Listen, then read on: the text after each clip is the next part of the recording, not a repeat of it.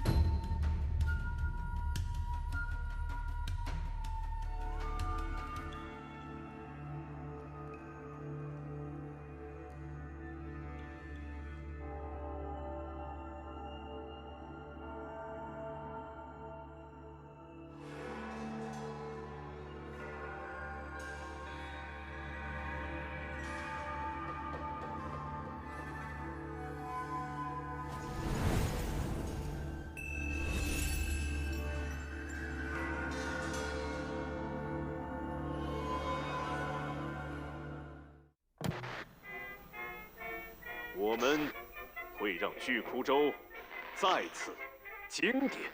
我们将在公司加班，在公交和地铁加班，我们将在卧室和厕所加班，不惜一切代价。我们绝不放弃，我们会让巨窟州再次伟大。欢迎收看大型纪录片之《老杰宝让巨窟州再次伟大》。本节目由无极帝国军事特约赞助播出。巨窟州是一个让人又爱又恨的巨窟州。当几十朵反魂花降临，整个江湖开始苏醒。记录员老杰宝端起他的旧相机，准备对回归玩家展开调研。岳三是今天的第1名回流玩家，今天是他回游的第1天。研究完今日的 OOTD， 激情满满的准备加入反魂花大军。一剑直锐，所向披靡。他和好友骂骂咧咧地前往返魂坛。这些英雄谁跟谁呀，根本活不下来。没事，三哥，你搜了这么久，还是白刀白甲，这波咱们记了不亏。老杰宝听在耳里，痛在心里，光速召集小杰宝，计划对巨窟州做出以下建设性改动。他大手一挥，将近几年省吃俭用的所有家底全部掏出来，建设到美丽巨窟州的每一个角落，提高了物资的投放密度。部分神秘大奖被抠搜的老杰宝埋得比较深，杰友们可以通过采集、挖矿、探索获取。一起回来打劫不？掐喽！最后，老杰宝私聊了山海赛季之后上线的英雄们，以后不用来新版巨窟州上班了。回流的杰友宝宝们和你们不熟。胡图维是今天的第2位观察杰友。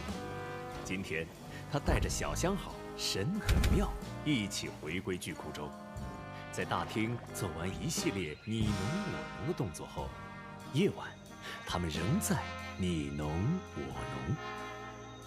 突然，神很妙侧后方斜坡上射来几只尽食与数不清的冲弹，神很妙在面前化为浑种。胡图维愤怒地开启奥义，刚猛的斗气舞幻化而出。他的速度很快，逃跑的速度快得让众人望尘莫及。他嘴里念叨着：不打架的世界有什么不好？巨窟州的世界太残酷了，我们都没法好好填霜，就像我们曾经国前那样。我要创造一个只有尿的世界。痛，太痛了！老杰宝再次听在耳里，痛在心里。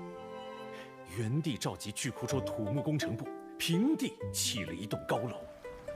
在这里，人与人之间没有杀戮，只有生存的希望和老杰宝留下的各种宝藏。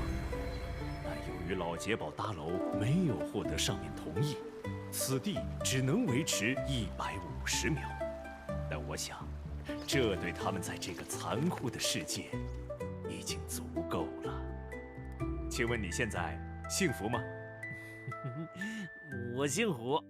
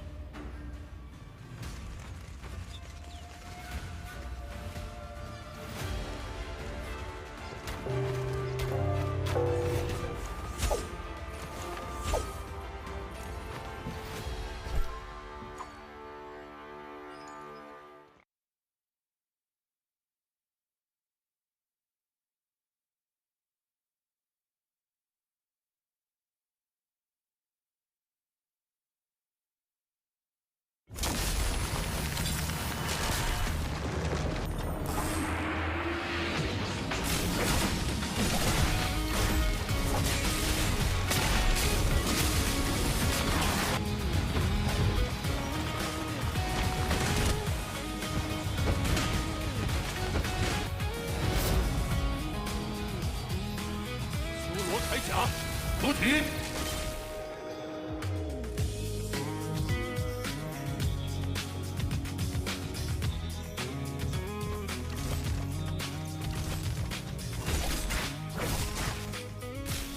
什么时候虫子也敢出来插话？是你能支配的人吗？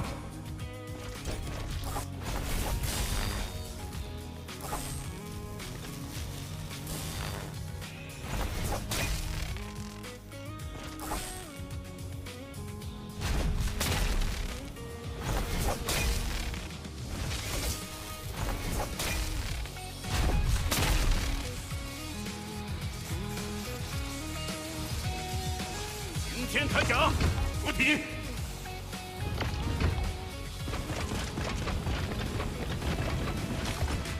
你回老家的车马上就要开了。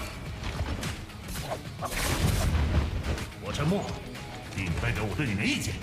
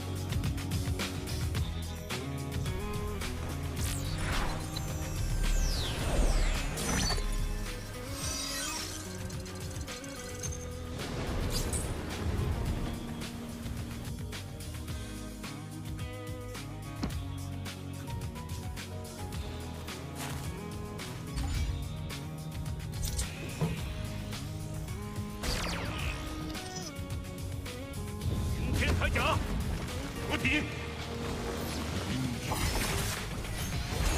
没有机会。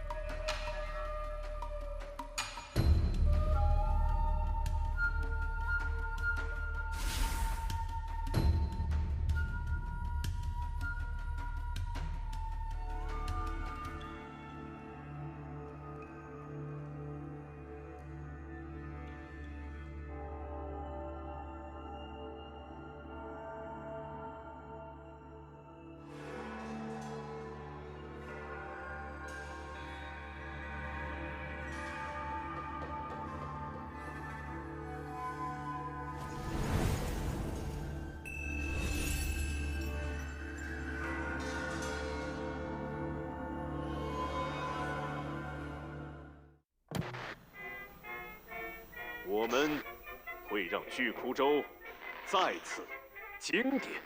我们将在公司加班，在公交和地铁加班。我们将在卧室和厕所加班，不惜一切代价。我们绝不放弃。我们会让巨窟州再次伟大。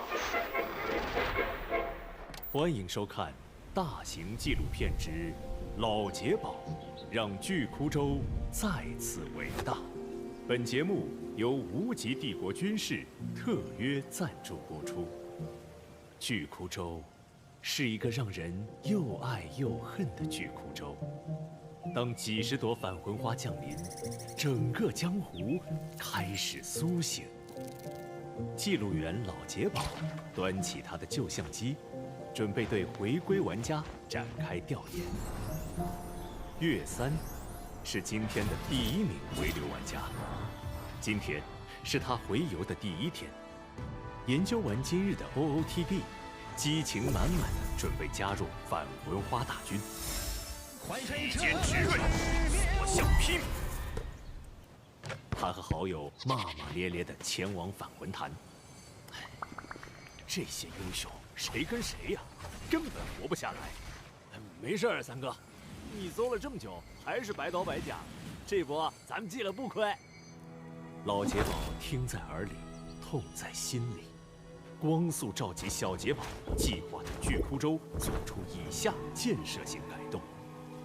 他大手一挥，将近几年省吃俭用的所有家底全部掏出来，建设到美丽巨窟州的每一个角落，提高了物资的投放密度。部分神秘大奖被抠搜的老劫宝埋得比较深，劫友们可以通过采集、挖矿、探索获取。一起回来打劫不？掐喽！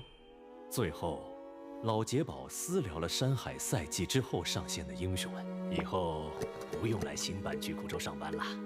回流的劫友宝宝们和你们不熟。胡图维是今天的第2位观察劫友。今天，他带着小相好神很妙一起回归巨窟州。在大厅做完一系列你侬我侬的动作后，夜晚，他们仍在你侬我侬。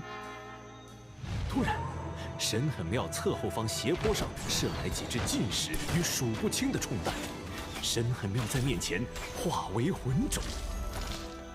胡图维愤怒地开启奥义，刚猛的斗气舞幻化而出。他的速度很快，逃跑的速度快得让众人望尘莫及。他嘴里念叨着：“不打架的世界有什么不好？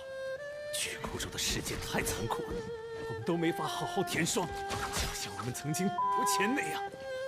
我要创造一个只有妙的世界。”痛，太痛了。老劫宝再次听在耳里，痛在心里。原地召集巨窟州土木工程部，平地砌了一栋高楼。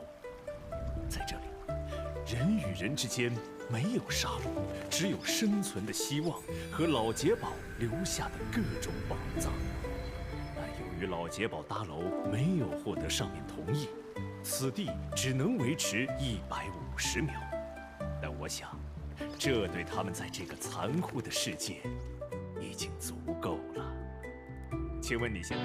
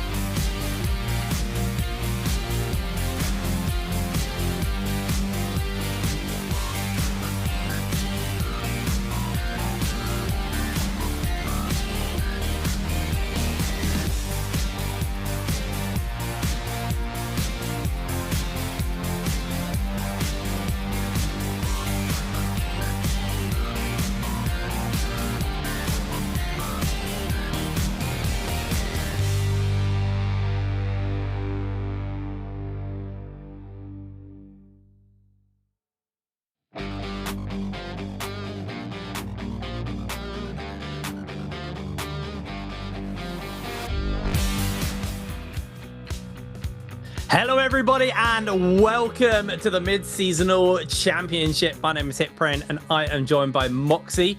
Moxie, I know you're in the UK, so it's blisteringly hot here. How you doing? How you doing? Before we get into everything. Warm.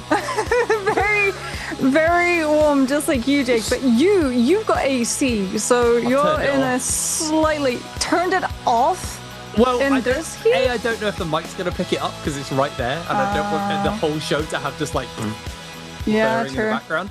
I will the test it in the break. The sacrifices that we make to ensure that you'll have the best possible quality. But no, I'm very excited. It's been a month since we last got to see professional Naraka esports, and the meta was just at the start of shifting at the stage of grand finals. We had a new hero release. She was instantly being put into play off of the fact that the V2 is a 60% rage cast, which means that you're getting a lot of those rotations every single fight. And then we also had the sort of toppling of the Hardy Eno Zip composition by the Viper and Syra. So be interesting to jump into these matches and see where exactly the metas ended up with a little bit more time now. Yeah, I'm really excited to see what the meta is. It's been a moment since I've done trios. A lot of last season I was over on solos, kind of getting acquainted with all the action over there. So I'm excited to see what has changed in trios, because I did quite a lot of the first half of the season over on trios for NBPL, and now we're bringing people in from other regions as well. Yes. So get to see some of their takes on comps and how to play.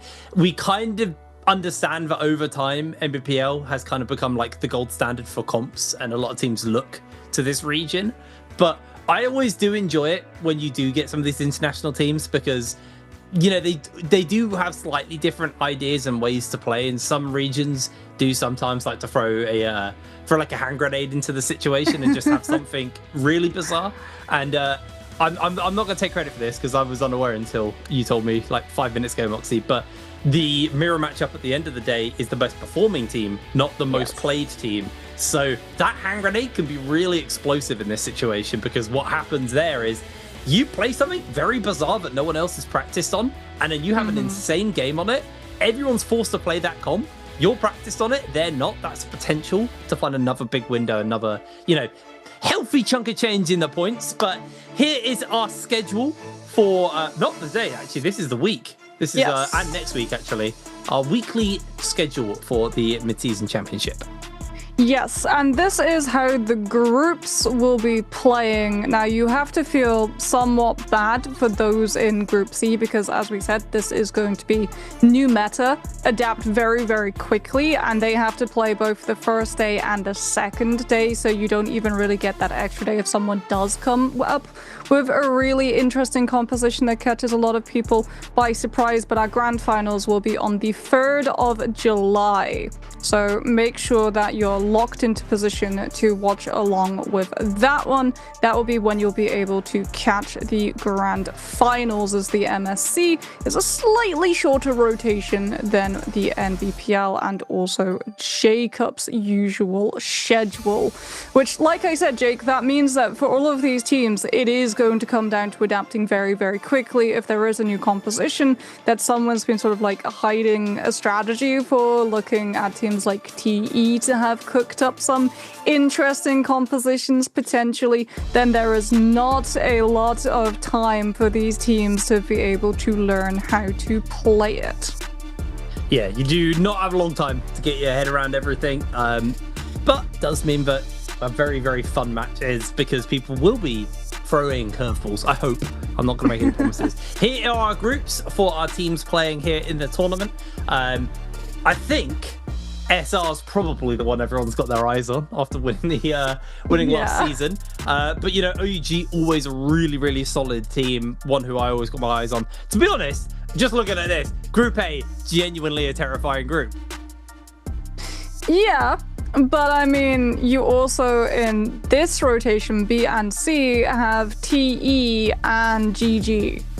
Yes, So, very true. also still very much scary, RW as well. One of the slightly newer teams to the MVPL this time around. Really impressed, especially when we had the lower bracket elimination rounds off of the MVPL spring split. When we didn't have the giants like TEGG or UG in the lobby, RW tended to run away with a fair few matches. 521 also famed for being JL's sparring partner in terms of 3v3s last year. Going to be looking very scary as well as we get ready to head into our versus matchup. This is our new ruling that we've introduced for this year of 2026, which means that instead of playing the first match as a battle royale, we instead get a full tournament of the verses, not just one round to determine the phase order. No, we play it out in full. Yeah, starting on that tournament arc. Last season, I felt like it got a little solved in both trios and in solos. I think in solos, we did see some flex where people were looking to lock in like the Justina as an answer to the Ferrier. But trios felt like the Einor comp was one which we saw a lot of teams kind of just go, this is our fight comp. We're just going to try and slam this and get the win in early on that. Have we seen any adaptation towards the end of the season? Because again, I was more on the solo side of things. So what are we expecting? We actually started seeing slam dunk compositions of Tianhai, Viper, ACOS. Were the big ones to be able to shut down the Hardy, Zip composition. The whole idea, obviously, with the Hardy Cube is that you give things like the Zip, who does not normally have a combo break or disengagement opportunity, that in the form of the Hardy ultimate. But if the ACOS can cage the Hardy, he's obviously grounded and cannot actually set that up for his teammates. Or if the Viper is able to come through with a silence or potentially a very good V1 stun to open things up, then you can really take the Hardy and the Zip down before they get the opportunity to play for the long-term sustainability, plus the fact that Tianhai forces the Eno to have to commit his ultimate very early on, as we have a look at some of our players getting ready. A few shenanigans on the stage, it looks like, to make sure that everyone's feeling as comfortable as possible before they head into these matches. Just getting a little bit of a beauty sleep before they get going into the games. I'm a little sad that it's not the Viper sleep mask, which was actual merch that you could get at Jacob. Tut, buddy. Who is that? I can't actually read their name on the back of their monitor. That is our W's team. Oh, no, yeah, sorry, I meant the person with the mask on. Oh, I did not see it as well. But everyone's just getting ready. Monitors. They've all got the heart rate monitors on. I'm excited to see. It's going to be interesting to see the like NA, EU, Southeast Asian teams and stuff with the heart rate monitors on. Mm-hmm. Because this is for these guys, for our staples here at the stadium and the teams who play for MVPL. They're pretty used to being on stage, right? They're comfortable with it. They still get high heart. You say that. They are comfortable. We had a spike of 184. 184? On finals day. Yeah, 184. Oh my word. So I don't know, Jake, how comfortable these guys actually... Prick them with a pin and they'll be able to cut glass with a blood. That's an insanely high heart rate. There's our boys Hex, Lex and Sachiko and Wooey, who are a little bit more familiar, having experience at J-Cup last year. I think they caught a lot of people by surprise with how well they were able to perform. So they're all getting ready to head into these matches. But like I said, it's a rough rotation of schedules for the teams who have both day 1 and day 2, because you have no downtime in between. Like, you have one day of solos and then you're playing your last day to make sure that you can get as many points as possible to try to do your best to qualify. So if you go into today and there's issues or something happens, or maybe, as we said, a new composition is out on the block and you're not quite ready to be able to play it yourself, you have the least amount of time to be able to practice, adapt, and improve. So there's going to be a lot of stress, I think, on everyone participating in Group C. I mean, you're 100% correct, because if you do get caught off guard, then it obviously means you don't have time to adapt to that and change. But the vice versa, and if I was the coach for these teams right now, I think my conversation with them would be, you know, let's aim for a really good day and then just carry that momentum straight to the next day. We don't have that much downtime, so you'll be able to kind of keep the wind in your sails and, you know, hope that it's going to be enough. But yes, if new comps show up, if there are issues that flare up, you have a day to fix those. It's not enough really, but you know, I'm still optimistic. That's always going to be my outlook. And as the coach, I think it's, you know, you've only got one shot. Just try and keep mood high, try and keep like momentum high, and just see if it can carry through.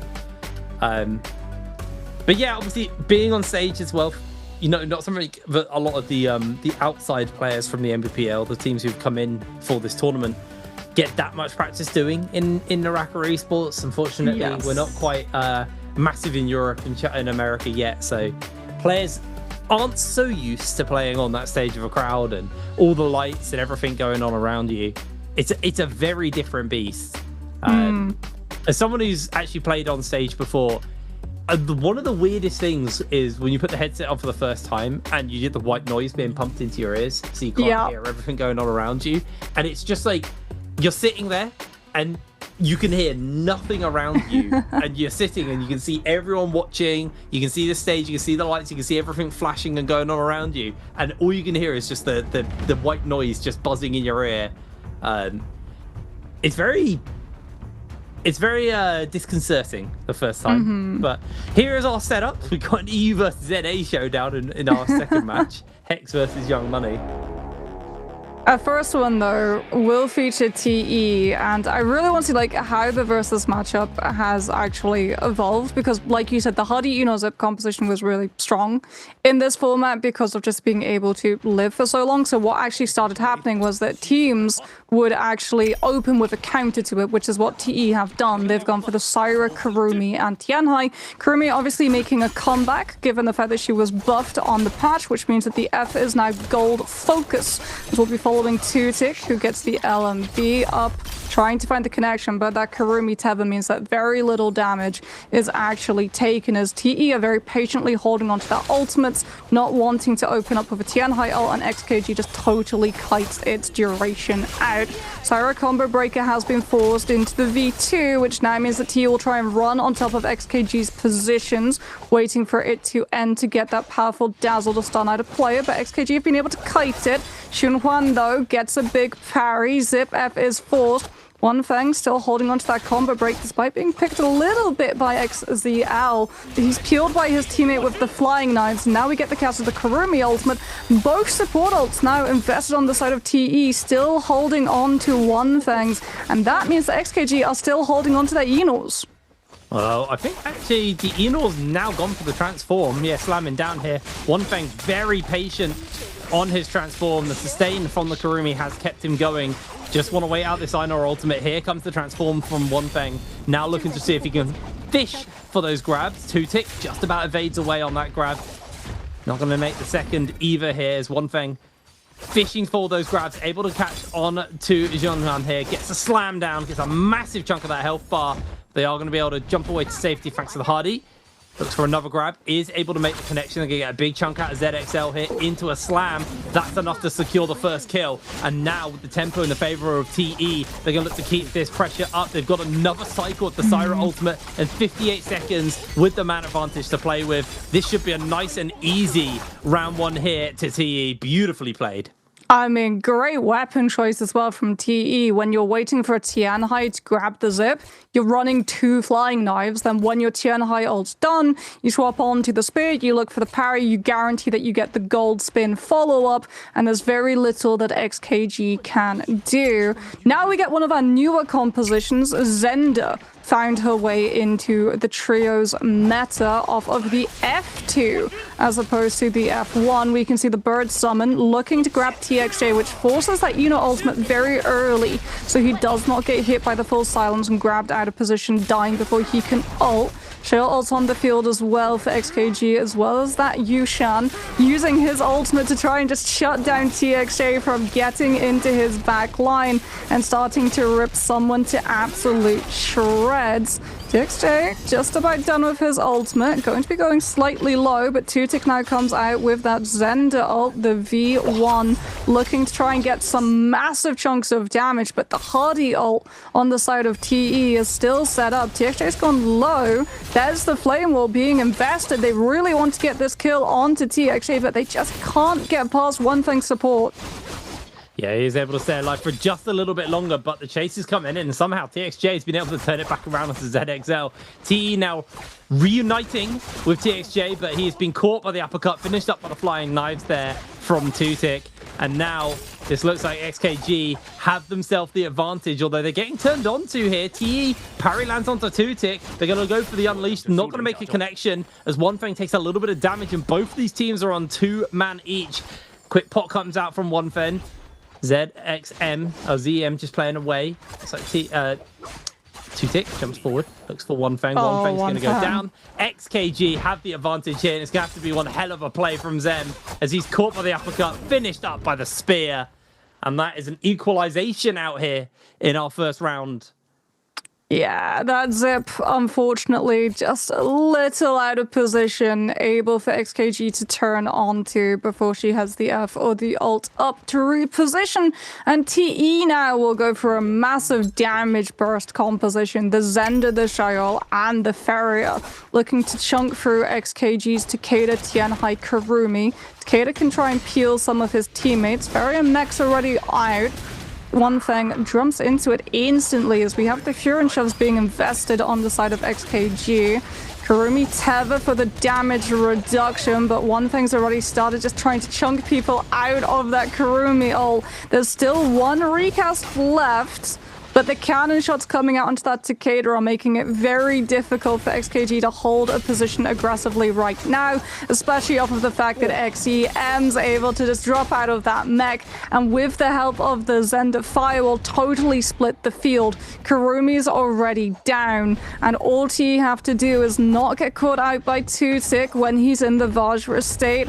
Half the ultimate left. Tutik's just stuck, not really able to get around these pillars until he just jumps and tries to divide TE, but they instantly just move to the other side of the pillar, and Tutik finds absolute air right now. The moment his ult's done, he will be vulnerable. We can even see the bird from that F2 being sent out trying to scoop someone up. He's been able to isolate 1 versus 2, and Tutik gets parried into the follow-up damage from TXJ off of those knives, and that will be that. TE win out 2-1.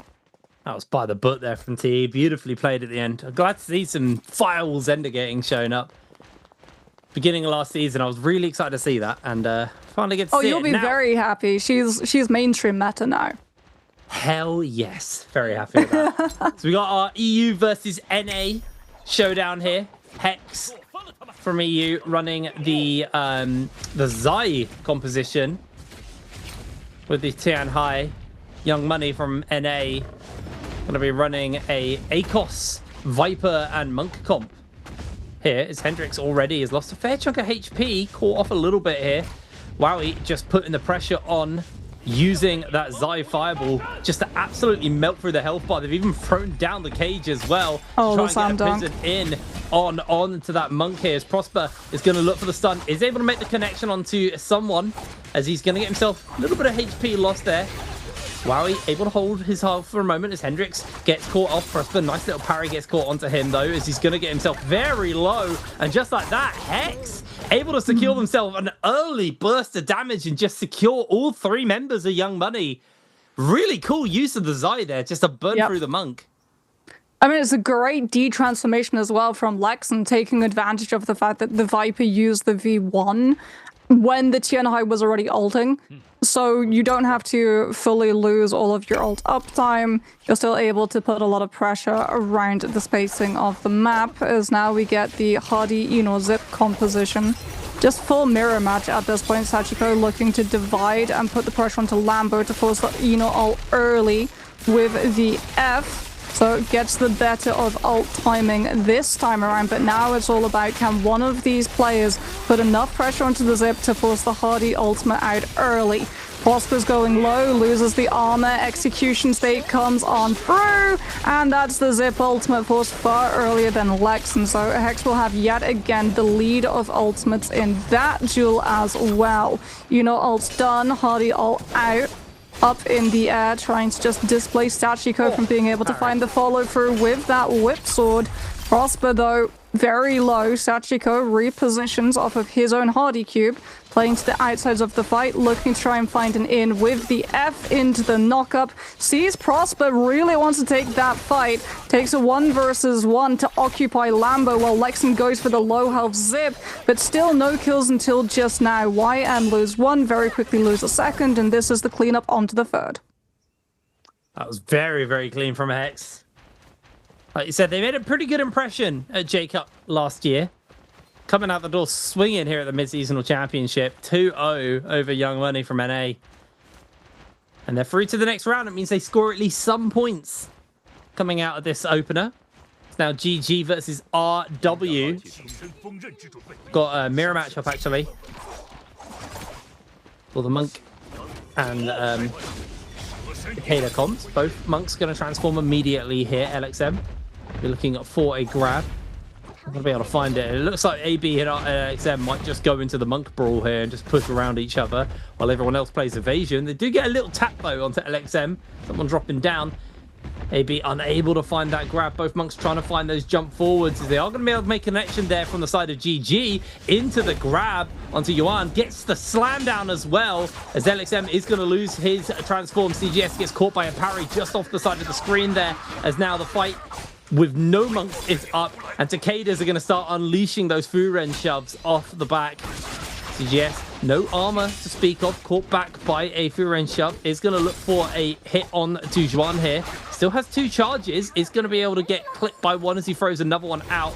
Forced out the Kurumi ultimate, though, on the side of RW. They're going to be able to refresh all of their health now. Furen shoves have fallen apart, and GG, they're going to throw down their own Kurumi ultimate. Try and get some healing in their front. A lot of sustain early here. I mean, we might actually see a second cycle of Tianhai ults at this rate. CJS looking to try and set up a 2 versus 2 with Free. Oh, great follow-up of the L&B of those flying knives. In that opportunity, uppercut from the staff into the jump L&B. Yep, there we go. AB taken down, but it's also followed by the pickup onto Youth, and that will be GG just cleaning up the last and third remaining player to walk away. Now, yet again, we have the mirror match. Both of these teams opening and middle opening with the same composition. So this could be a long fight, Jake. A very, very long fight. Both of these teams going to try and force the other into ulting early.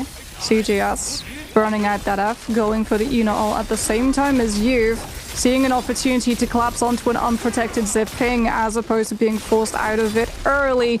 Both of these players really wanting to get the pressure onto that support because she's the one that means that your composition lives. Yuan goes so low, has to proc the ultimate. Just doing his best, but he's a little bit too late in shutting down CJS. Free is now coming under fire as RW desperately try to even up the score in terms of putting the pressure on that Zip. With the Hardy ults on the field and CJS is just keeping a track of where exactly that third support is playing from. Yuan's not able to escape, especially with LXM now joining the chase. Yeah, this is very rough for them, but 3-3-0 also low, both Zips going down here. So it's just the 2v2 and they've lost the key to the sustain. CGS takes a massive amount of damage there from the focus attack on that whip sword. Does try and get a little hit back onto a couple of members. Health bars have started to go low here for the side of RW as GG looking for the turnaround. The whip sword focus attacks from AB are absolutely devastating the members of GG. Everyone's going to back off, get the pots up, get some HP back and see if they can turn this one back around. You can see already Youth has been caught, lost all of that armor, a lot of his HP, he's going down, and it's a 1 versus 2 here for the side of GG. They're going for the 2-0 at this point. He's going to throw the cube out, get into the sky and break away, But with the flying knives coming his way, AB's going to have to do some work. And that was a good start. Massive chunk out from the members of GG as they're going to throw out CGS's ultimate here. He's just going to try and get him out of the sky. But I think this is just wait out the Hardy ultimate and then just look to go for the kill onto him once he drops down. Yeah, AB's this one's aerial, done.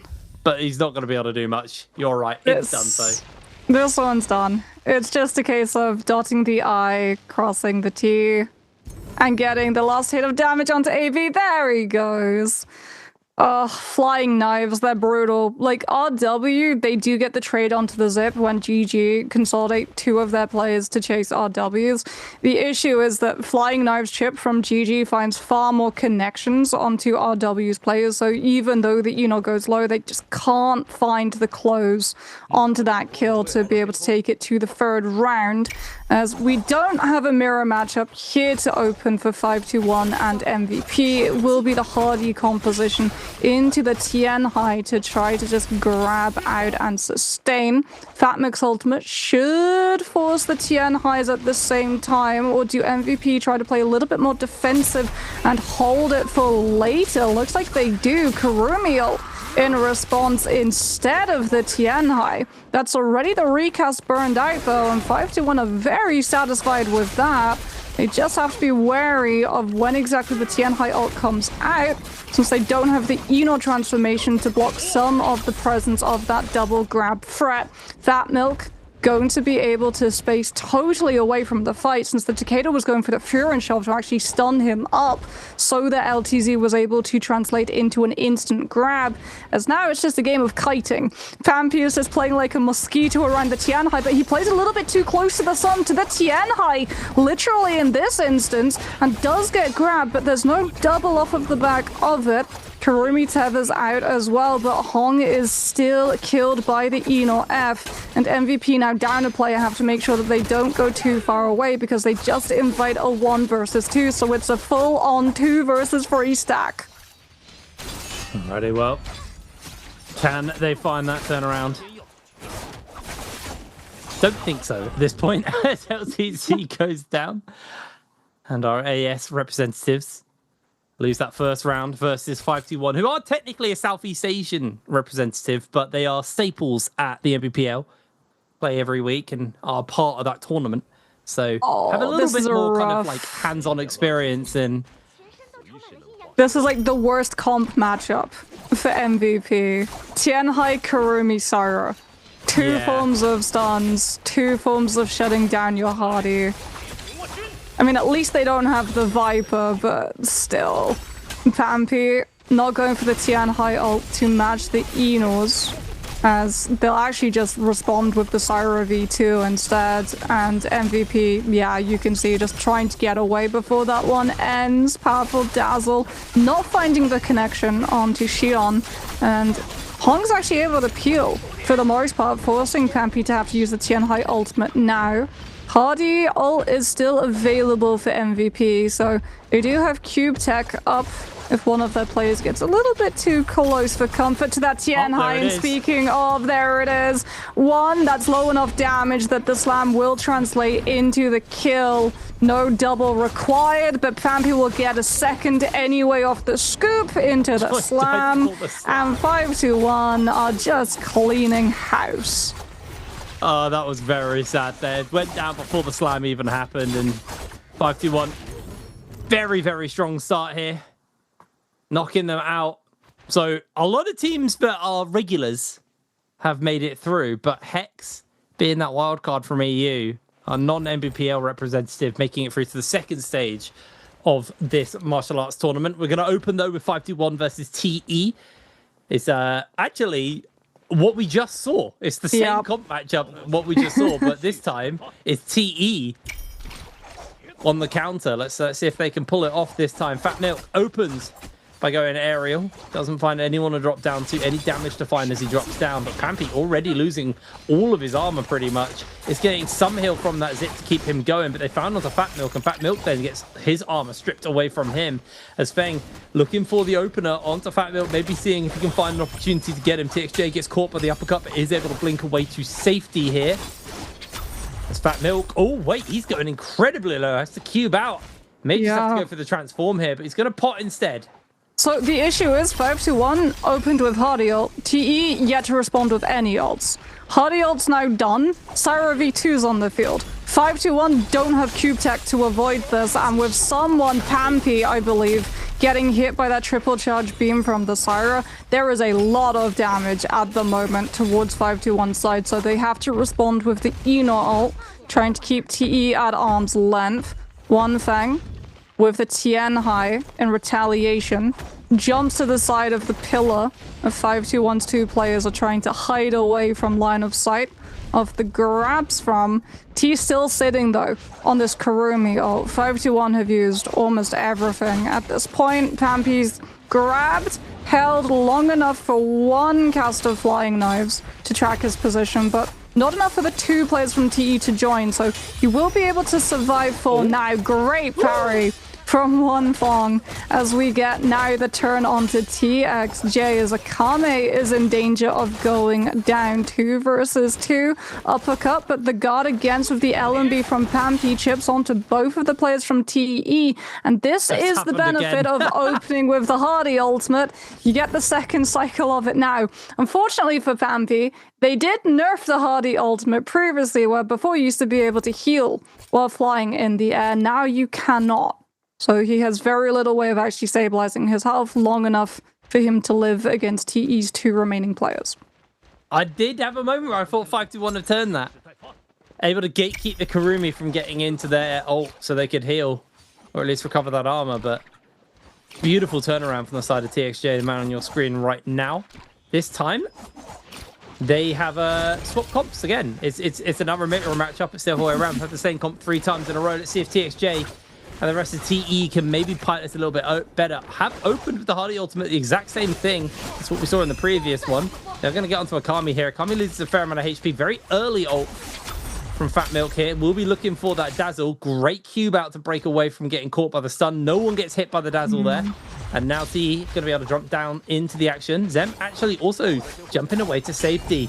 Scale Rush comes out from TXJ. Doesn't make a real connection with that. Is going to try and see if he can get on a Fat Milk or Pampy here. Throws out some of those flying knives. Gets a bit of damage off as now Pampy has gone for the transform. TXJ is going to match in kind. Jumps onto Fat Milk here. Is going to get a bit of damage off. Nothing too major though. Just gets some chunk, and he is actually going very low. TXJ needs to be careful. Yeah. Getting absolutely blitzed. Flying knives, they're lethal in this format. Battle Royale as well. Fat Milk dropping down actually forces One Fong to go into line of sight of Pampy long enough for one grab. Zipple is still up for TE though, so they'll use that to try to live. Akame will match the sustain potential with the Kurumi ult. 1 recast left. There's the recast. TXJ gets a parry, but the Kurumi ult still being up means that he's not able to complete for the kill. He's getting fully pushed, and the Syra V2 is back as well. So now TXJ has to be very careful. The uppercut, the beam. He's absolutely about to be hit by the powerful Dazzle on the end of it. And that is TXJ out of this fight. TE, though, still have a Hardy ult. Fat Milk's gone low.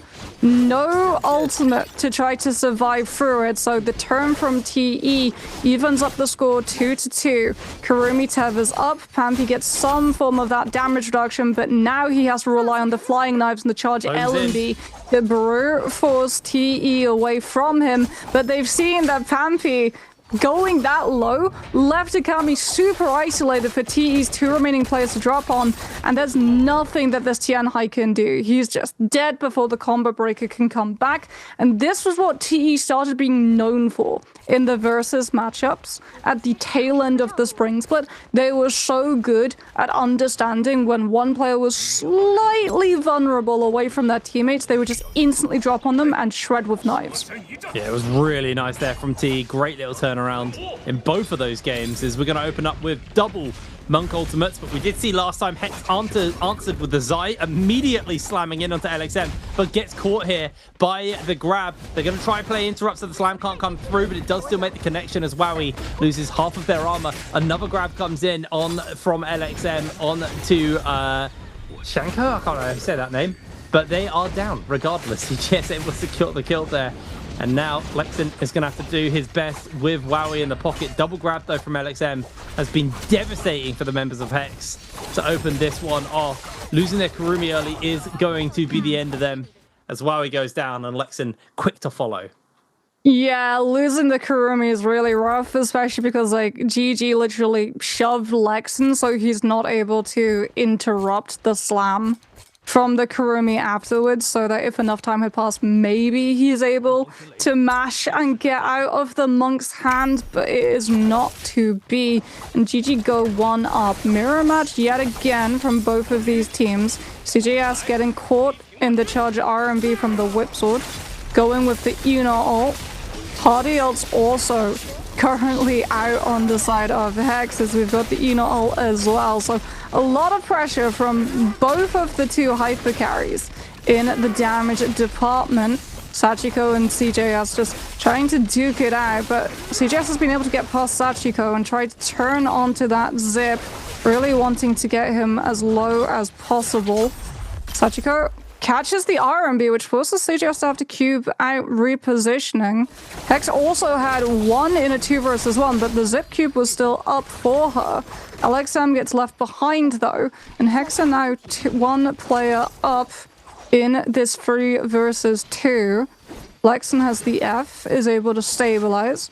A little bit of a lull in the fighting as all of these players try to use the whip sword to actually lock some of the space down and isolate a target. The jump LMBs just absolute teleporting Sachiko's position to CJS, mean that he's taking so much damage. Spaces out, comes back in again with the F. But this is Hex's moment. They've been able to take down CJS. They can turn on the zip and they even it up. We go the distance between Hex and GG, but this time, Jake, it's no mirror matchup.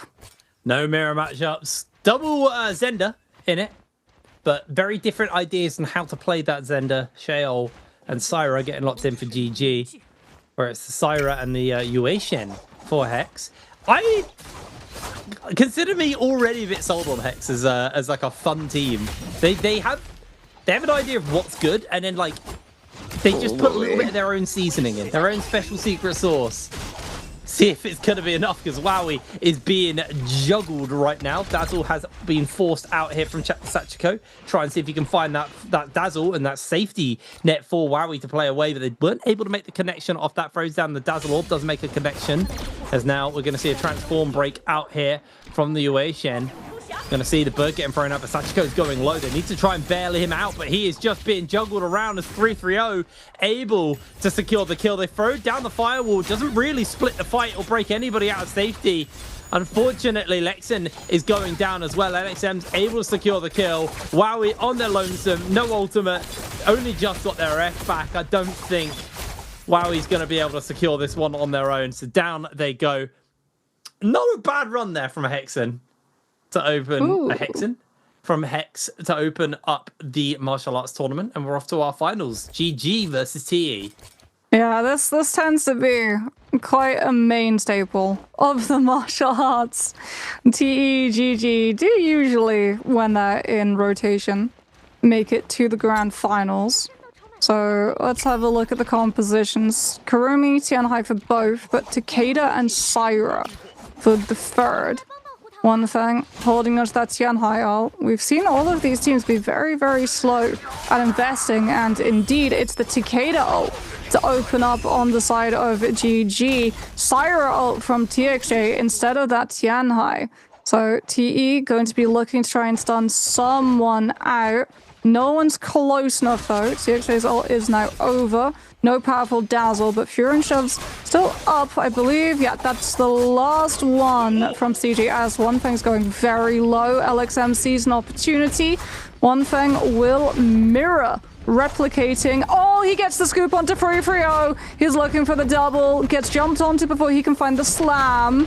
Has not been able to find what he was looking for off of really good stuns from LXM. Scoop onto another of 330's bodies, but again, he's just not able to complete. He gets the grab. He looks for the double. Can't find it. Goes for the slam before he loses the ult, but 330's still got the ult available, and he's going to actually be able to survive. His teammate got a parry off onto TXJ, but TXJ survives off of the second cycle of the Syra V2, and we continue with all players still up.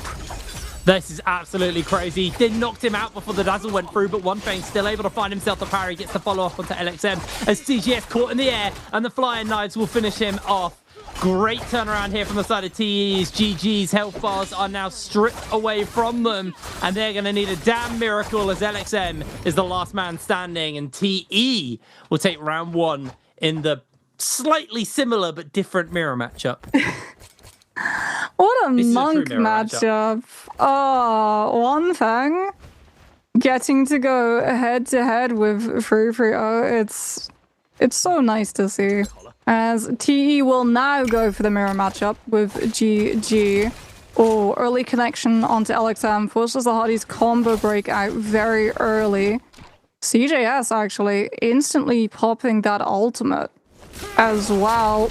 Now trying to put pressure on the split players from TE. TXJ's holding on to his, really waiting, relying on the Hardy ult instead from XEM to keep the Eno off his back. That means that TE will have unparalleled Eno ult, so LXM has to hold the Hardy ult so that they have the cube tech available when TXJ turns his attention to getting more aggressive towards GG's players as opposed to playing more passively. There it is. TXJ out with the ult Hardy cube in response from GG, but now TGS is going low, does not have that cube to pop to be able to reposition. This is looking dicey for GG. Yeah, it's getting very dicey for them, although TJX is losing a bit of HP, bit of healing from the zip though. It's going to keep him alive.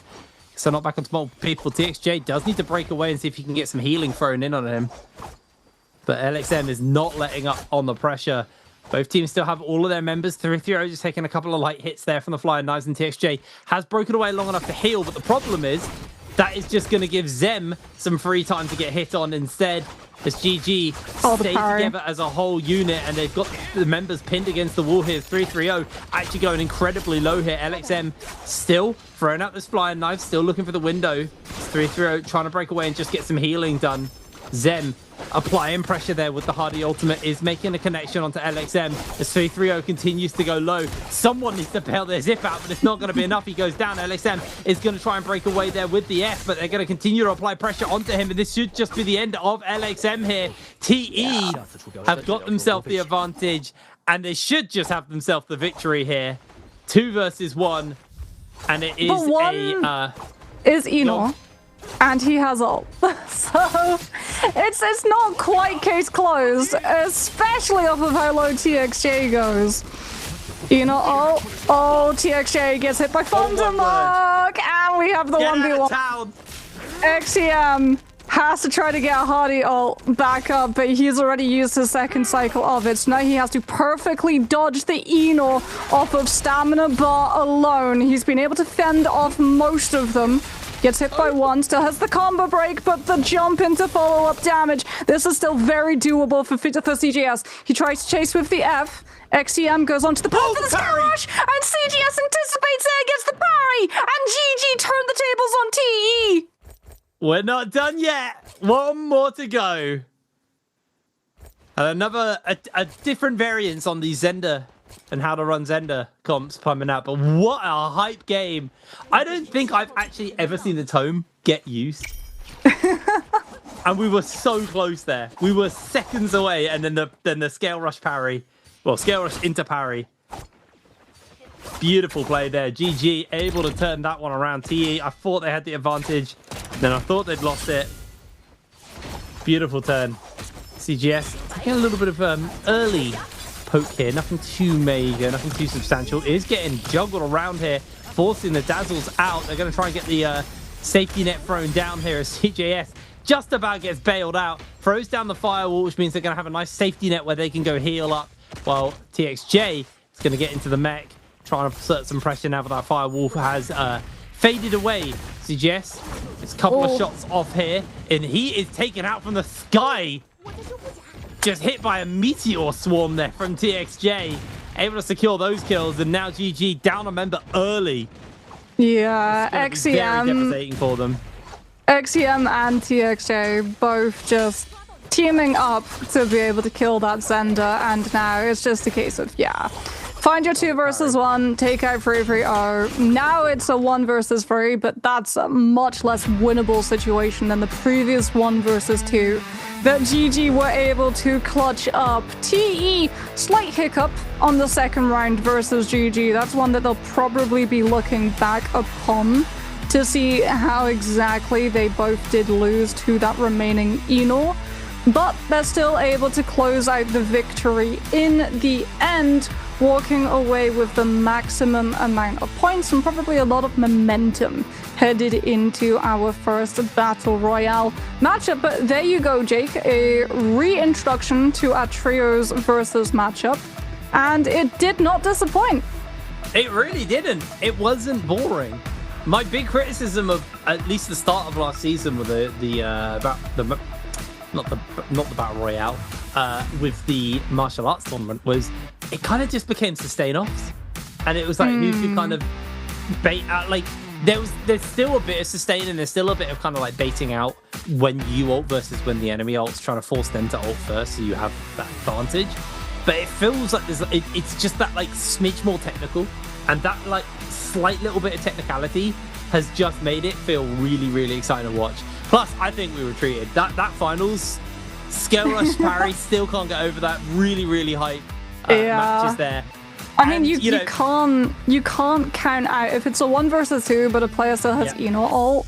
Like, even if they're very low, they can still use that ultimate, instantly get the health reset, and have so much damage. And the fact that T just had no ultimate to be able to withstand it, they'd already, like, they opened with the Hardy ult, which meant that when they next got the Hardy ult, they used it instantly. So when the Enor still has his on the field, TE don't have theirs to try to outlast the Enor ult. They have no choice but to just stay on the ground and take the damage, or try to use the stamina bar to perfectly dodge around some of those damages. And like, he did an honorable job. Like, he did a really good job dodging for the most part, but then probably just like ran out of stamina towards the last few hits, had to burn the combo breaker, went onto the pillar, made the desperation play of, if this goes through, I can go into a combo extension, I'll be able to get the kill because Enor does not have a combo break. If it doesn't go through, worst that happens, I die, we go round 3. Yeah, no, exactly. It was a very exciting, very, very exciting martial arts. But, you know, we still got the actual Battle Royale side of the tournament to go. And I think, you know, if we look at the takeaways, actually, we'll hold that for a second. What team won game number 1, guys? Our martial arts tournament. This should be a very easy question to ask. Is it A, 5-2-1, B, MVP, C, GG, or D, TE? A, B, C, or D? Flood the Twitch chat with that one, and you'll be able to maybe get yourself some goodies from the Gifts for Treasure. But yeah, I mean, the kind of takeaways were, yes, GG and TE were the 2 teams who I feel like coming into today, eyes were on. But, you know, you still have like the likes of 521 kicking about as well. While technically Southeast Asian representatives, they are a pretty formidable foe for pretty much everyone to play into. I think the big one, and maybe the wild card here, is that Hex. I think Hex team who genuinely, they looked amazing versus Young Money from NA. Their 5-2-1 match didn't quite go to plan. But I feel like they're just a team who, they understand what works, and then they understand, you know, at least enough to kind of put some ideas together on how to counter it. Like that Zaya is an answer to the Monk, kind of just putting the Meteor in and getting the burn away. It's very interesting to see a team who comes in theory crafts. I'm always a big fan of people who try to break meta, and that is the easiest way to my heart, is just find something unique in an angle that you can play that no one else is doing. And I'm very happy to tell you, Jake, Zaya's actually back. Like, she's not main staple meta, but she is still viable in both the martial arts, but also the Battle Royale matches. So you might get to see her, especially by teams who are slightly sort of like later down the phasing order. There is a potential turn for her to be able to come through in terms of the pick. There's also been a lot of Tianhai Temi compositions that tend now to be run with the Zender. Some teams run the Xiaol which is like the FPX approach, is how they like to play their they like to play their Zender composition. Some teams prefer running the Zender with the Tien Hai. It's like a lot of crowd control, basically, that your Zender can take advantage of, because one of the issues with Zender, one of the huge vulnerabilities that she has as a hero, no combo break. So if you're running the F2, it's really, really strong as an offensive opening. Like you saw it there in the verses. So many of those Zenders try to open with the F2, which is that summon bird. You send it out, it grabs onto someone, it scoops them, it pulls them to the Zender's position, not where she was when she cast the skill, but when she is when it actually returns to her, so you can actually remove them even further away from their teammates. But what it also does is it silences them. So if they're caught by the bird, even if they have like a skill that should be a combo break, they actually can't use it. So if you get that onto someone like a Transformer, they're just held suspended in the air, and there's not a lot that they can do about it. Plus, it does not break on one hit, the way that things like the Valdez EC does. So you can get multiple tags onto that player to totally melt them down before they get the opportunity to retaliate. So it's very much like Feast or Famine with the Zender, and then the ultimate as well. It does so much damage. It does so much damage. It's crazy how quickly you can just chunk through people with the combination of Zender ult and Farrier Mech. I'm not gonna lie, all I heard from that was Buff Valda, basically. Like, she has been sadly somewhat power crept. There was a time where we got to see Valda V1 actually used in the versus matchup. That was the greatest time of my life. And it was around for, what, 2 matches? I think we saw it for a total of 2 times in the spring split. She was getting played in solos, but yeah, not so. Yeah. Actually, a bit in trios, but not like, she was never like a hard staple. But here is our little bracket of our start of the day. Obviously, these aren't the actual victor for the day. This is just game number 1. But to answer the question for treasures, it was TE who won. So, well done if you got that correct. Hopefully it was you that got the goodies. I'm speaking about you in particular. You want to name someone there, Jake, or are you just going to keep it nice and open? Jeremy, good job, buddy. You did so well. I'm honestly incredibly proud of you for guessing D. Well done, mate. Anyway, here are our total points spread so far. Looking at the stage, nothing has really changed here from last season. Mid-seasonal championship is still running the base 2 split down. 8 points down to 2 for those who made it through that first phase. The thing that we've always taken away from the game 1 and from the martial arts tournament is it doesn't really say everything. It's a nice little warm-up, and it gets everyone kind of in the zone for the day. But I have seen teams dominate this. I've seen solo players dominate this part of the tournament and then fumble the rest of the day. I've seen the opposite. Yes, I have seen, yes. I've seen teams win first and then MVP twice in a row and take us to match point within 3 games. True. So TE tends to be one of them. When you're in the match point situation, it's a very different beast, because this is a big acceleration on that. But what I will say is, I mean, we've seen every scenario really. I've seen it a point where your position and how well you did in this martial arts tournament, not you in particular, actually, but for the teams, not Jeremy actually as be well. the difference maker for qualifying or not. Like, I've seen those positions, but I do feel more often or not, the points here, while they do matter, I haven't seen them like be definitive for the day.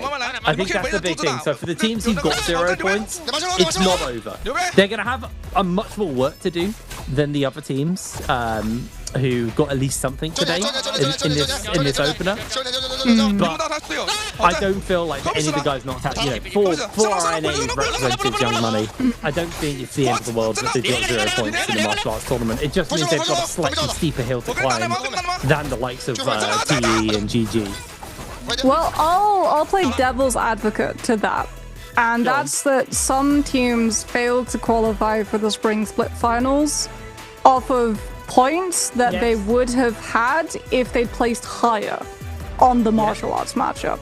So I'll slightly disagree with you there, Jake. It is still very much like meaningful, and especially for, as we said, these teams who have very little time to prepare if something has changed, because as we said, we're playing on a new patch. This is the June 5th patch, so there have been a couple of changes, as we already got to see. Kurumi's back! Yay! I'm so happy. It's been such a long time, it feels, since we really got to see Kurumi in the swing of things, since she got power crept by Syra and Zip and all of the like. We also have our latest support hero, who we did not see once in the Versus matchup, which is surprising given the fact that, again, like, she has an ultimate which you can cast at 60% rage, but it is dodgeable.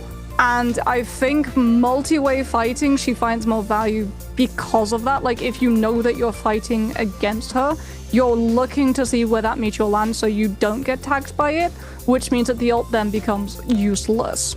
So we'll likely see a fair bit of her in the Battle Royale, but again, she's not like full meta at the moment. She's not like a requirement of you must be able to play her in the same way as the likes of Syra and Viper.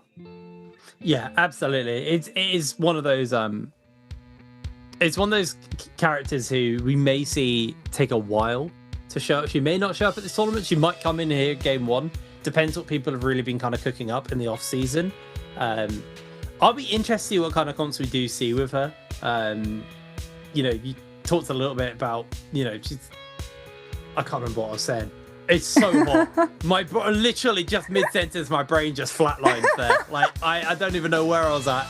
So this is what happens when you put Brits through 30 degrees of heat. It's capping at 35. I live in a brick house, man. Like, I can't do this. Look how red I am. I'm at some point, I might have You're to put the so aircon red, on. you're almost out of focus off camera. It's fine. You can't tell from me. This is the benefit of being female on broadcast. Makeup.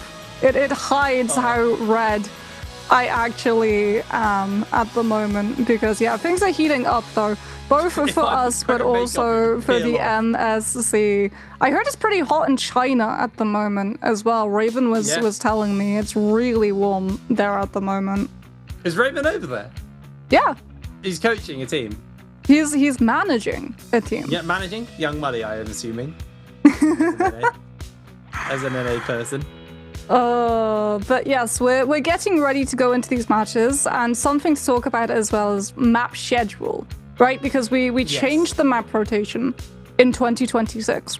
So now we have back-to-back Firefly maps. So we've had our Versus matchup, now we go to Padoria at midnight, which means increased Firefly spawns, so more ultimate rotations. It also means when you have things like those floating piles spawn up, those bring with them Fireflies. So there's going to be a lot of focus on how the fighting actually is at the start, because something that caught us by surprise towards the tail end of trios in the MPPL Spring Split was that there was very little multi-way fighting. Like, two teams would drop in one specific location and they would fight. And then two different teams would drop in a totally different position and they would fight. As opposed to when we had more teams in the lobby, you would have like 6 teams dropping and it would just be an absolute brawl up to see who would actually come out unscathed after it all ended. Yeah, absolutely. I mean, getting into the first match, obviously Fireflies are going to be big. This could enable things like Tara, because, you know, quick Fireflies, quick ultimates. Yeah. It could be a world. I mean, we see teams like, you know, back in the day when we had the blind date team, like Tessa grabbing like a single Firefly, and that was basically enough to kind of set her up. Especially with this season, there's been a lot of emphasis on starting rage as like a rune as well. Like, people get into the action real quick. Initial rage, sorry. So it does genuinely mean that, you know, we do see very accelerated starts with the Firefly maps. Is it only the final map of the day or the final 2 that don't have Fireflies? I know the mirror matchups no Fireflies. Midnight, night, eventide, midday. Okay, cool. Is the map rotation. Padoria, Morris, Holoroth, Padoria, Morris, to I end. still think it's criminal, but we only get one holler off a day. I love that map so much. Yeah, I'm but very it's Starry nostalgic Night, for it. Jake. It's Starry Night. It's the best Yeah. version of Horror. You do get the meteors in the night, which give rage and damage. Are great when they fall on your head. Or fall on the head of someone you're fighting. But yeah, I mean, getting onto this first matchup, it's hard to say what's really going to be coming out because, you know, we have the expectation we'll see probably some of what we expected from last season. But obviously there have been changes. There has been some time off. People have had time to kind of cook up and sit in the kitchen and get some stuff together. So I will be interested to see what these teams are going to be pulling out in this game number 1. I want to see if we're defending against the let's try to stack a lobby with a triple Viper comp. Because that was what happened. That was the whole thing with phases. Like, obviously we've had a lot of changes in terms of deciding how you get to pick your compositions. Like before, you used to just be able to play the same thing as everybody, and then they changed it where we had like the group phases with the lockouts, and there used to be more teams in each phase. Now there's 2 teams, and if the same composition gets picked twice, totally locks it for everybody else. The issue was that people started finding a way of sneaking in first phase Viper, Syra, Enor first, so they still got to play the Enor, but they also got to keep the Viper, Syra in play because the other team would go for the Hardy, Enor, Zip, and then come second phase, both of those teams would then pick the Syra Viper, which was still available. So even though you're not running the full Viper Syra composition, you still have those 2 heroes, which are like the crux of that comp, where you have just so much CC, so much lockdown potential, and 3 Vipers, Jake. 3 Vipers. It made it almost impossible for heroes like Tianhai to get anything done, because obviously if you're fighting a Viper team and she has her ultimate and you have your ultimate, you have to iframe, end your ultimate, to get out of one Viper stun. But what happens when a second Viper joins the fight, and suddenly you don't have an iframe to dodge the stun, you get hit by it, and then a third Viper shows up, and you get hit by that too. So there was a lot of third partying going on, where teams, even teams who did not have Yang depletion, would just out of nowhere get griefed by a Viper team who did, all inning them, using all of their ultimates and getting a kill when they had no like actual reason other than we just need a Soul Bloom to join the fight. It's why I love Viper comps, man. I like any comp that can do these like aggressive third party kind of big fight changing ultimates. They're always so much fun. They're very fun. Obviously, the issue that some Viper teams do have, and I think it's less so nowadays, I'm thinking more old school, was they struggled in Realm of Yang, but obviously things have changed massively in Viper's kind of position in Realm of Yang. Well, they struggled in Realm of Yang because they were paired with Wu Chen. Yes, right? That was the big thing, right? And yes, then Wu Chen got removed from that comp, and Viper is still really, really good, especially when paired with ACOS. Because like before, her issue was if she was paired with Wu Chen teleport was meaningless in Realm of Yang, because like that's a disengage. It's meant to take you far away from the fight. If like a team tries to jump on you and maybe lose someone early and you want to just carry the Ken out, get to a space where you can safely res them, that's what Wu Chen teleports for. Or if you're fighting like a Tianhai team and he uses his ultimate, you would use your Wu Chen teleport, you would go away. You would wait for theirs to be done, then you would circle back in with something like your Vipers. But when she gets put into Realm of Yang now, especially because she's normally played with the ACOS, that ACOS cage, comboed with the Viper stun, it's devastating. It's so brutal. I mean, I love the ACOS catch. It's so cool. Like, originally we were having it with Syra, right? Like, it was just like a big, like, you just get put in the box, and the box is death. It's just filled with stuns, filled with dazzles. You were saying it's somewhat changed? So that's still around. Syra and Viper are still very much a pair.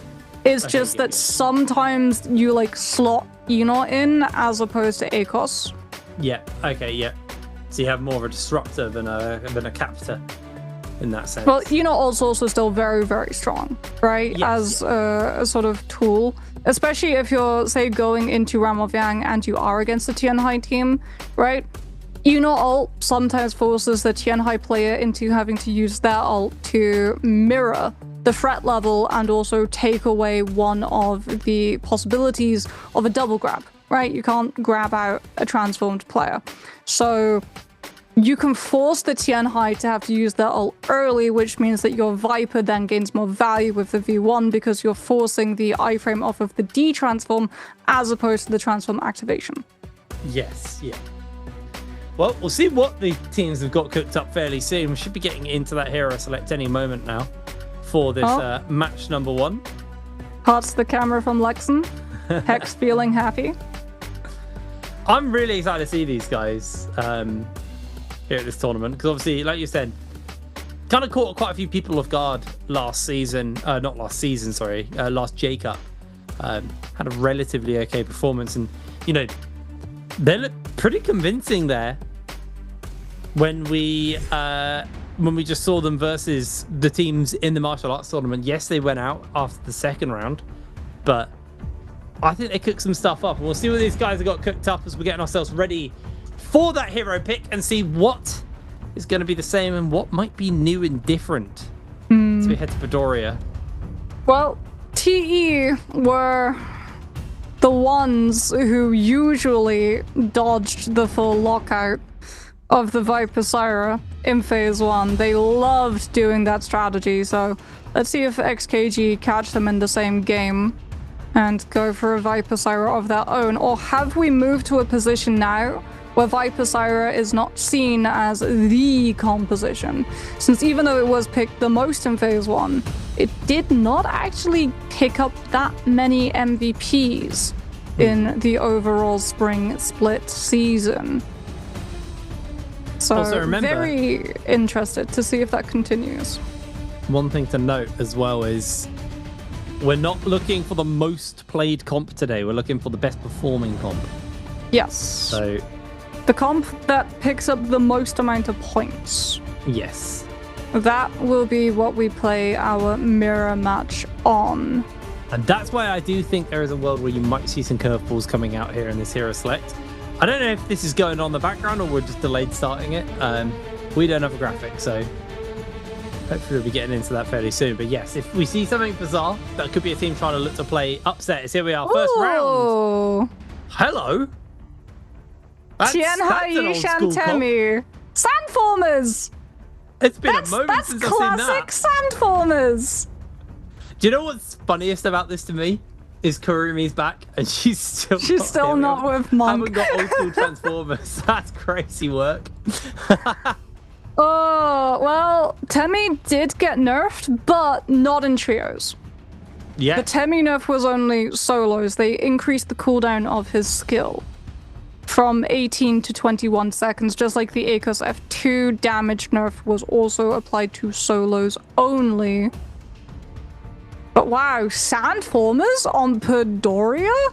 A map that historically has a lot of elevation? That's wild to get to see that as an opening composition. I am so excited to see if that continues for the rest of the day, as that is a full lockout of that comp too. Yeah. Which means that those in phase 2 will have to choose something else. See, is this a reaction to Viper? This could actually be a reaction to Viper because Temi can dodge Viper off of the F. And Yushan can use his shout in ult form to actually give his teammates immunity to Viper stun, but not Syra stun. And then, as we've already said, Tianhai can iframe. That is a very interesting pick. A little slow getting into our second rotation here. I think we're having a couple of issues here and there. I mean, there's also possibly the issue of teams looking at first phase and go, okay, now what do we want to play into this? Because here's the thing, this is where it becomes like really problematic, right? Yushan was used in a previous comp, as was Temi. So Temi and Tianhai tended to be paired with Xander, and Yushan was paired with Shenhuan Li. So is it to the point that we see Lee totally out of meta? They did nerf his ultimate, both the damage and the duration of the ult did get nerfed. Was that enough to fully kick him from the meta, or do we now see him played with different heroes? Well, I feel like these guys might have cooked something up, but, you know, like we were saying, for those who've picked it, they're prepared. For those who either don't know this is coming, there's a world now where they are very much caught off guard by this. And like you're saying, you know, removing certain heroes from comps, this effectively guts 2 comps from being playable in this game. Yes. Without having to make a dramatic change somewhere. Yes. So it's genuinely a very interesting one. I don't know what's going on with Hero Select because I really want to see more. I assume there's obviously some kind of issue going on. Yeah, But- potentially they redo it, which means that like all of the theory crafting that we're doing is totally void. And they just If like it had is, to it pick is. heroes to see if it was working, but Oh, we will see if it's a pop-up of phase 2 or if we redo. no, we just did hero pick without graphics. Okay. Okay, so Hex were in phase 2, which as expected was Syra, Viper, Akos. Wait, hold on. Phase 1 did do a redo. TE's Zip, Kyla, Zip, Hardy, Eno. Which means that the Zenda is still paired with the Tianhai and the Temi. Okay, so all of the theory crafting that we were doing, Jake, void. It's fine. Just that's you know, part of the game. imagine that you got hit by a Tara V2. We just hit you with the meteor, cycle back 4 seconds. Oh, hey, hero pick. Wow, phase 1 selection. Hardy, Eno, Zip, how expected. Yo, did you see those heart rates on MVP? Those guys were Yep. chill, man. They were absolutely chill. Feeling very vibed. Seeing drop spots fairly spread out. Couple people dropping central Hex, RW, and GG just off to the side. But I mean, GG, they don't go center. They're going to be going left as soon as the game starts. Does look like we just got one team down over by the Vulpine Essence. So pretty chill one for them. But here we go, getting ready for our first battle royale. Whatever issues we had have been ironed out from that hero select. Getting ready to go on to Bedoria. And already, Young Money finding himself with TE here off the drop. We've also got 5-2-1 in the area. Well, Hex get first blood of the lobby, though, onto RW's Youth in Imperium, following it up very quickly with a second. So now you're just trying to lock down AB, the last player. I mean, Imperium, usually a very good kiting positions. We actually see GG did not go to the left, Jake. They actually came here to look for a third-party attack, having already picked up Fireflies. So CJS with that Zai, utilizing the Comet into the ult to get the recast of the F as soon as possible. Hex tried to survive the pressure of that Zai ultimate with that Syra V2, but Lexon's going so very low. Akos Cage comes out, locking CJS into position, but unfortunately Lexon is still dead, and GG are able to overcome Hex's composition and now just have to take the Syra down before they can pick up their third kill of the lobby. Great third party there from the side of GG. And one of the things I've been very positive on about GG is they have started to adapt their playstyle. I felt like for years, GG were very predictable. They would drop at the same spots, they'd do the same loop paths as they started the game, and then they'd kind of adapt from there. But GG, as of 2026, are a team who are willing to try different stuff, willing to drop in different locations. You know, playing that aggro start was really good for GG, and they're always a team who I feel when they start with like a kill and they start snowballing early, they always look nigh on unstoppable. So really good start for them here. CGS is going a little bit low though. XKG with a great little turnaround onto them. They forced out the Karumi ultimate here to keep the members of GG healed up as just the disruption is coming around. Tutik still got just about a quarter left on his ult timer. Is starting to go a little bit low here. Maybe able to find onto CJS though, who's just playing the breakaway. as ZXL is able to secure that kill. Now GG are going to be forced to play the run.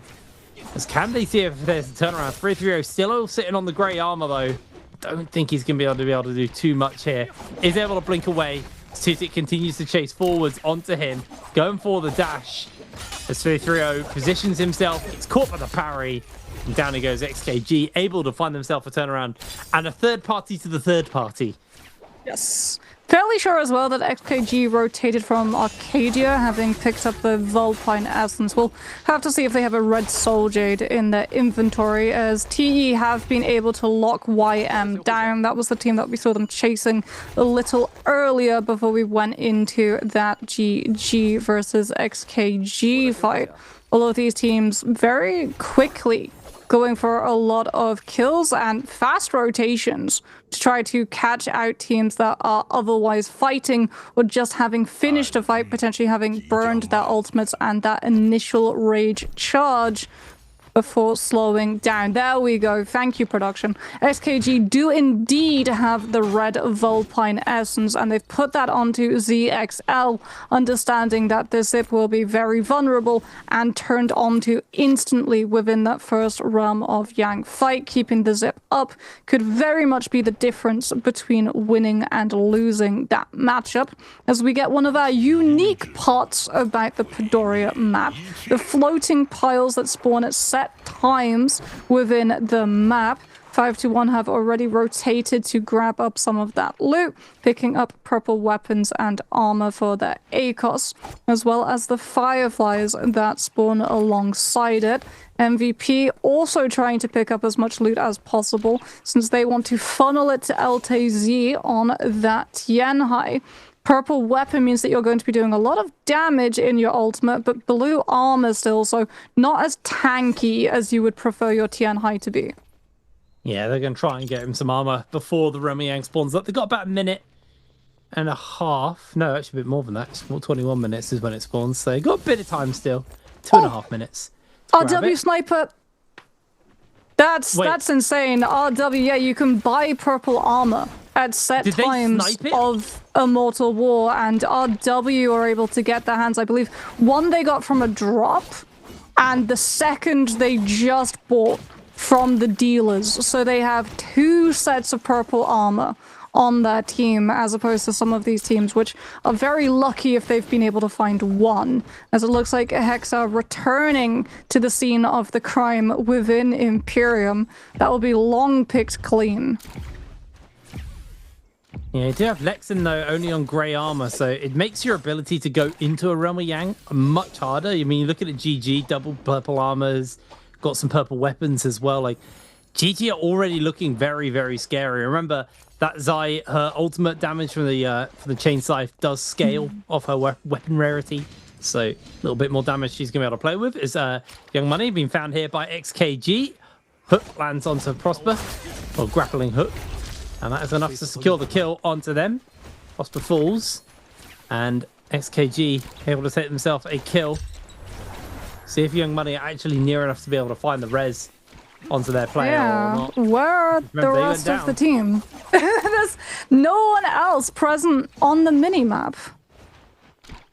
And I don't believe that XKG had a bounty on Prosper as well. So we'll have to see. Realm of Yangs will be spawning up soon, which will give us the overhead POV of the map to keep a track of where exactly all of the teams and their players are currently residing. As TE will kite to a floating pile on the river, pick it up, get their hands on a purple Soul Jade. TXO already having a purple longsword as well before kiting into that Realm of Yang. And we have a rematch of the verses, but so far I only see 2 players from GG. CJS. Here he comes. Drops down. Gets through the portal just in time. 2 seconds left before that would have been a free versus 2. Rotating with the catapult.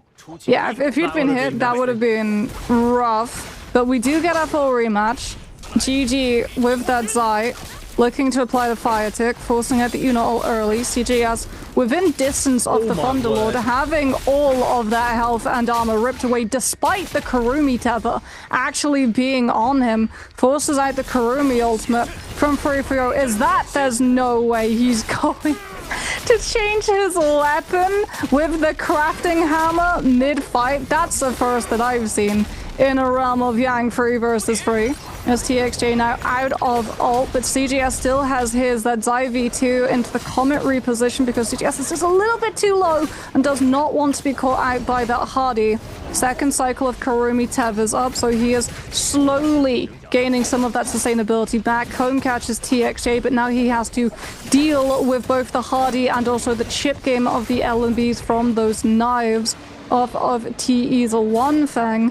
Still no kill, but CJS going to have to take a lot of damage into the whip sword, has to eat the charge RMB before he can reposition with the F2 since he does not have a combo break. RMB from the fan spaces out, Scale rushes up onto the pillar, looks for the back with the RMB to protect LXM, but he's not able to save his teammate, and TE have won this realm of Yang. They can last this kill out so they can guarantee they have the buff a little bit later than some of the teams, or they can straight up finish the fight and claim their victory here.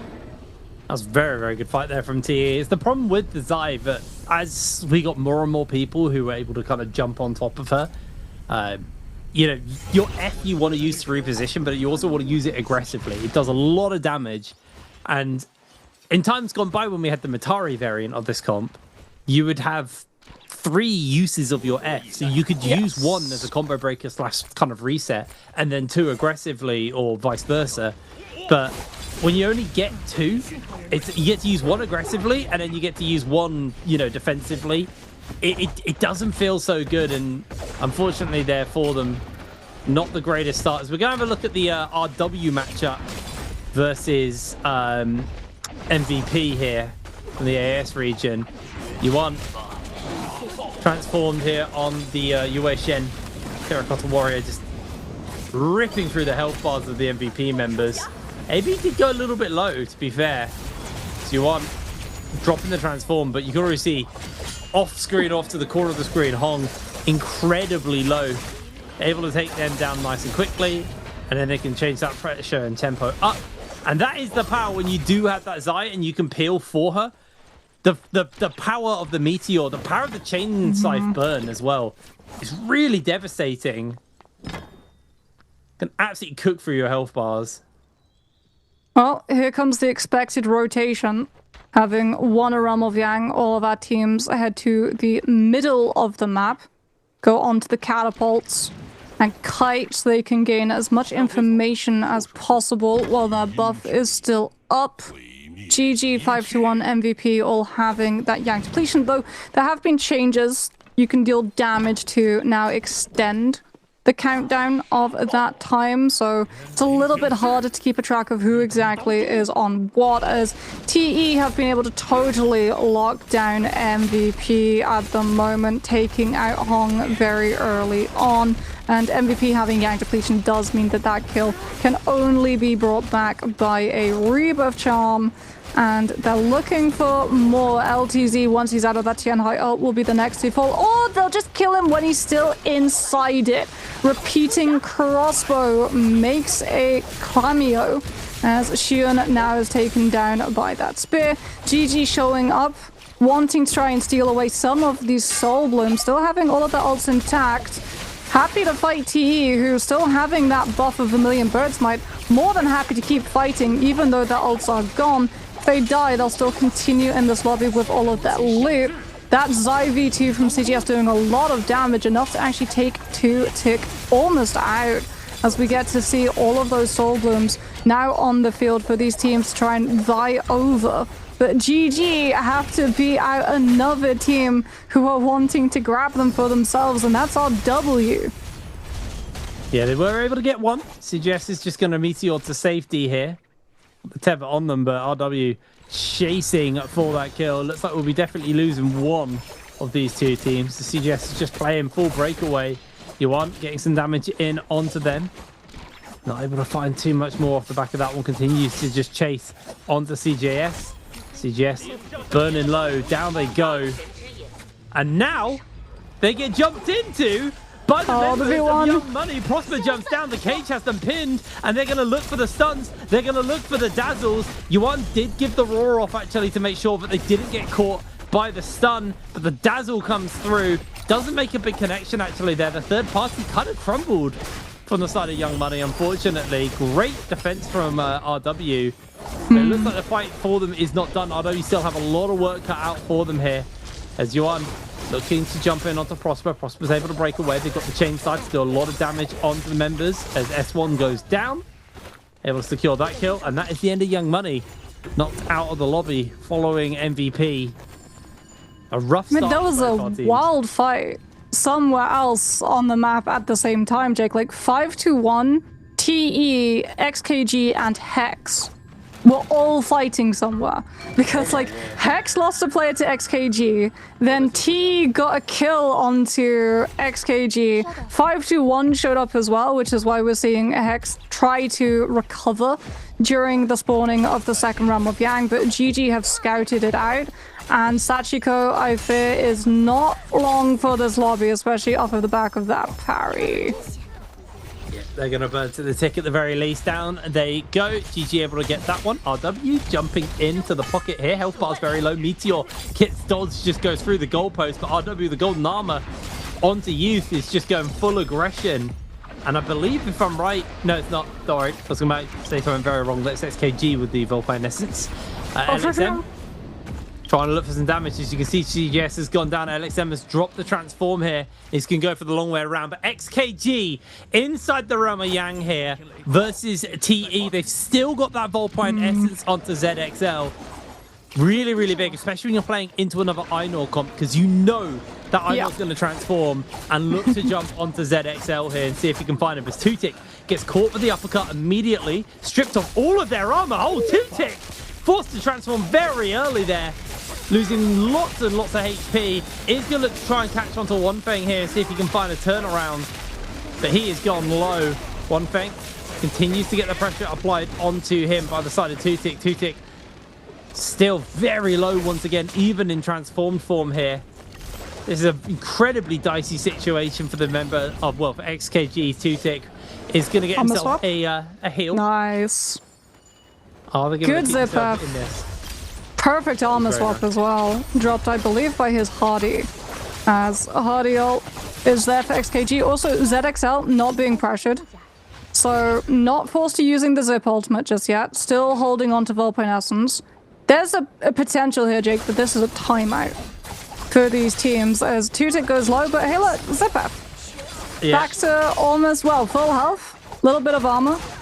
ZXL now investing that zip ultimate. Good uppercut, good interrupt from TE before Tutik's able to convert that one into a full extension kill.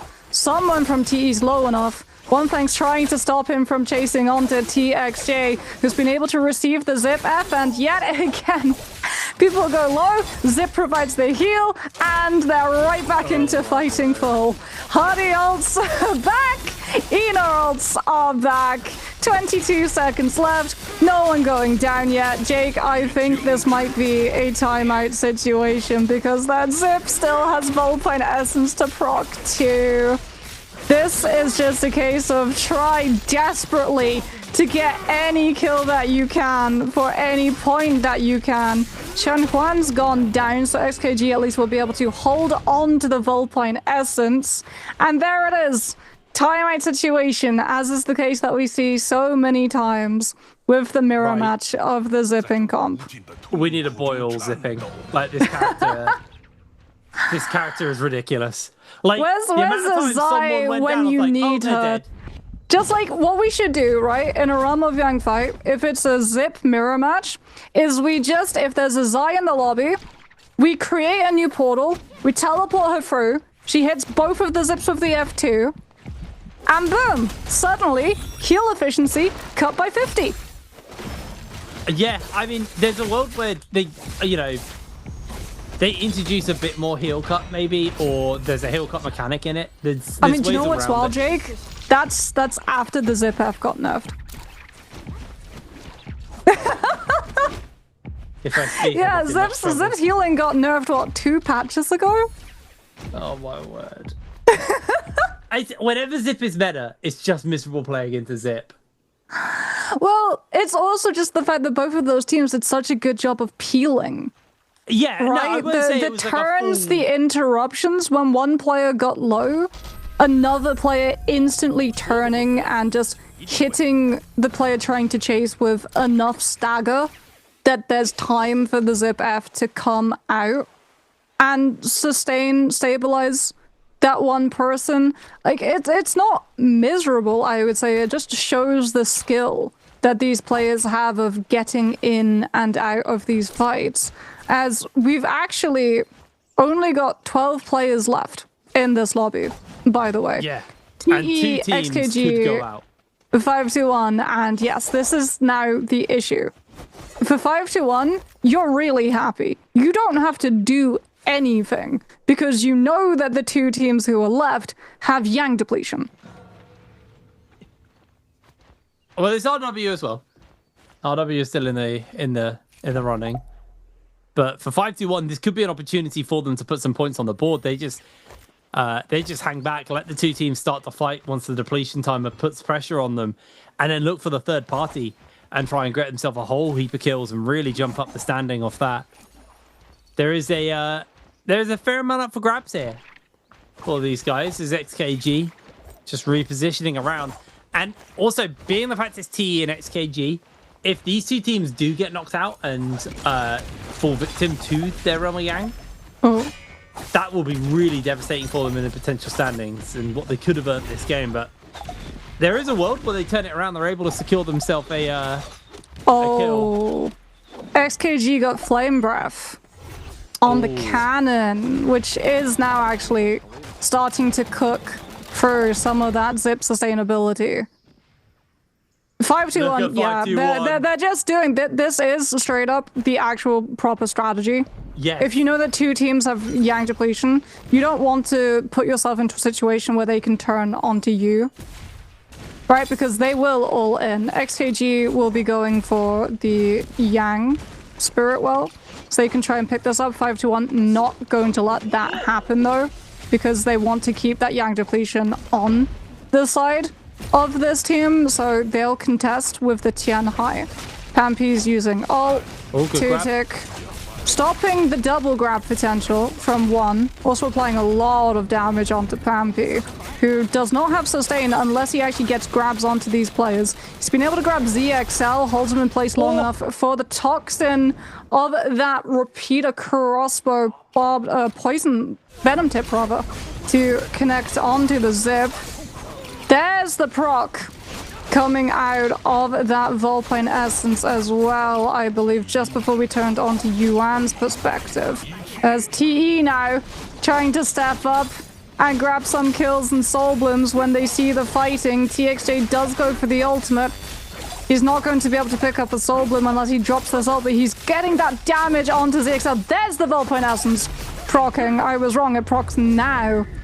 But TE still have all of the damage to be able to secure the kill onto that Zip and get their hands on a Soul Bloom to cleanse one of their players. Looks like they prioritize the Hardy since he has still got his ultimate and then the ability to try to escape the situation as the rest of these players are about to time out. One thing dies to Yuan. TXJ will just try to not get a last hit situation from the player to give points away. And it comes down to this, Jake. RW, the only team with all of their players still intact. They got so much pressure here as well. This is a great opportunity for RW to put some massive kills on the board. 17, making it 18 now. And everyone has cleansed? That doesn't seem right. Oh, there must have been a lot of soul blooms about. Well, no, everyone's dead. TE have 2 players, RW have all of them, and XKG have 1. Yeah, there you go. That's what's happened. There's not many people left in the lobby. As 2-tick desperately dashing away. He's out of ult form. He's not going to have it back for a long old time. F invested. Nothing to speak of. Nothing to use. And RW going for the 20 bomb. There it is. Able to secure that one. As Zem, the last man standing in the lobby who's not a member of RW, is being forced very low and he'll be going down. This is going to be an absolutely brilliant game number 1 over to the side of RW. 21 kills to start off with. Oh. That is a colossal start to the day. Well, I hope teams have practiced their Zai. Because that is a lot of points picked up for this Zai composition. I mean, we said, right, at the start of the day, keep your eye on RW. This is a team that does pick up a lot of tempo, can pop off in these games when given the correct space to do so. And yeah, 20 bomb to open up the day for RW. Not a bad way to start the day. Fully taking advantage of the situation as well, that the timeout pause between the Hardy Eno Zip comps. Like, it was just XKG trying to go onto the Spirit Well, and then contested by 521, contested by TE, which means that everyone runs out of ult cycles. The last team to go for its RW. RW played that very patiently. That was the big thing there. They played that final circle very patiently. They had a great game just like the whole way through, because they went into that final circle with a fair chunk of points and kills. But they played that final circle very patiently. They kind of let everyone else desperation get them. 5-2-1 were the ones to call the bluff on the Spirit Well, saying, no, you're not going to get that. So they invested everything. Everyone else invested everything back onto 5-2-1, and then RW joined the fray later, where they were able to then secure themselves the Spirit Well, the kills. It really is a game of patience and calling people's bluffs. You don't want to be the person to call someone's bluff because someone else is also waiting. But if no one calls the bluff, then the person with the initiative gets the Spirit Well. It's a really, really interesting game when you get to that point where it's like, who is going to be the first to answer? Because if you don't answer, then someone else, you're just handing someone else a lot of power. But if you do answer, you're potentially just giving up all your power to hand it to someone else down the line. It's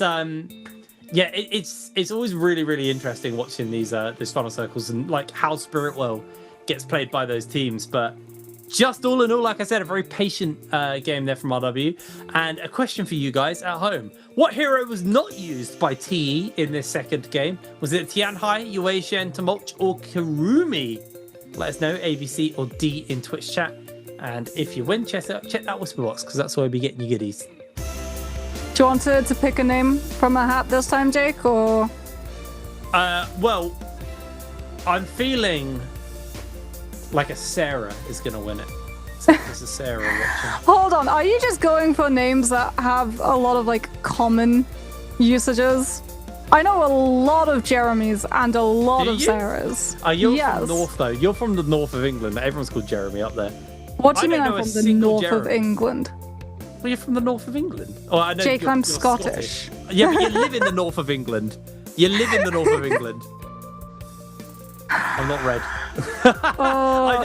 We had free Sarahs. We actually had free Sarahs growing up in my primary school. I know a million Sarahs. That's fair. Yeah, that's actually a smart one. That is a smart one. Try to pick someone like a name that's very, very common.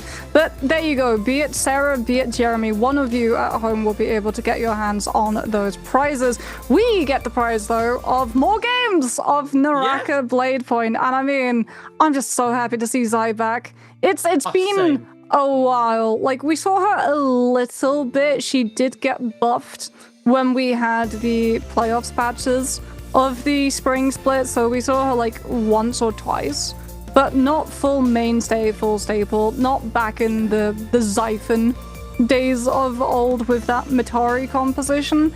But it feels like she's a lot more viable than she used to be, and I think as well being able to put pressure on things like the zip composition with the fire tick is always going to be a really strong part of any hero's kit. If you have it just baked into your basic kit as opposed to having to get your hands on things like the Soul Jades. Yeah, absolutely. It's I mean, me and you are both Zai enthusiasts, so I'm always happy to see her return into the meta. You know, I do think there are notable weaknesses compared to like the Mitari variant, like we were saying, but you know, when piloted right, just because she's harder to play doesn't mean she's bad. It just means you have to be a lot more kind of insightful and thoughtful with your decision making on when you're going to use your F and when you're going to use your ult and stuff like that. But yeah, it was really cool to see because we saw some Zais have bad success. Well, not so great success, and then we saw some Zeiss absolutely pop off, getting himself an MVP in that game. I don't know if it's MVP, mind you, but probably a lot of damage though. Like a lot of damage that RW will have been able to output to pick up that many kills because they were just like constantly fighting. Something to note though is that we saw a total absence of Shen Huanli. So it feels like he's the new Hardy in that we stick his hero portrait on a milk box and say, have you seen this hero? Because it looks like the nerfs, at least from that first game, have been enough to push him at least down in terms of priority of players wanting to get their hands on him. I feel like Zenda is like now the new Shen Huanli. Really strong ultimate, lots of high damage, very good setup, and quite a lengthy duration of it as well. Because before, for Realm of Yangs with the Shen Huanli, since it was a long-lasting ultimate, you'd actually be able to get very specific timing that you could do, where if you had a Shen Huanli ultimate on the field, for that amount of time, the enemy that you're playing into had to be very careful about how they positioned, how aggressive they were towards you, so you would be able to sort of ice off a lot of pressure and control the tempo. But now that the duration's been hit and the damage has been reduced, it's like, okay, it's a double whammy of two really strong parts of his kit, now not fully removed, but definitely reduced. And I think that we have buffs going out to heroes like Zai and Zenda coming through as not our latest hero, but a newer hero who also brings a lot of really cool mechanics to the table with the F2 for your setup. With your team play, there's just more of a reason to pick those and less of a reason to pick him. Yeah, I mean, it's one of those things where we do see, we do see a cycling of heroes that get played and, their spot in the meta. I feel like if you're a Yoto fan in trios, like, it's just lost media at this point. Like, you never see her. But yeah, I mean, we'll see the constant ebb and flow of characters. Apparently Monk is eternal and he just remains in every meta in some form. I pray for the day, because I can't remember what season, it might have been 24 that year, where I don't think we saw like any Monk. Like, I mean, we saw like the odd like stubborn person try and pull Monk off, but like that character was basically just dead in the water, completely dead. And like the meta was so explosive that season. I think right now the Monk comps are actually fairly interesting. This is breaking news. I actually don't dislike Monk at the moment. I think Monk comps are actually Someone clip it. Quite fun. Someone clip it. No one will believe. If we try and say in future broadcasts, if we quote Jake and say that, no one will believe it. The only way that people will believe is if we have hard proof that he actually said this. I will add that I still have very short patience for Monk. So don't think this is going to be something that sticks around forever. Having short patience for a monk. Well, I do. I find, the problem with Monk is, the reason I've always found him fairly uninteresting as a character was I always felt like he was very stall heavy. There wasn't like a lot going on with him. But I feel like right now we're actually seeing a way more aggressive variant of Monk. If Monk stays like this, I'm happy. Here are our points at the end of the game. It took a while to do that maths. I think the computers over in the office are overheating as well. RW walking away with 25 points after that game, 21 kills. Absolutely enormous start to the day. TE do take second with 14 points, and then XKG with 10 points walk out in third place. Young Money and NDP, so our NA and our AS region teams, unfortunately 0 points there. Got themselves their goose eggs, their donuts. Can have some work to do as we have a look at the overall standings. And there's no one to really compare with yet, because this is the first day of trios of our mid-seasonal championship. So still plenty of time to move things around. I will say though, our W scoring 25 on that second game totally makes up for the goose egg that they scored in martial arts matchup. So like that stress that you're worried about, that's sort of poofed away. It's definitely there though for MVP and YM.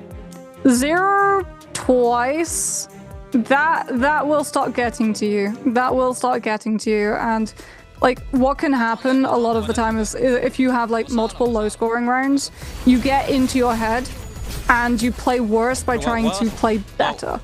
Or for like more kills, you sort of greed your position. As we can have a look at some of our highlights. This is our W within the first run of Yang, as they did not go the second, so they did not have the risk attached of Yang depletion. This was the crazy fight when so many teams were around the place. Shayol ultimate as well from AV, just enabling you. One of the main complaints about Zai was that she always felt very vulnerable in her ultimate, but now that she's being paired along something like the Shell, it gives her that extra level of sustainability that before she lacked. Yeah, it's very nice to see. And because Shell's got changed, and there was talks about her kind of starting to show up a little bit more in trios. And while I was doing trios, I didn't really get to see that much Shell. It's cool to see that she's kind of like found a meta, found somewhere new to be played. But yeah, I feel like the attention very much is on these Zais, the meteor, the damage that can come out from the chain scythe, and just so much work being done here. Beautiful, beautiful stuff, and might be the MVP for them. I'll have to have a look at the kills at the end of that one, but RW walk away with our first Battle Royale game under their belt. And like saying, making up for the 0 point, making up for the goose egg in the martial arts tournament. 20k damage, do we think, for Zai? I feel potentially 20k. Oh, I was close. You were closer though. On the money, 22.7k. Now, here's what's interesting, right? Because the way that we track damage for Zai, usually we bundle skills and ultimates, but the chain scythe and the skills and ultimates are counted separately. So what we actually see is that the chain scythe damage of the V2 did 9.3k. The 6.7k added on, that's all off of the Meteor connections, the F2. Crazy. So that's a lot of damage. That is a lot of damage. 11 kills from his end, and he also, I'm guessing, had a fully stacked up Juggernaut Soul Jade, which we saw there, which will also be contributing to amping up the damage output that Zai is able to do, both with the F2 and also with those connections. And he was getting so many like actual hits off of the ultimate, again, paired with that Shayol, having so many players in the headlock. You saw it there a little bit from the highlights. When players were caught out by that Shayol CC, the follow-up with the Zai was instant, and those players just evaporated. Yeah, that was very, very impressive there. I mean, 3 times the damage of your main weapon from your F. Yeah, that's some pretty crazy work. But yeah, that is Fedoria all wrapped up. RW have the momentum on their back now, and it is obviously turning your eyes towards game 3 and our Morosile match. See, you know, if RW can keep that going. I mean, the big questions are on both Young Money and MVP. They need to start putting some work in here, because I feel like if they goose egg or if they really low score this third game, I think they're basically just cooked for the day at that point. Like, you're never really going to be able to recover from that unless like a miracle is bestowed upon you and you put like multiple 21-point games together. I think make a climb again. The issue as well, we sort of see this a lot of the time at Jacob too, is that at the start, all of the MBPL teams, they get very aggressive at the beginning of these rounds when there's like international lobbies, but we'll see if RW can continue with that tempo. We'll be back with map 3 after this break.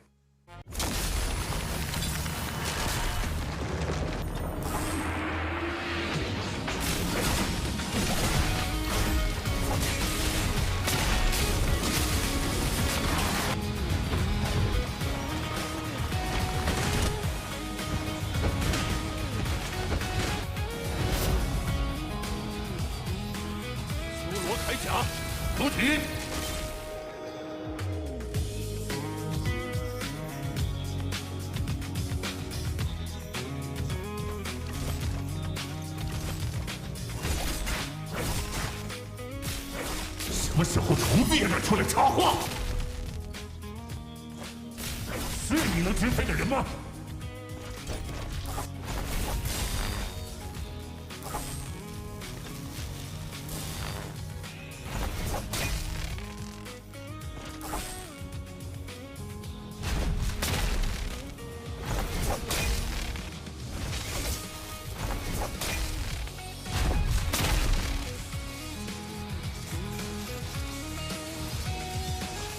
天铠甲，出体！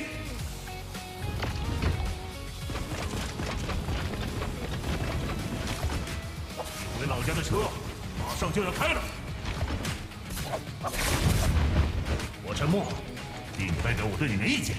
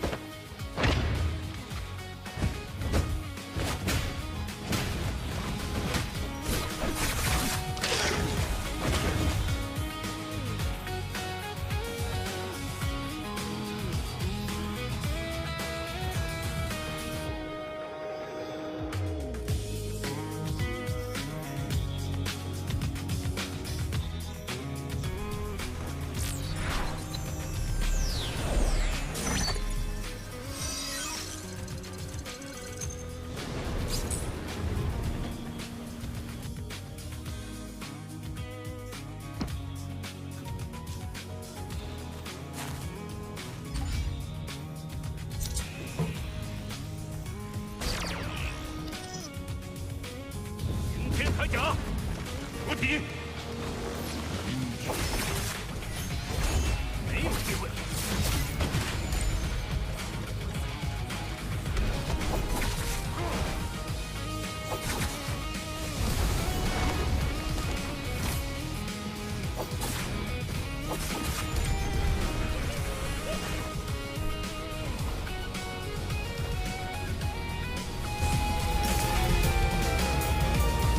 Welcome back, everybody, to the Naraka BLADEPOINT MSC 2026.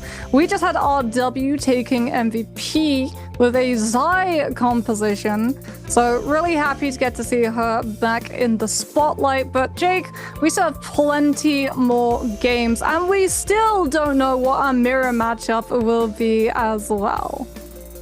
I mean, we have a solid guess right now. Obviously, we're only one match in, but I feel like this Zai comp is one that we could very likely see. Someone's going to have to put 22 points together, though, to actually beat out the Zai comp, and that would have to be on something else. So I'd be interested to see what else has got kind of kept up people's sleeves going into this game number 2. Is there any bizarre kind of like slightly off meta picks that the teams are going to be cooking up, or are they just going to try and force like the Ainur comp or a comp that they want to be playing? Because the thing is, and I'm kind of jumping a little bit all over the place here, brain is slowly cooling down. You can force like a comp in the hope that like, oh, this is going to catch everyone off guard, and if we get a really good game, everyone has to play it in the final game. But like, you are saying if there, especially when you just saw a 21-point game. Or are you going to force something that's actually meta and something you know is going to score well? And then maybe if you're lucky that takes over, but at the end of the day, you're not griefing a game for the chance of kind of making game 6 harder for everyone else. You have a balancing act. There is a world where the off-meta stuff works. There's a world where it doesn't. That's always the fun of the off-meta picks. So yeah, going into this next game, I do think, especially after what we just saw, and especially from our lower end teams, those in the bottom 4, they're going to be playing as meta as what is available to them by the time they get to their hero select. Yeah, I do worry though, sort of what I was talking about before the break, is that we're seeing from our MVPL teams, they're being much more roam heavy when it comes to drop, right? They drop, they get loot, they get fireflies, and then they roam as opposed to trying to like slow roll. Both TE and GG in the past, their strategies have been sort of very slow, methodical, play for first realm of Yang, scale from there, scale into second realm of Yang, play for endgame from there. Sometimes even giving up realm of Yang entrances entirely if they feel like it's too risky for the overarching plan of that particular match. But what we saw from all of the MBPL teams like RW, XKG, GG, TE was that they were content with getting kills and then continuing to move to try to track down where other teams would be because they wanted to get as many kills as quickly as possible. And that's one of the changes that we've seen like happening in 2026 now that we don't have things like the kill score multiplier all the way at the end, right? It becomes a lot easier for teams not making it to endgame but still being able to put up good amounts of points if they can get kills very early on. So what's ended up happening is that in the past, when we would go for really long matches and we would see so many teams totally flooded final zones and you would go to a heal-off situation, that's all gone now. Endgame is literally like 80% Moonbane, and you'll have maybe 2 teams left after that. Even game 1, we did not see zone close. We saw 80% Moonbane, and that was literally at that point where we had 2 or 3 teams left duking it out because everyone was still trying to recover from the realm of Yang depletion timeout situation. So it's one of the things... a lot more aggression very early on for these teams to deal with. That was literally what I was about to say. One of the things I really love about 2026 and the removal of the kill multiplier and just the way the meta has moved, but we are in a very aggressive state right now. Yes. It's seeing the circle fully close is not something that happens every game like it used to for years. Like, you'd always wait, and once that circle closed, everyone was just brawling. There's normally not enough people left to stall out the final circle. We still get, especially in trios, we still do occasionally see the odd game where that happens and people do stall it out a little bit. But for the most part, the meta is so much faster paced. It's so much more high tempo because you've got Realm of Yang into that Realm of Yang spirit well, like the debuff, the depletion that gets put on you is such a game changer for like the tempo of the game now. I think I saw an actual zone close 3 times total in all of my trio casts for Spring Split. 2 of which were on finals day. That's crazy, actually. Yeah, it was wild. Like, it was straight up crazy. We did have some, like, really clutch moments, though. Like, we had zones close, and it did go to, like, heal-off situations of 2v2s, 1v2s, hardy zips, most of the time, involved in those compositions to be okay with waiting it out to the heal-off situation. But we'll get to see now, headed into our second Battle Royale game. This will also be our second phase selection that we'll get to see if it is a continuation of the Hardy Enor Zip phase 1 and the Zai continues to be sort of like 1 team or 2 teams try to pick her to pilot a good enough composition with her, and if we see a continuation of a total absence of Shen Huan Li. Oh, we'll have to see. Hopefully we do get into Hero Select fairly soon. See what these guys have got cooked up. GG. I'm happy with GG. I felt like there was... I think, again, it was 2024 where it felt like it was GG's year. And they lost out to Wolves, I believe, at J-Cup finals. They'd won all of the domestic titles. They looked dominant all year and then fumbled it. And then 2025 came around. And they kind of last year just went, let's just stick to the plan. Let's just do what we always have done. Our 2024's like style of play, which was, you know, drop a Secret Tunnel, drop a Imperial, drop a, I think it's Arcadia is their drop spot. Twilight Pass, Waterfall, and Secret Tunnels. Those are the 3 GG locations for each map. And they always... They were so readable that every time that people had a plan for them, and 2025, they were a bit of a where's Waldo situation. Like they was like, oh, where's GG? Oh, they're kind of mid of the table. All right, whatever. But they never really impressed us that much last year. They had like the odd day or the odd game where it's like, oh, are they returning to form? And the answer was no. They never really did anything substantial with it. And while it didn't lead to them winning Worlds last year, I think coming into 2026, what we've seen is a very different form of GG. They still understand that core kind of like concept of how they play the game. They're still I would argue, one of the best kind of like final circle teams in the game. They're not necessarily making it to every final circle because they're trying to be more aggressive. They're trying to be more impactful on the map early. Case in point, we saw in that last game that they didn't do their normal Twilight Pass drop. They ran straight to the center of the map and they went in for a third party. Yes, that's what I'm saying. Roam but heavy. We're seeing more out of them. It's so much better to see. We are seeing these teams roam, and GG, for sure, you're right. They had to change their approach because they were known for controlling Final Circle, but we just don't see Final Circles the same way that we did. Like, the year that GG were so dominant, it was because they would not really get much done in the early to mid, and then they would just sweep like 20 kills in the final zone when all of the teams were still alive. But now you're lucky if you see like 10 people make a final zone, let alone 20, as we get ready to head into our phase selections. Hex and Young Money will be taking first phase, so having the opportunity to pick anything they want. And let's be honest, probably locking out the Hardy Eno Zip comp from the rest of the lobby if it's anything like we've seen in the past. Yep, okay, there we go. That one's done. Tick it off the list. Now we move into where we're actually likely to see something different. Will it be the Viper? Will it be the Zender? Will it be the Tianhai? Or will it be more Zai? There's the split. No composition locked after GG and RW make their choice.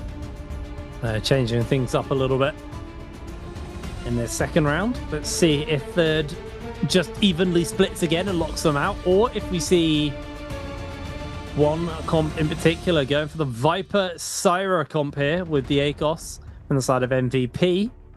So another kind of change up. Let's see what this third round from the side of 5-2-1. They'll be looking to lock in. They're taking their time to think about it.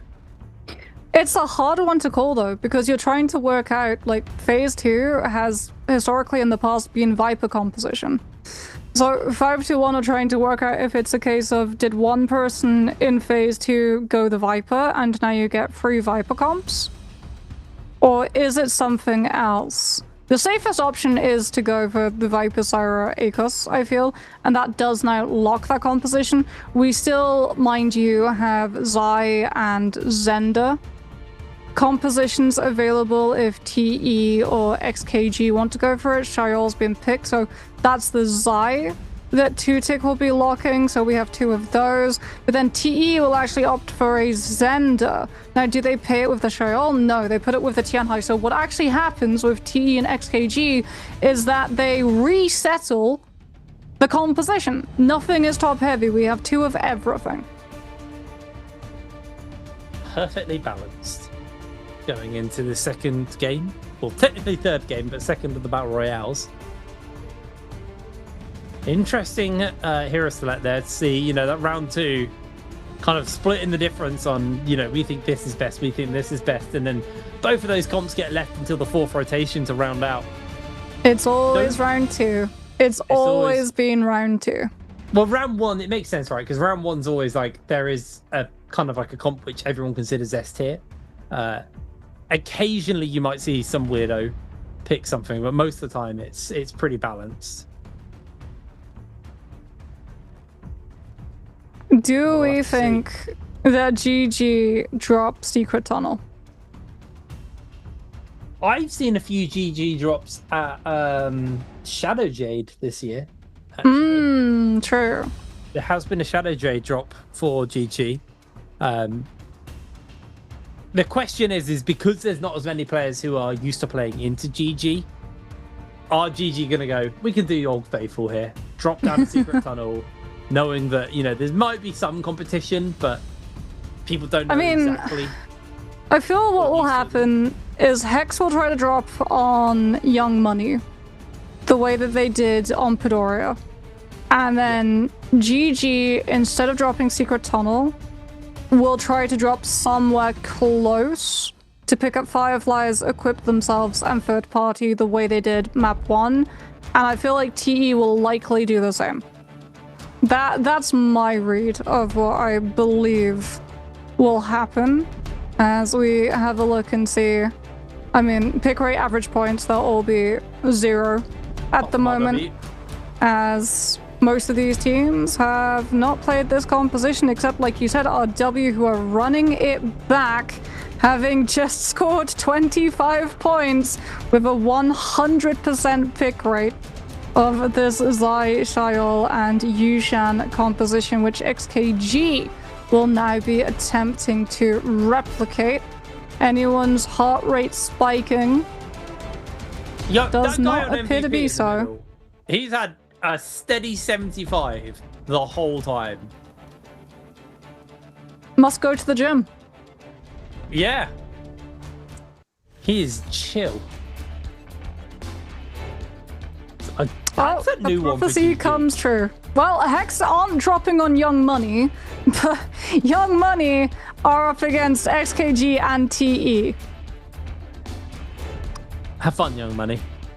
That's a very rough drop location, as Hex will be trying to get their hands on Fireflies as well as Money Spot. GG RW can also bag Fireflies and then move slightly down south to be able to try to invade into Money Sport, so you can get as much coins as possible very quickly.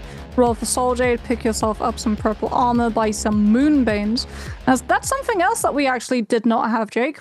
No one bought Moonbane in the last round. Everyone right now, though, fighting for Fireflies, as Zai does not have to actually get a weapon. She just needs her ult, and the game automatically supplies her with a grey one. Yeah, and it's still even a grade. Does a fair chunk of damage there. 330 gone for the transform, looks for the grab, unable to make the connection because AB is already down. RW's Youth gonna get caught, and our lobby winners from the previous round, starting with a rough fight, slammed into the wall of fire there. Meanwhile, XKG absolutely beating up on One Feng as TE getting heavily pressured out here by the members of XKG, and down goes One Feng and TXJ as well off the back of that one, as Young Money looking to come in and maybe third party this fight.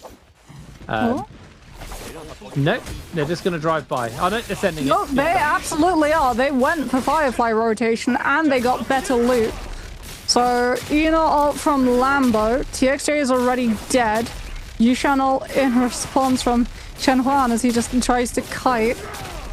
But he's half about to be out of his ultimate, not really creating a lot of space for his team, who are also still trying to track down TE's XEM to get the kill before Young Money claps on them, and they potentially lose this fight. Plus, getting that kill means Soul Bloom, so potentially a second ultimate and lifeline for XKG's side here, as Hardy ult is something that they do have to contest right now.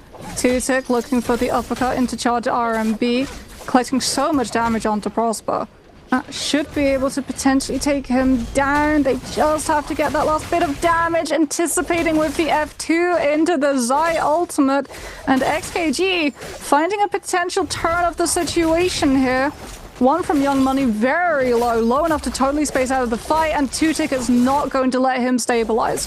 Hendrix will likely fall now to the attention from both ZXL and Tutik, and XKG, that kill very late onto XEM proved absolutely crucial to being able to refresh the ult cycle.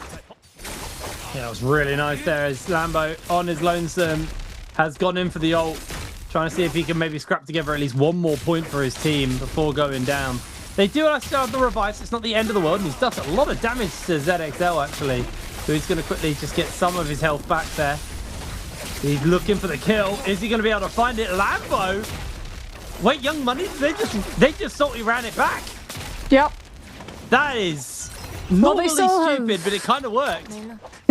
They want to collapse onto XKG before XKG's ults come back. Right, so Shenhuan goes down. Tutik just throwing back-to-back charged LMBs of longsword. Chip into uppercut. Into F2, oh, yeah, that is Young Money being absolutely spent. Versus XKG in the salty run back fight. Sadly for them, they'll get Hardy ult online at the least. Lambo now taking his opportunity to res since he was able to live in the fight off of the Uno ult cast, but Hendrix actually not using the Hottie ult to disengage, using it to keep up the pressure onto XKG. Tutik with another Zai V2 though. Very problematic for Young Money to have to deal with the tail end of it, just catching Prosper with that fire cone into the LMB from those knives. And ZXL is taken down though. Tutik spent so long going for the zip that the rest of Young Money actually were able to turn onto the Shayol. And now he's in a 1 versus 2 situation. Tries to book it to the Forbidden Seal, is cut off by Lambo. Do XKG try to salty run back, knowing that they still have their reses up?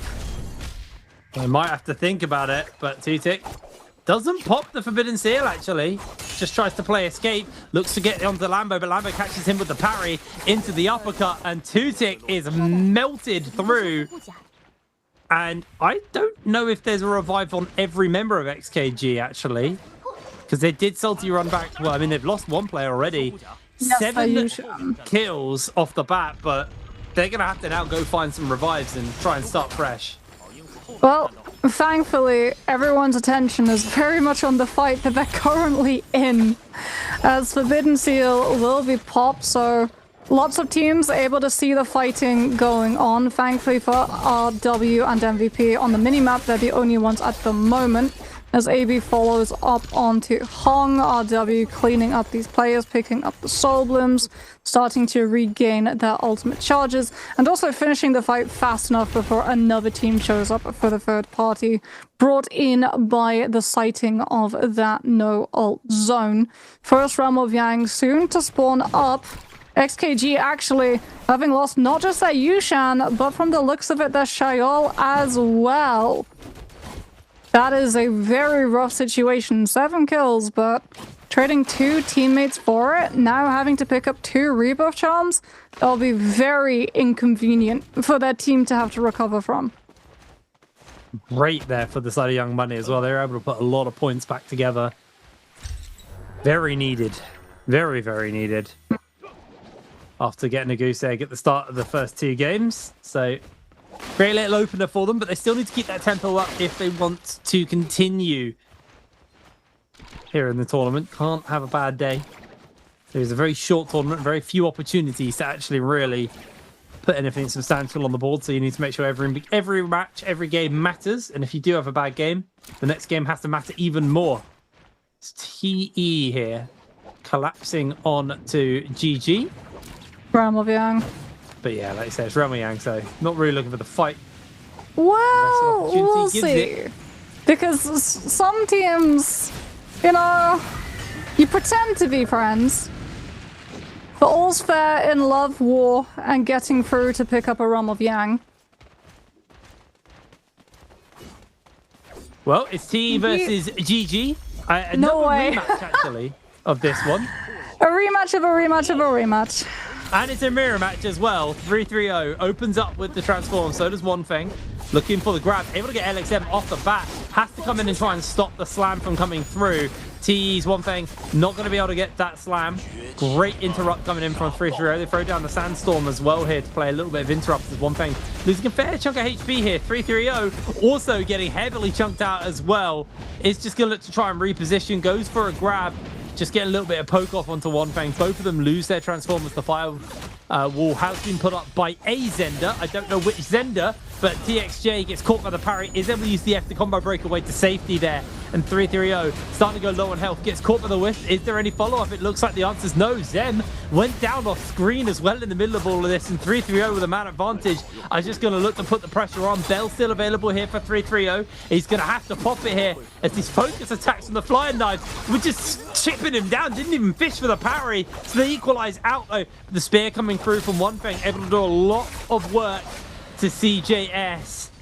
It's going to go for the scale rush now onto CJS. Not going to actually go for it. Just cancels out.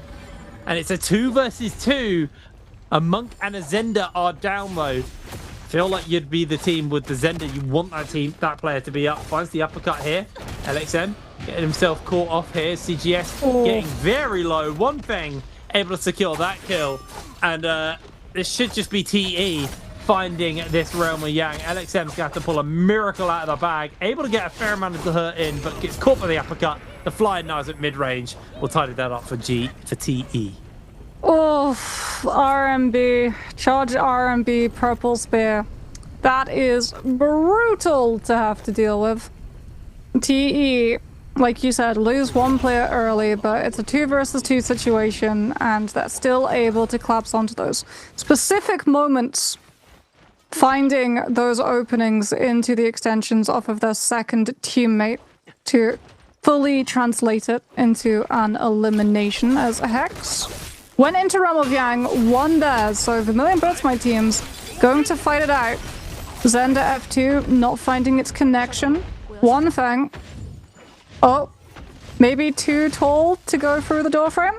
We have to use quite a lot of our Monk ultimate actually. Walking up the wall onto the rooftop. Not exactly ideal situation for TE to have to deal with, especially since Sachiko is currently in Eno ult state and putting a lot of pressure down onto TE's TXJ. Out of ult, goes low, gets hit by the charged RMB from that spear just as he exits the Thunderlord state.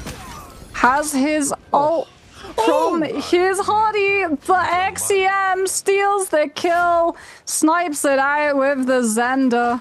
GG showing up, trying to find a third-party opportunity, slamming the Temi ultimate down to lock these players up and force them to have to fight even when they're down ultimates. Frufrio looking for an opportunity, looking for an in with those flying knives. One Fang getting fried up, forced away so he's not in position to peel for a potential teammate. Frufrio do not know who exactly they're fighting and which sides they're on, so they're having to chase out these other players from TE before turning onto Hex, wanting to guarantee that they get the kill and the Soul Blooms. When it comes through, the Hex, having that Vermilion Birdsmite, will be able to survive in this lobby as we have all of the teams here, Jake. Basically all in Winery, just fighting for these kills. I love me a good mosh pit. Still, lots of cleanses need to come through for RW and GG, so their work is not done here as Wowie, the final member with Birdsmite, is going to go down, and that's going to be a second cleanse onto 330 now. On the side of GG, so they just need to cleanse their Zenda, and then they are in the clear. Meanwhile, RW been able to find themselves one so far. Need to find another Soul Bloom though. So they're going to put the pressure up onto TE. Only got a couple of seconds left. Well, 40 seconds left to get this cleanse off as well. So it's a lot of work for RW. To get 2 more Soul Blooms in that time. They can actually push up the duration of Yang depletion by dealing damage. Yes, that was one of the changes that was made. As TE, I believe, one player still has Vermilion Birdsmite. They'll have to stand still and die really quickly. There we go. There's the kill onto the last of them before Vermilion Birdsmite runs out. Yuan will run into the wall twice to break the chains of the Akos ult before he is free to rampage on his way. Second Akos cage invested. Viper V1 will be very problematic for Hong to have to deal with. Stun into more stun, into more stun, into broken Akos cage wall. And stun dazzle on top of it. Like, that's why the Syra Viper Akos comp, if they decide to all in you, there's not a lot you can do. If you get caught by one, you get caught by all. I love this comp for that reason. I think it's just so good in a brawl. Especially when you're fighting in the zone. They got that tick damage, they got the healing reduction for the teams with the healing. And GG actually might just be getting knocked out here. There they go. Out of the lobby, only 5 kills put together. Not a great game for them. MVP walk away with 6 kills when they got knocked out, and Young Money went out very early, but they were able to sew together 5 kills for themselves. So still, everyone actually is on the board, and we lost 3 teams, and second round Yang hasn't even spawned yet. Yeah, and none of them were XKG, who, by the way, when first round of Yang went out, bought rebuff charms, used them. All of their players are back. So those 7 kills they picked up early, I say that, ZXL actually dies to zone damage.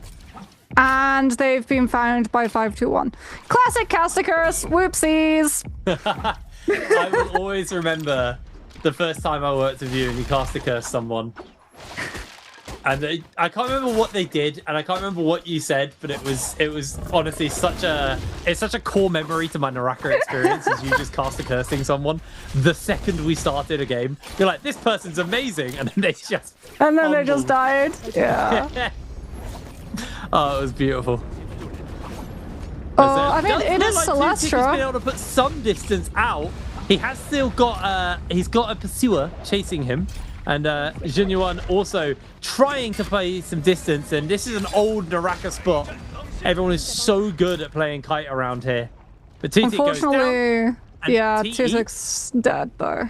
That's a real shame for them there. Don't think they're going to be able to revive again. We got ourselves Hex versus TE. Hex actually won their previous Realm of Yang. TE, though, golden armor on one of their players. Feeling very, very strong. Trying to get some damage off onto Sachio here. One Fang. Can't quite find the grabs, though. Lexin not going to be giving it to him. So there goes the transform from One Fang. Suddenly the threat window has somewhat closed, but still, golden armor going to be very nasty to play into. Tries to drop down. Sachio loses a fair chunk of HP here. They will, and still do have that firewall to work with. Yeah, this is a classic from TE's Realm of Yang and martial arts matchups. The grapple and scale rush into the drop down focus here. Watch for One Fang, he'll drop. He'll look for the RMB, and you have to be ready for it. Good connection though from Lex, and unfortunately he still gets picked up by the Zenda F2 into the full Dragon Slayer's gold spin. And that means that Hex, I believe, will be losing this Realm of Yang cannon for the AoE damage. So Lexan can't just put the pillar behind him and keep it between TE. Just folds on that zip. And TE will be able to walk away with a Realm of Yang win. Now, I believe RW did go into Realm of Yang, but were uncontested in theirs. So pick up Mystic Might for free. Their buff, though, will be far shorter than TE since they've already picked up theirs. TE having to go through the full team of Hex. Theirs will last later, which is a very good strategy. Like, a lot of teams will try and fight out the Realm of Yang for as long as they possibly can, so they can have the later buff, which then impacts what they have available, setting up for those Spirit Wells. As RW will kite to a store, roll for some Soul Jades. They've got 2 yellow ones. We'll have to see which weapon they are attached to. Potentially Moonshard Storm on those knives, which would be very problematic for teams to deal with, as we can see what exactly XKG have been up to in that second Realm of Yang. They've lost 2 of their teammates who they were able to buy back. Now, sadly, not a lot of money to the Yushan's name to be able to buy more Rebirth Charms and pick their players up. And TE just put a bounty on their last player as well. Ooh, out of the frying pan into the fire. That is very, very rough for them. 13 players left in the lobby as well. This is actually pretty much the same tempo we saw the previous game running at. As you can see, Hex, they're actually not really waiting around. You know, you do see a lot of teams in MVPL wait out the timer just so the buffs aren't up for when they fight. But Hex, they don't give a damn. They're just going to jump in and try and see if they can fight the fight. The problem is this is 5-2-1 and now RW also pincering in on this. So there is a third party chasing. 5-2-1's still the team who have the attention turned onto them. And are still just kiting clockwise around the circle, but RW, they can sort of pick who they want to go for. Hex do have a very strong disengagement composition, so like you want to take a fight now, force 5-2-1 to have to ult in response, potentially disengage it, invite RW for that third party opportunity because the fighting does kick off. But unfortunately for Hex, they're the only team with Yang depletion. Because RW went into second Realm of Yang and were uncontested, no one else actually has Yang depletion, so no one else has the motivation to stand with Hex and take a fight 3 versus 3. 5-2-1 will just kite Hex because they know if they stand and fight, they get all in by all of the other teams who take the opportunity to jump on weakness. Yeah, it's very dicey for them, though. 1 minute 30 left. They need to find someone to pull the trigger on. It has to be And I feel Spiritwell. like their It straight up desperation just is has going to be Spiritwell or try to lock down RW. Yeah. I think the thing is everyone's going to know that they're the team with depletion on because of the fact they're sending it. Like, everyone sees them jump in here. They're going to see them pop the ultimates, pop up big abilities, and they're going to go, right, that's depletion team. Pampy takes a big chunk there, but does get bailed out by Fat Milk. But Fat Milk now needs to also try and break away. Sachiko is going to look for it. Needs to be careful for the dazzle as goes in for the transform just to break away from that dazzle, but also goes for the full commit because he needs to start securing some damage and start securing some kills for his team. Unfortunately for him, it is a zipping team. Yes. It's So also they're a gonna have some Syra team. Like, it's a Syra team with sustain. It's a Viper team with stun. It's really hard to both lock these players down and also commit your position physically on top of them, which is what the Hex really have to do because they have to start dealing damage to add more time to this depletion, or they will just time out before we even get to see a Spirit Well. So Sachiko has to do everything that he can, but Pampy's been able to build up the Viper V1, so even though you were able to pull out Fat Milk's ult, you still have to contest with the Kames, and you still have to contest with Pampy's, and here's the combo. Lexon's already dead, Eiko's Cage in play, into the Viper V1 stun, and there's literally nothing that you can do if you're caught inside it. It's such a good comp for, especially if you're getting picked on, you can turn the tables so quick. RW were able to secure a kill. Pampy's taking down Sachiko. As you can see, there is a grab that has come out. AB gets slammed here. They look for the re-grab. They're not able to make the connection, but AB's still going low. The re-grab makes the connection. The slam comes down onto AB, but he is being kept alive with some sustain for a moment, but I don't know how long AB's going to be able to hold up into this. There's now One Feng has gone for the transform. RW's AB grabbed for a third time by a different... same monk actually. Same monk. They secured the Spirit Wells. They had two transforms. Youth plucked as well here. Slammed down into the ground. Youth, can he get another grab on? Oh my word, One Feng does not miss. But absolutely they missed the kill. Work. Pampy steals it. Pampy snipes nice the job, kill Pampy. onto Youth from range. This is potentially final fight as TE, like you said, secured the well. Now don't have that second Tianhai ult though. Have to break line of sight so that they avoid the stun from Pampy's V1. XEM gets caught into Pampy, now picking up the Soul Bloom, picking up more rage. Getting the Eiko's Cage, has to be very careful that he does not stay in the zone, and that's what he's done. Oh my goodness, 5-1. Saw TE's position and XKG, and Eiko's caged them into the zone so that they die to zone tick damage, and then just left. They left them out to fight a 1 versus 1, and the one who lives would die to zone damage. Now it's 5-1's 3 lost players versus TE's 1 and RW's 1. That was absolutely crazy work. As now we are down to it. Depletion on both these teams, but I don't think it really matters. TXJ is going to have to do a damn miracle here. Bane's Breath is going to be the first step there. 5-1 though. They have their full team. Oh, no, sorry. Yep. Going in for the full res. Nice start there from TXJ though. Okay, 1 versus 2? 1 versus 2. 1 versus 2. It looks like TXJ. Oh, careful that we don't go out to Moonbeam. Does have ult. Does have Wisp. Could potentially win this. 5-1, not able to res their third. Oh, wait. They have Yang depletion. Yeah. Which means, hold on. They need to get the flag. All TXJ has to do is stop them getting flag. And he's going to be able to time them out from Yang depletion. I don't know how long the timer is. I'd love to see that. They're heading over to the Soul, Spirit Well. TXJ is going to try and look for the fight here. Throws out the Wisp. Doesn't make a connection. Has been caught by the silence from the Viper, so he can't even do anything for the moment.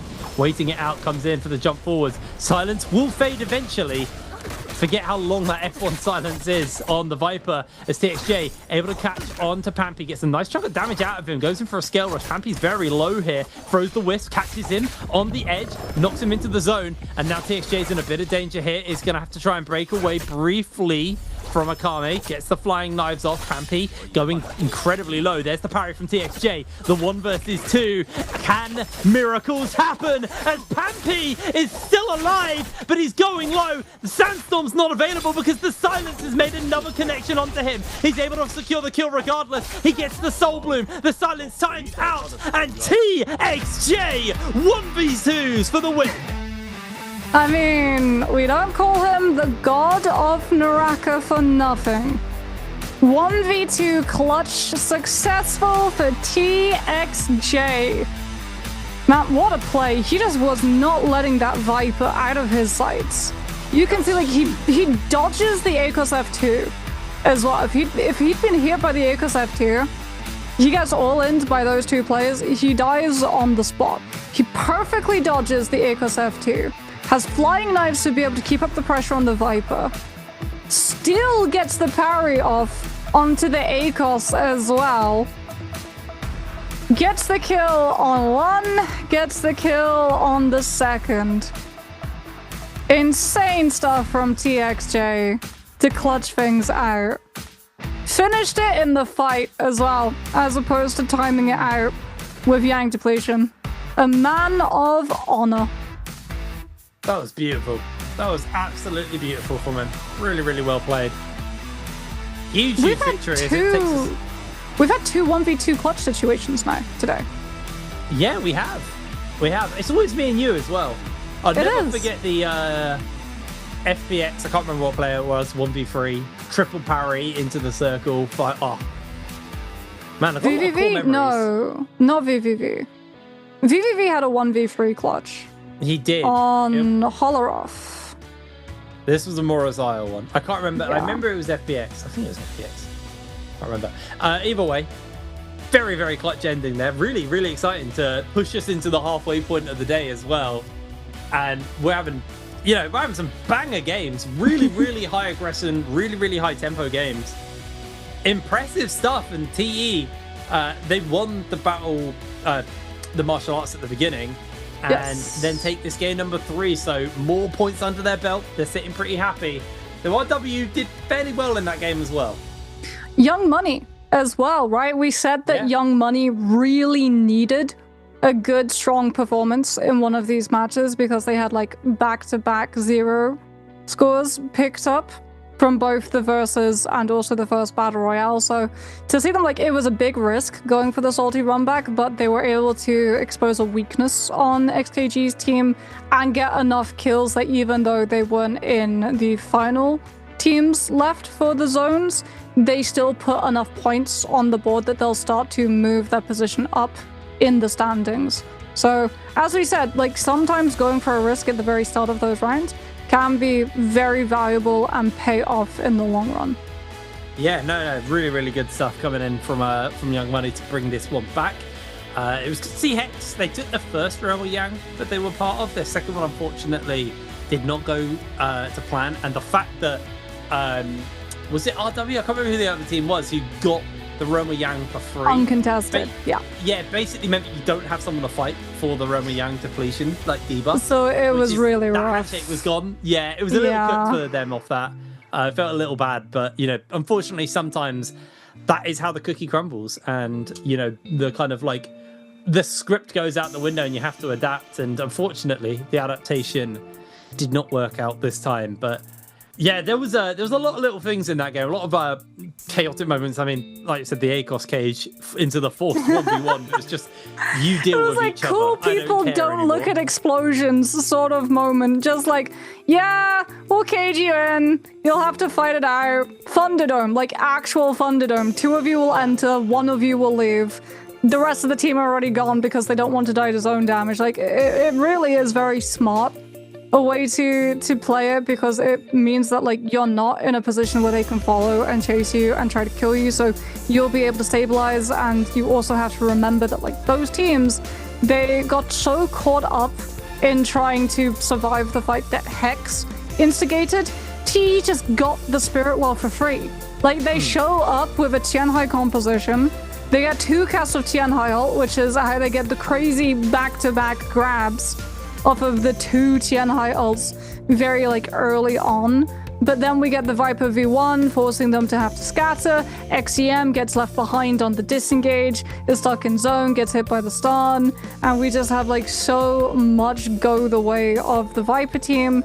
But Temmie's able to get away. In the chaos, TXJ, more than enough to take the 1 versus 2. And that's a situation that I think a lot of people sort of look back and understand how exactly you want to play those moments out when it is you versus 2 players, because he played it perfectly. Like, it feels, even though he's up against a whole other player, he's just so in control. He perfectly understands the spacing. He perfectly understands where he wants to position. He knows exactly which weapon and when to send. Even when he goes for like the focus strike commitments, he still sort of feels like he understands that he'll get them through, as opposed to it being such a big gamble of a risk of if the parry is anticipated, because what he's been able to do with all of that chip off of the knives, forcing the Viper off of the fight, is that usually in a 1 versus 2 situation, one person can guard for the parry, while the other person continues to lock the fight up, right? But because the Viper's so low that she can't have the confidence of holding in the pocket to look for the parry, TXJ can be far more confident in sending out the focus hits, and if it is parried, he's still got his F. So it's a really good read of the situation, and to stop anyone from taking advantage of the player count. Yeah, played it really, really well. Very, very clutch closer to that game, and sure we'll have our MVP card and everything all coming up soon. And I just want to see the replays. The replay package is going to be very exciting. There's a lot of big stuff, especially in that final moment. So saying, you know, the 1v2, the kind of just chaos, the fact that Hex were just forced into such a rough situation. You know, it was a very, very different game from what you're used to. But here we go. Our score at the end of the game: TE walk away with 16 points at the end of that one. 5-2-1 walk away with 14. RW 12. Honestly, all in all, fairly close points in the top 4, and then fairly close points in the bottom 4. GG only walking away with 5 points though. That is a big upset for them. Yeah, as we said, GG, like, this year, they've had issues. It feels like they're trying to find a tempo in this new system, like adapting to the fact that the end game has changed so drastically, and that was where they got their points. So now they have to sort of fit into this new tempo of a lot of very early aggression, which is also likely why they've sort of moved their drop locations, because before they would just do their own thing. They were like, if you want to fight us, okay, sure, come fight us. We're more than ready to take you on, but we won't go out of our way to go seeking out kills. And that means that if they go out early, they don't pick up that many points. As we can have a look at the overall standings, TE remain in first, off of a very strong win in the versus matchup, followed by an MVP round in Game 3. But RW, despite coming out with 0 points from that starting versus matchup, 1 point away, and both times off of playing the Zycon position. Yeah, the thing is they can't do that anymore. They are cooked on the Zycon. So can RW keep the tempo up? Are they going to be okay playing something a little bit different going forwards? We'll have to see. GG, not like you were saying, we talked about it, been a bit disappointing, unfortunately. Not the greatest start.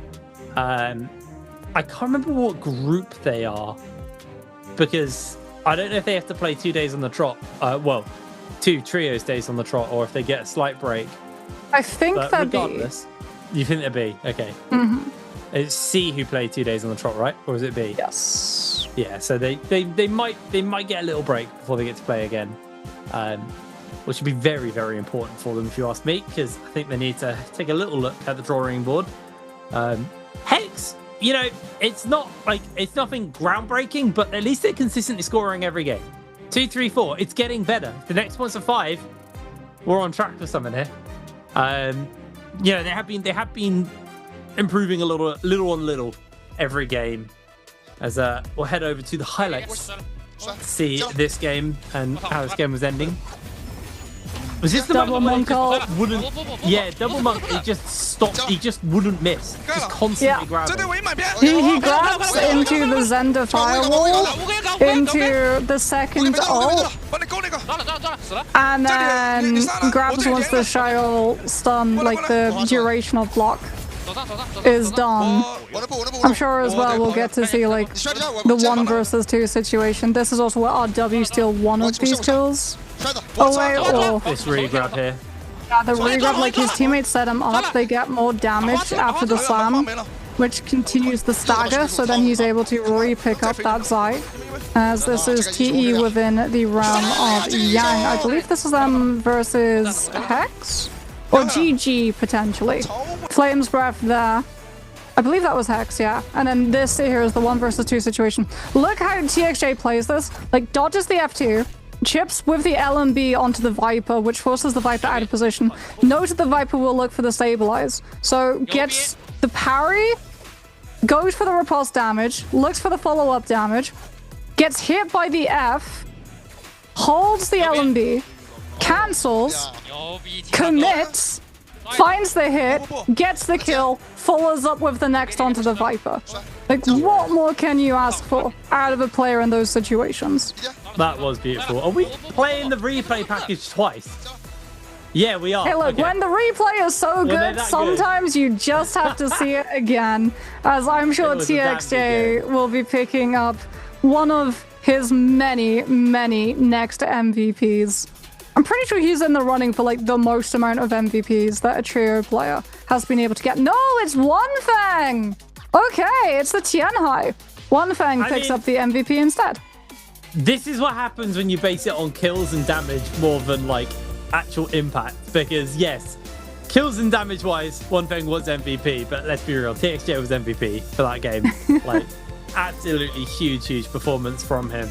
And you know, a nice double win here so far on the day for TE. There's still 3 games left to go today. So plenty of time for them to put even more points on the board and, you know, really kind of set themselves out as a big team to watch. I mean, they obviously were one of the big teams to watch in this group. Obviously, over in Group A, you've got like SR, you've got Wolves. I can't remember who the third person I was really scared of in that team. OUG?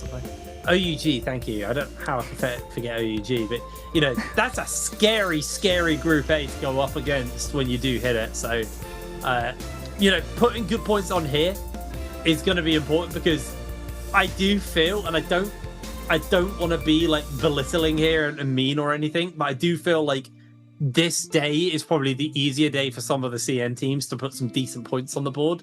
And then when they go up versus the likes of SR and stuff, it's going to be, I wouldn't say hard, but well, I will say hard, but it's going to be a lot harder to score like you are today. But I mean, today is also first day.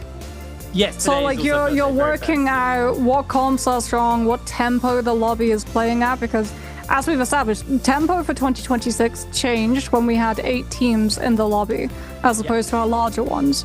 Yang depletion changes have also changed the game in terms of how you approach looking for those last hits onto the teams who lose the realm of Yang, because now it becomes a lot harder to keep a track. But we will be keeping track of more maps after this interview with one of our players. Take it away. Ladies and gentlemen, welcome to Post-Game Interview. This is Jaeger, and I'm standing here with our player. Let him say hello to our audience. Please say hello to everyone. Maybe introduce your team and your ID. It's Wally from X. Welcome to Post-Game Interview. And we know that it's the first day of the MSC Churros game, and I'd like to know, sir, how's you feeling right now? How you comment on your team so far? I think we're doing okay so far, but we still have to keep it up and go a little bit further. Okay, so I would like to know, because you guys are really awesome today. You guys, you know, in the latest game, you just won the fight with the team RW. So I'd like to know if you still remember the communication or strategy at the time. A little bit. Nope. Yeah. Yeah, our strategy is to look for Luxon mostly, because he's gonna get focused, he's disciplined.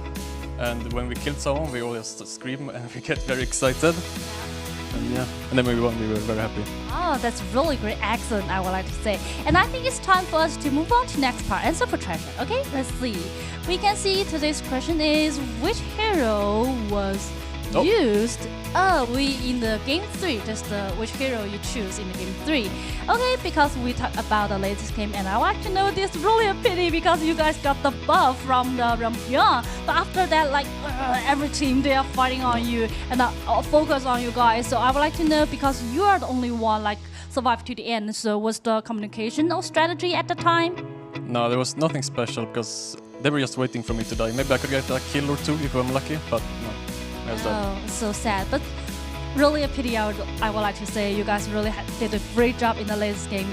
Okay, I think it's time for us to counting down, so maybe you can counting down for us. 3, 2, 1, screenshots. Okay, let's find out the correct answer is... The answer is C. Yeah, the correct answer is C, and congratulations our lucky guy. If you are the lucky guy, you will be whispered, so please pay attention.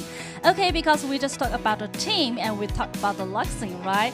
I still remember like Luxing is doing for the solo game player last year, so why you guys just choose to invite him to your team? Yeah, he played solos in J-Cup last year and he's very mechanically good, and we thought he would fit great with us, so that's why.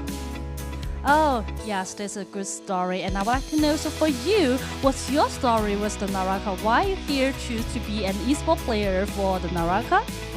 I've played Naraka since it came out, and I love competing in games, and so do my teammates, so we decided to do it together. I see, and because we know a lot of like foreigner players, they talk about like Naraka's movement is still really difficult for them, especially how to understanding the kung fu in China is in the Naraka is really hard. So how you just overcome this problem for you? It's not as hard as it seems, but you have to watch a lot of professionals and understand, and then copy them, and then do your own thing eventually. So what about like your ambition this year for the MSC? I mean, the goal is to make finals and then go from there, but it's gonna be very hard. We know it's hard for you, but we know that we have the 8 teams who are qualified for the grand final. So, any team is your biggest opponent so far, I think? Our goal is to kick out Wolves. We think they are the weakest out of the teams here, from the professionals. Okay, I would like to say good luck to you, and we're looking forward to the rest of the game, how you guys perform. Okay, good luck to you, and cheer up for Higgs, and thank you for today's interview. We need to take a rest and be right back later. Bye bye everyone. Bye bye. Bye bye.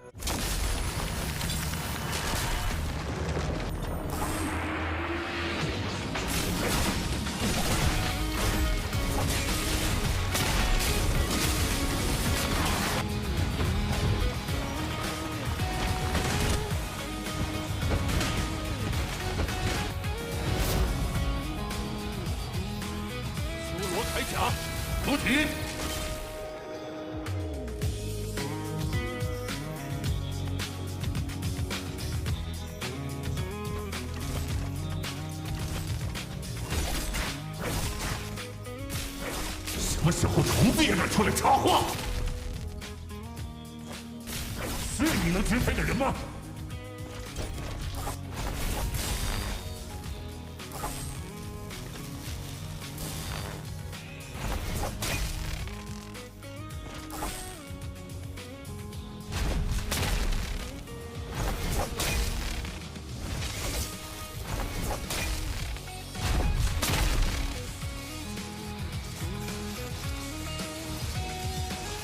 天铠甲，出体！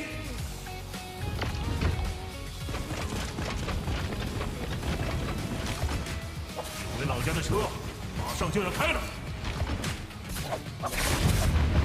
我沉默，并不代表我对你没意见。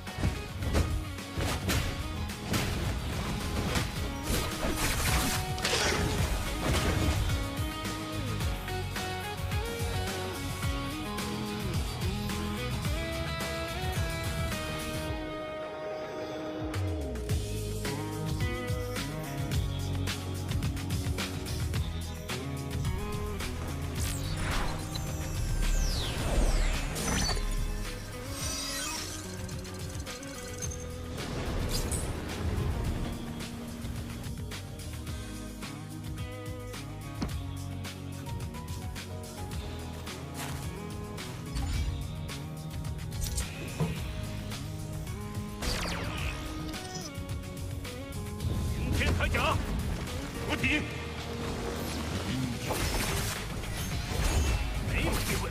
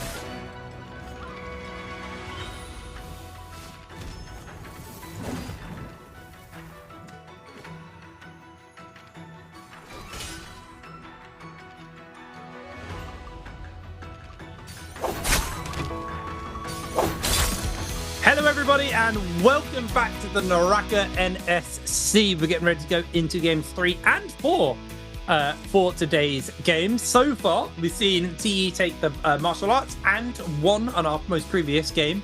We had RW take game number 2, and a couple of teams who were circling the drain on 0 points were able to put up some points in that game number 3, but they still have a lot of work ahead of them, including America's Young Money. So they got a lot of work to do going forwards.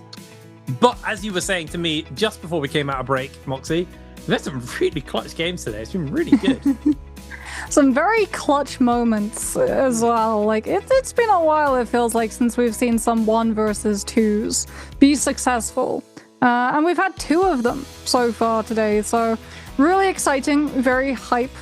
Always a very fun atmosphere in the professional Naraka esports scene as we get ready to head to my favorite map, which is Holorov's Starry Night. So I want to see, like, are we going to have multiple teams drop Salvation Podium so they can try and get their hands on that legendary weapon at the very, very start to power scale up something like a Syra before the first Rumble of Yang to have that advantage? Or will it be less contested in the way that we had XKG solo drop Arcadia when we had Pandoria for our first Battle Royale map, and they did not have to fight it out to secure the Vulpine Essence? Yeah, no, it's always really interesting seeing who drops where, even when there's like certain mechanics in play. Because I do feel like in NBPL, there's actually a fair chunk of teams who just ignore Salvation Podium and don't. Except OUG. OUG always will drop every time. Yes, because they recognize and they like that, you know, it's a potential snowball avenue, especially if you've got scalers based on weapon rarity, like the Monk, like the Zai. I mean, even Takeda, but he's kind of a more umbrella how rare the whole team's weapons are. But Well, you know, we have not seen Takeda today. Outside of the No. versus matchup. did we not? He's I know been we saw it- replaced we saw by it in the yeah. Zender. So You're right. he used to be with the Tianhai and Temi, but Zender's taken his spot. Oh yes, we're seeing it again. Oh yes, it's Hell so yeah. perfect. I can watch this moment like 100 times a day. This is just so good from TXJ. Just takes all of the armor off of Pampy. LMB to chase before he can stabilize and heal. Dodges the F2. Goes for the LMB, hits the Viper. Akami's doing everything that he can to try and buy his Viper the space to heal, including throwing out a focus hit, which TXJ parries, goes for the uppercut, gets chipped, gets hit by the F, lives, holds, cancel holds, commits, kills, gets hit by Pampy, and then one light attack to finish up. The celebration as well. We got to see a replay of like the actual in-game moment. The celebration of his player cam, we did not get to see a replay of that. He was elated. He was beside himself. He was like, yeah, I am the GOAT. That is me. He was very excited. I mean, if I pulled that off, I was. It's really cool, especially watching like the early moments of that fight. Like, he is pivoting the camera 180 degrees constantly, checking on where both enemies are, who's doing what, are they going to hit me with a focus attack? Nope, I can push onto this. Like, it was such a perfect juggle of aggro to make that play happen. And it's always one of those things that just makes big and hype moments like that so much fun to watch. Is just seeing the more you watch it, because the first time you watch it, you're just like, this is hype, this is awesome. The second time, you're like, okay, I'm starting to see his thought process and how he kind of did it and stayed cool in the moment. The one thing I do want to see a replay of is his heart rate in the moment. Yes. I would love to have seen how high his heart rate was for that. Do you know what? During the last break, we can go back and we can pull the stats for you, Jake. Yeah. That's what we can do. But no, it's only possible as well, I feel, with a weapon like the flying knives. Like, the reach, the range, the fact that Pampy's trying to get as far away from that fight as possible and still takes chip from the flying knives off of the LMB. And, like, the fact that he's so low, it keeps him away from actually being able to commit properly to a 2 versus 1. It's not like a 2 versus 1 in the sense of you see in Realm of Yang so many times, like 2 players, both full health, both collapsing onto one isolated zipping, one player hitting from the front, one player hitting from the back, one looking for the stagger setup, the other looking to guard against the focus hits with the parry in case one of those slips through the light attacks.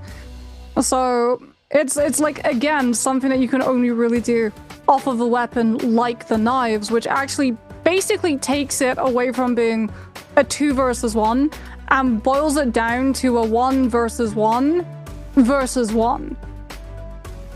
Yeah. Just micromanaging the fight into the point where it's not a 2 versus 1. Really, really nice. Well, as we are currently having a look at the players, getting ourselves ready and geared up for this game number 4, like you said, on Old Faithful, on a map that, you know, for a lot of us, we're very nostalgic for Holoroth. I love this map so much. True ones will Starry Night. always, we'll always have the thorny roller kills, Jake. We will always have the thorny roller kills. I can't remember who I did, because I casted the first like show match they did on it before the map came out, and I can't remember who I was casting it with. But I remember that people weren't used to the environmental hazards of Holoroth at that point. And the last fight came down to a 1v1. And the guy who I don't know who was fighting, but whoever was fighting, the guy who lost because he stepped backwards onto a spike pit. And it was just such a funny and anticlimactic way to end this, like, what had been a really hype show match with a lot of like cool exploration of the map. Yeah. Well, even the players, when they first brought it to MBPL, they did an interview because there was a final zone around the sand cognacs, you know, the things that if you hit obscures your vision on the screen. And the players got asked a question, and the answer was essentially, I did not know that it did that. Because it was so new and they had so many different things. Exactly. that the pro players did not fully know, like, everything that it had. So, like, spike traps, phony rollers, sand cognacs, the cacti, even we were the little with the ice. roller final circle. That was absolutely amazing. And that's when Okay, final RW. circles was stuffed. That's when lots What's of people that were there. pick? What's that pick first phase? Do we follow with the Hardy Eno Zip? Or do we go our own way, our own meta? Well, they've picked their comp twice, right? Yes, they've means double they can't picked pick the it Zai. Yeah, they can't pick it anymore, right? Well, GG will pick the Hardy Eno Zip, and RW will follow suit. Okay, now we get to see second phase. It stopped being the Viper. Twice now, it's not been the Viper composition in phase 1. We had the split last game, which evened out, where both teams went for, like, one team went Zai, one team went Zender. Oh? Yet again, We're we gonna have get the triple identity Viper. crisis. Potentially. Or we could have triple Zai. I feel We like have the to Viper's see. just better, right? We'll have to see. You all right? Let's find out as we go into our third pick. That's I mean, when it's these not guys just- perfectly split. Yeah, it's not just the triple Zai, it's also the fact that Zai brings, there's no ATXJ, Dunk's not casting today, you don't need to tease the Talker in a trios comp. I was gonna say, you don't really want triple Viper because of the possibility of triple Yushan. You don't have to iframe the Viper stun if you have your Yushan out. So Very Viper true, very priority true. has actually fallen down. Yeah, actually, I forget about that, and we even had it show up in both of the games today, where the US shout has actually really offered a lot of value. Seeing the Zender getting locked in here from the side of Hex, see what Young Money are going to be looking to put together. Might just be the same comp from the looks of things. Very, very interesting hero select. Oh, going triple into Zender? game at number 3. 4. That's a Triple triple Zender Zender. comp. That's also triple Tianhai comp, which means that we only have one Viper team. So the exact opposite of what the Viper comp wanted has I can't believe happened. I cast a curse that. Hey, look, I had one earlier. It's only fair that you get yours now.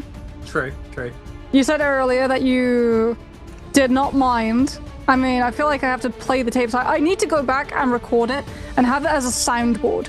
That every time you have to cast Monk, I just get to hit that button and your own voice says, "Yeah, I don't mind Monk. I quite like him in this meta." Because at the moment this Monk comp stops being actually fun to watch, my opinion. I have, like I said, while I was saying that whole quote, I have very little patience for Monk. So they're okay now. They're all right at the moment, but when I start seeing Karumis and Monks just sitting on top of each other, quivering, I'm gonna lose it. Hey, look, the Zender Tianhai is a much more aggressive Yes, that's why I like it. composition. It's very damage loaded. It's very, like, front to back. You get a lot of damage in, you break through a lot of sustainability. Your Tianhai allows you to match up to the pressure of the Eno composition. So you're sort of like hedging your bets against all of the comps that you can possibly run into. You have iframes for your Tianhai versus the Viper. You have good amounts of damage capabilities with your Zender to blitz past things like Zip Sustain or Karumi ults. You get the Firewall to be able to split a lot of the Realm of Yang fighting as well, which in turn can block a lot of damage that comes out your way. And then obviously you also have Temi as well, who's just a good all-round hero in any composition. Yeah, absolutely. Well, here we are having a look at the hero picks. What people are going to be locking in. I don't really think we're going to see anything too different. So Yeah, always F1v1, so yeah, on the Viper. there that's the only there was a team in MBPL who tried to play V2 Zender as opposed to V1 Like, F2's become the staple for the F abilities. That much is just widely accepted. But SS1 with the Temi and Tianhai tried to pilot the V2 variant of the Zenda, which is actually the one which binds players, as opposed to having the firewall. So the whole idea would be that you had more crowd control, which could then play into like locking people up for your Temi or your Tianhai. So if you used all of your ults in one go, you could just get back to back to back grabs. And you're seeing it too, the 1-3-2 resting heart rate. 1-3-2? Yeah, I was looking SKG. At, that's SKG's third player on the left, 1-3-2. All right, I've said this every time. I've made this joke every time, but like genuinely cut your salt intake, guys. Like, come on. that is an insanely high heart rate. You know what's really funny as well? It's XKG who went for the salty run back in the last map. Oh, don't do that, guys. Don't do that anymore. Pressure is mounting as we head into game number 4. These next 3 games are going to be super important if you want to have a chance of making it through into the next stage. And in a very short tournament, you don't have time. You don't have places for mistakes. It has to be pretty clean from the get-goes. Here we are, hot off the drop. GG and TE all dropping near each other, just grabbing some weapons. You can see GG having able to pick up a longsword, flying knives onto one thing. Longswords across the board here, actually. GG still desperately trying to find a weapon onto one of their players. He's getting punched to death. 330 is getting absolutely rolled here. As one thing grouped up onto by GG, they're able to secure that kill. CXJ coming in with a great sword is going to try and space out these members of GG, but Zem is still running around with a crossbow and fists, and that is all he's really got to work with. Has still got that grey armor and has landed a few good shots here and there.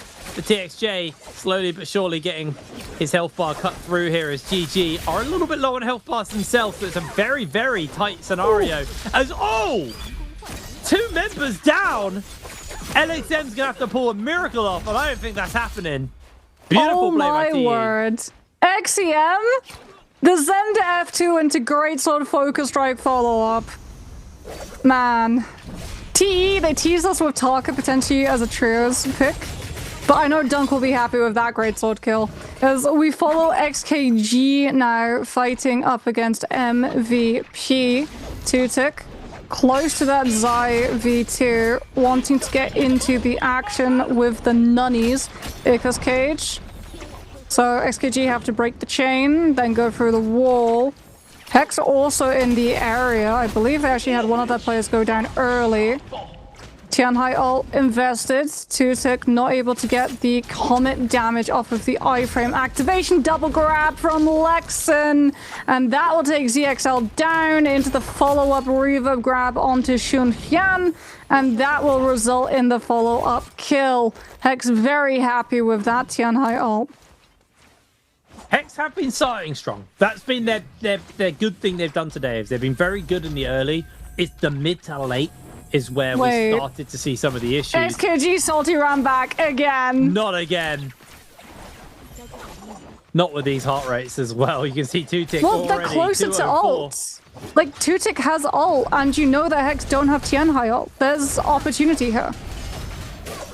Let's see, they're able to land one of those meteors at least. Do get massive work done with the chain scythe there, and that is going to be a kill on to Sashiko.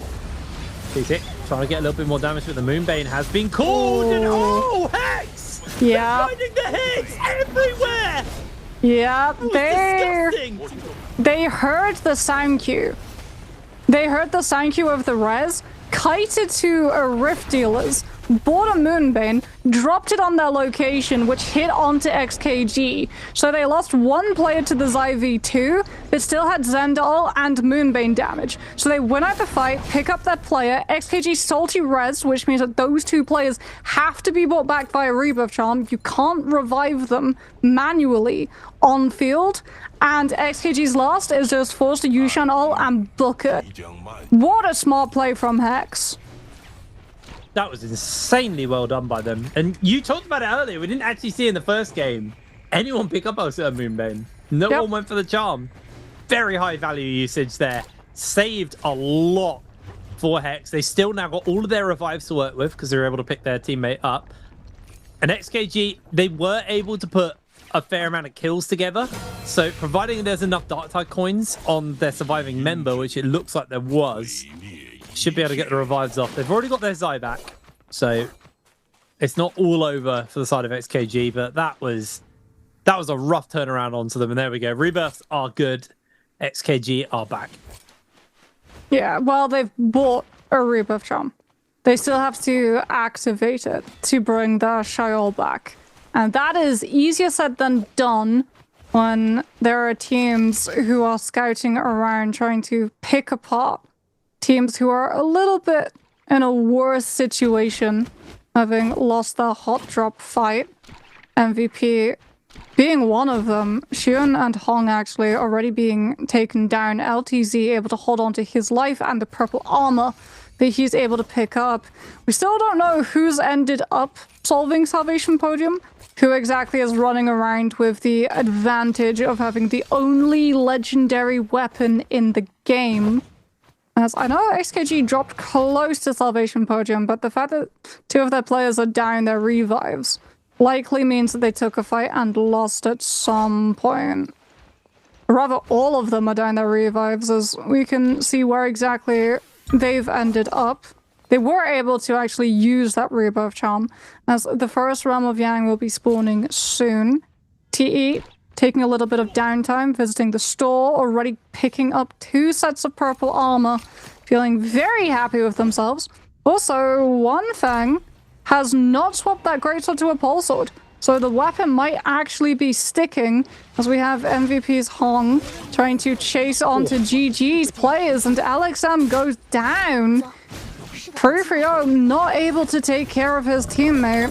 CGS does have ult if he wants it, but the Forbidden Seal means he can't use it. Or actually, yeah, no, silence off of that Viper. And GG lose 2 players very quickly. They still have their third somewhere. But I think the call was made to just have them scarper while MVP picked up the rest. It's nice to see some recovery from these teams towards the bottom of the table. Is Pampy and will be spotted out there. Hex have found XKG. This could be the revenge run here for XKG, or it could be Hex putting a nail in that coffin. Already gets a knockback onto one. Nice chunk of health out of ZXL already here from Lexin. Lexin's going to go for the transform. They're going to throw down the sandstorm as well. This is a full send through the tree. Lexin finds the grab, doesn't get the re-grab, but they get the slam down. Two-tick not going to get caught by the re-grab, but does get caught by the slam into another grab, but it's blocked away by Genuine. Great blockage here coming through. If Lexin can find that grab, this is going to be so detrimental to XKG. They just used all of their Dark Tide coins to do the revive, as now XKG are going to come back with the timing out on the Monk. They're going to be losing their form in a second here, as Two-tick is going to be looking to put some damage down with that Scythe. Goes to the F, makes the connection. Wowie will fall. And it looks a little bit like Hex bit off a bit more than they can chew. XKG made a fantastic recovery here. There's Sachiko. I think he's toying with going through the gate and just seeing if maybe there's an escape window that way. I mean, if he does go for it and go into a 1 versus 3, if he loses, he... Oh, they are. Oh, no, it's going to be XKG. Yeah, but here's the thing for, like, Sachiko, right? If he died before he went in, yeah, exactly. This way he gets a chance of reviving and buying his team back. It is a 1v1. Okay, Two-tick, no ult. Sachiko, no ult. It all comes down to the 1v1 between the Zai and the Temi. No one's used the F. Sachiko closes up, tries to play in the pocket. Two-tick with the flying knives. Wants to be a little bit closer. That's the F. Already going to be burned. As it looks like we have... Ooh, Two-tick overholding. Uppercut, forces the F. Tries to read the positioning of the Temi with that follow-up. 1, 2, no F for the Temi to recover from. Into the fry-up, into the follow-through. Ooh, Two-tick gets it again. Sachiko should have the F back, but he's just not going to be able... Yeah, there we go. The F comes back just in time. So he's able to survive the full extension, but now he doesn't have the throw. And I believe, actually, XKG, despite it being a 1 versus 1, was slight interference because early in the fight, that was a Sheol block. against the Temi, which means that they must have used Sheol ult outside. And then that blocks the Temi's follow-up damage. You know what? XKG, genuinely very honourable to say, you know what, we'll just make this a 1 versus 1. We won't send the whole team. You can go for it that way.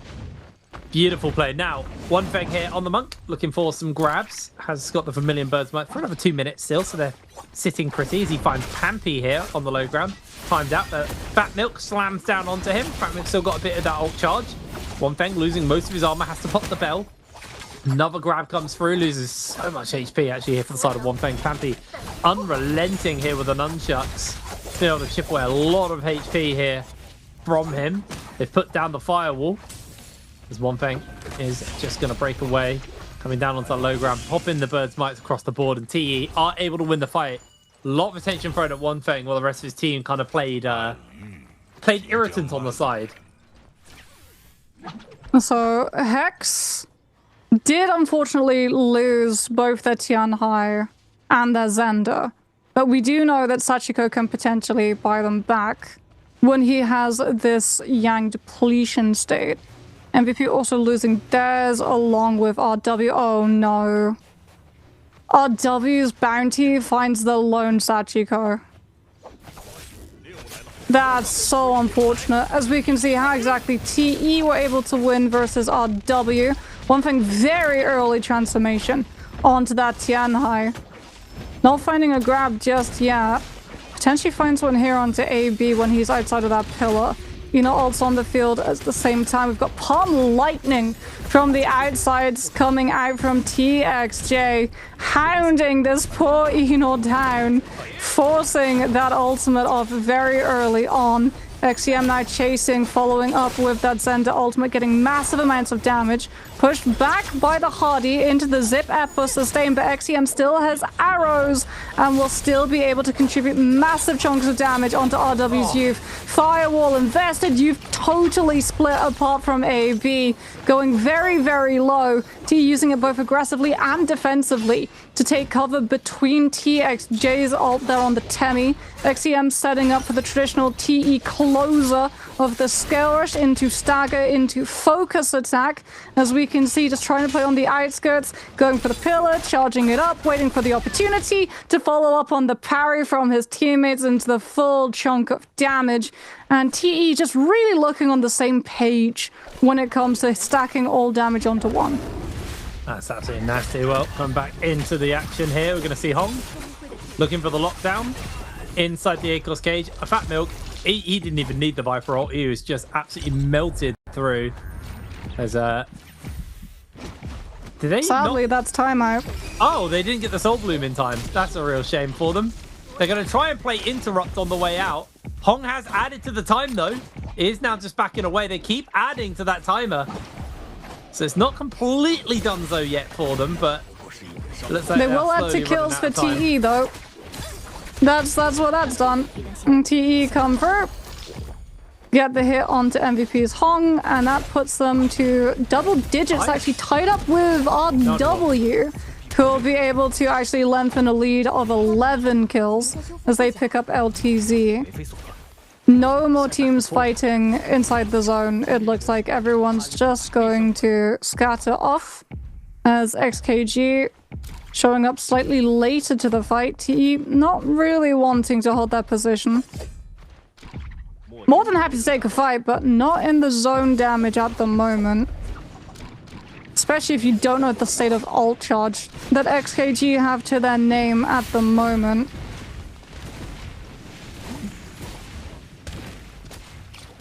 I'm just looking at the stats while we're going through this from today so far. Do you know what weapon has the highest average damage being dealt at the moment? Knives. No, they have the highest kill share at 31% and 36% of damage share, but the highest average damage, and obviously this can be a bit of a loaded stat because not as many people are running it, is the spear.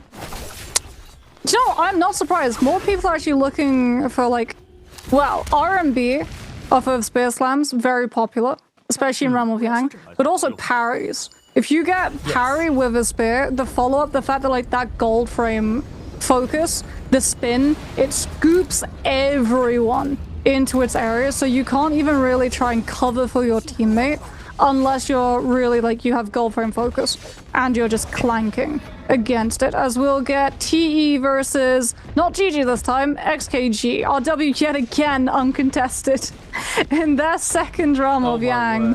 As Wanfeng looking for these grabs, Xunhuan trying to stand up to the threat of the Tianhai, but TE, we know that they still have massive chunks of damage.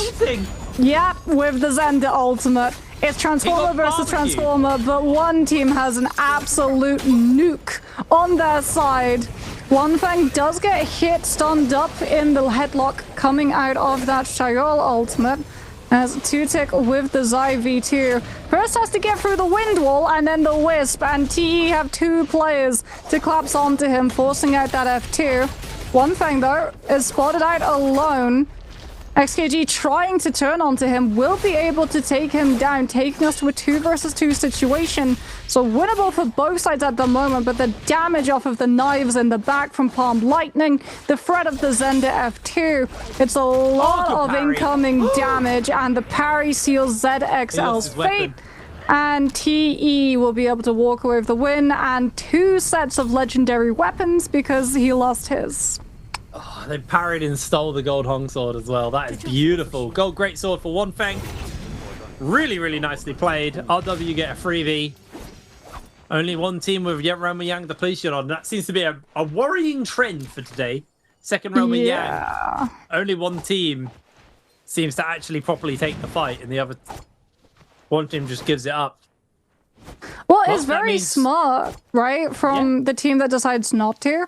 Because what you basically do, even though you don't like get the opportunity to get kills or scale up, you know that only one team gets Yang depletion unless it's a timeout situation. So then, as long as you just follow the team with Yang depletion, you can reclaim your kills that way. Because they'll be put in a really rough spot as we get to see all of the soldiers. I believe that is Mortal Defiance for RW's Yuan. Also, Wild Windspout attached to the fan. Not a soldier that we get to see all that often. Teams much prefer things like Moonshot Storm or Palm Lightning. Despite Palm Lightning's epic status, very much feels legendary with the value and impact that that one gives to the weapon. It's kind of just everything about flying knives is crazy broken, isn't it, really? Yeah, sort of. That's kind of the takeaway I get from that. Well, XKG, only team with depletion on.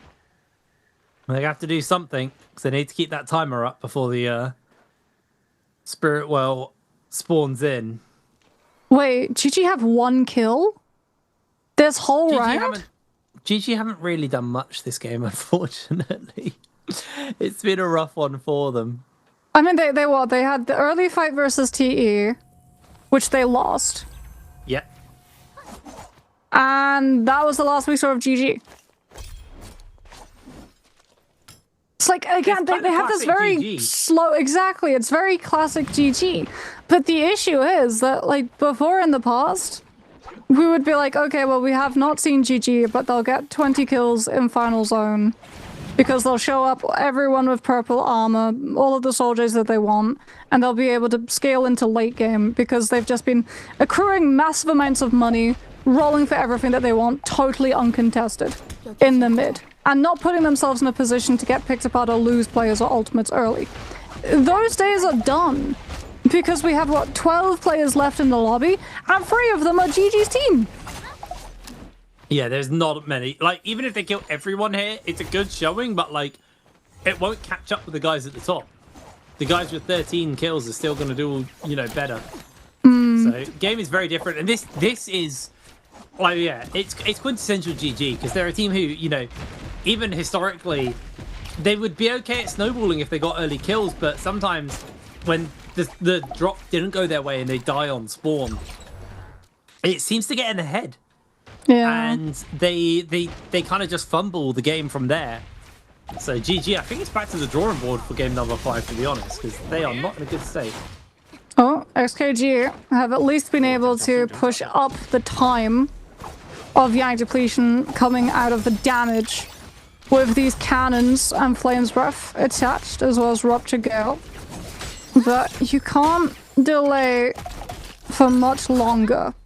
They've picked an opportunity, they've spotted the RW are alone, and that the rest of the teams aren't here to third party, so it looks like this is their opportunity to push for those kills.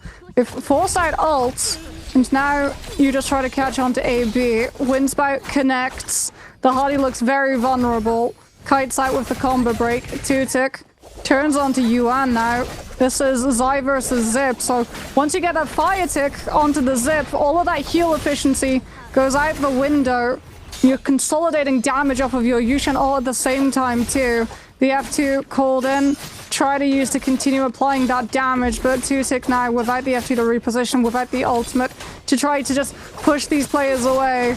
Not a lot he can do outside of hoping that the stamina is enough to perfectly frame through all of the damages coming out. He's able to get the armor swap, but here's the problem, Jake. The fight's gone so long. It's not been clean, it's not been fast, and TE are here to third party. Two-Tick spots out AB, finds the F2 connection onto him, but gets hit by the horizontal off of the Hong Sword. He's got a teammate, though, to find the follow-up. ZXL will be able to take down AB, but they've left behind one of their own to secure it. And TE with the Tianhai ult and the second cast of it, because yet again, teams got so caught up dealing with the Yang depletion team. TE took a Spirit Well for free and now have 2 cycles of ults. This game is as good as done. Yeah, it's just the 1v1 for the two teams, but there is still one XKG member sitting about, hoping just for placement points at this point here. One Feng is going to transform, had it on loop, looking for the grab, is going to miss out there onto the members of GG, and GG, they need to win this. They need to at least get some points on the board from this game, because going out here would be devastating with no kills under their belt. And One Feng actually positioning away from all of the action, and GG repositioning themselves. Ultimate's burnt. Means we may have a bit of a stalling phase while both teams build back up their ultimates and their rage again.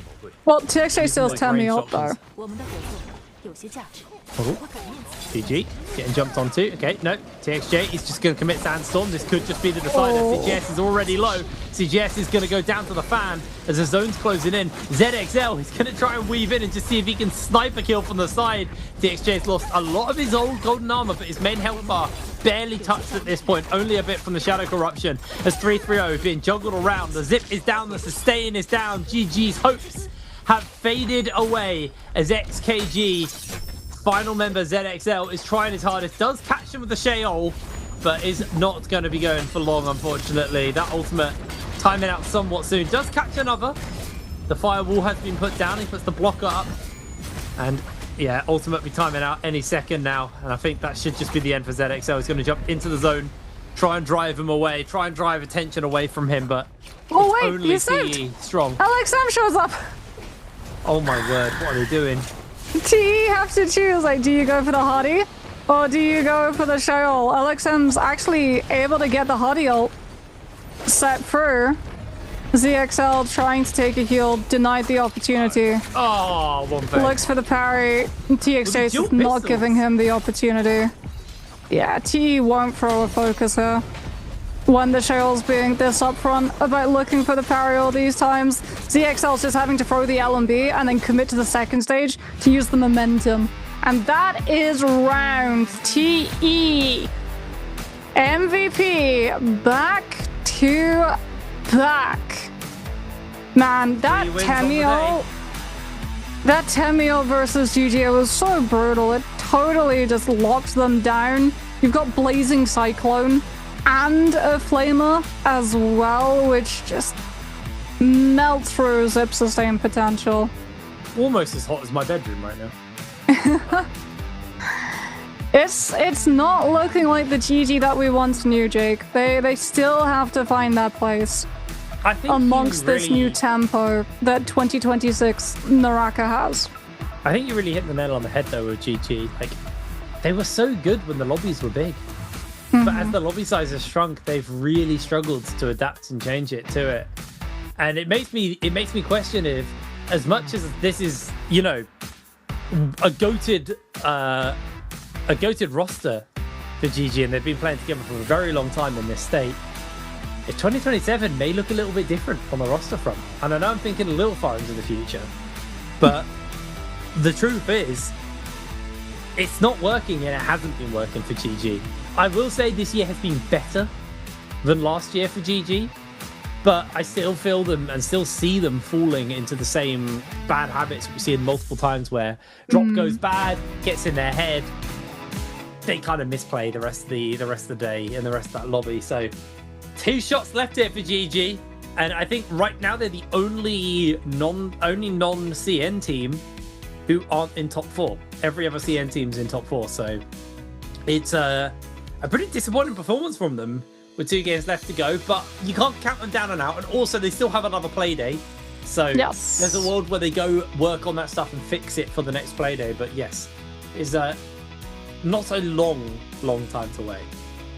Yeah, I think like my issue with GG is that for some of the other teams, when the tempo changed, like they changed with it, and then it also feels like they improved in terms of like the duel fighting that you have to do in the versus matchup. What always set GG apart was 2 things: their ability to control the final zone, but we had many teams like that, FPX, TE, JL, they were all known for being able to control final zone and get a lot of kills in through as well. For me, like the coordination between GG always was a standout, because like you said, this is a roster that's been playing together for a very long time.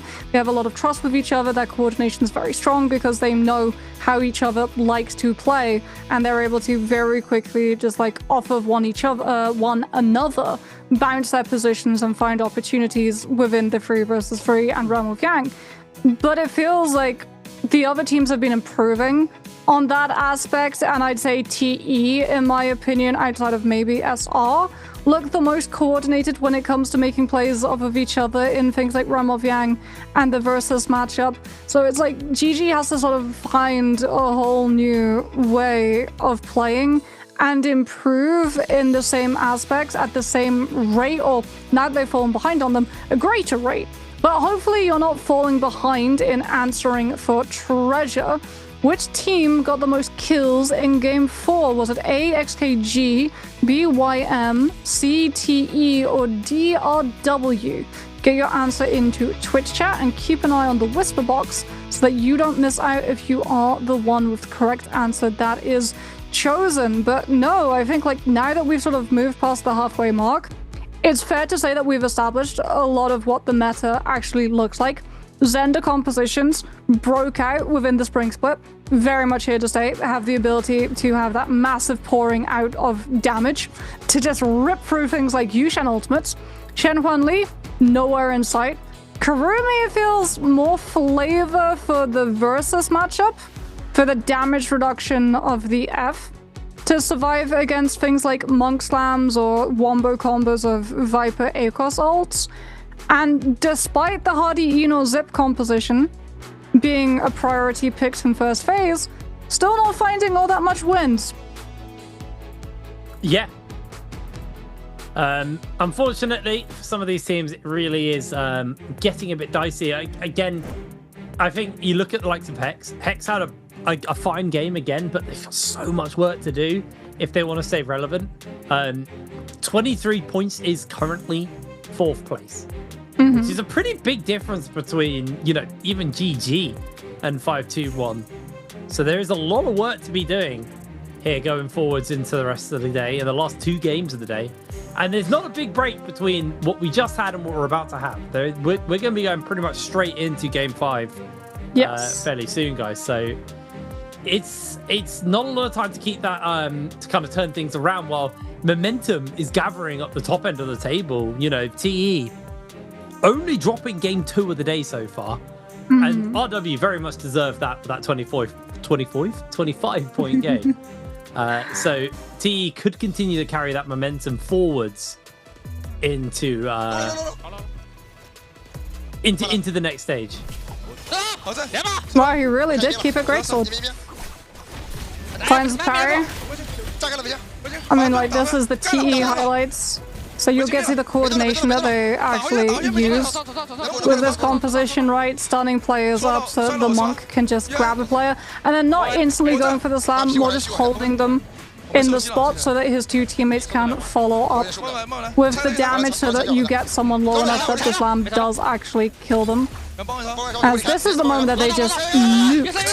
It's fair to say, like, look how quickly that Yushan ult health drops. When the Zen ult comes into play, it's 50%, blink, and you miss it. Just like Houdini. That whole Yushan ultimate simply disappears. Yeah, that was absolutely brutal.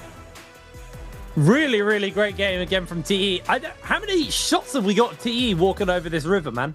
Like, we've played it 3 times today. I feel like they've seemed to have a unique one every time for it as well. So they came prepared. Ready. Okay. They get ready for TE. They knew that TE would get multiple wins and multiple MVPs. And there we go. TXJ, MVP, 21.5k damage. Look at the amount from Knives. 16.7k. I mean, he did have Palm Lightning, which explains why. But even without that Soul Jade, you're still expecting Flying Knives to be 10k plus with a performance like that. Yeah, I mean, up in the numbers on. I've got a live feed of like the weapon stats. Very cool. Spear still ahead, or has Knives started to pull through? Knives actually has gone down in its kill share to 28% from 33%, which it was at the beginning of this game.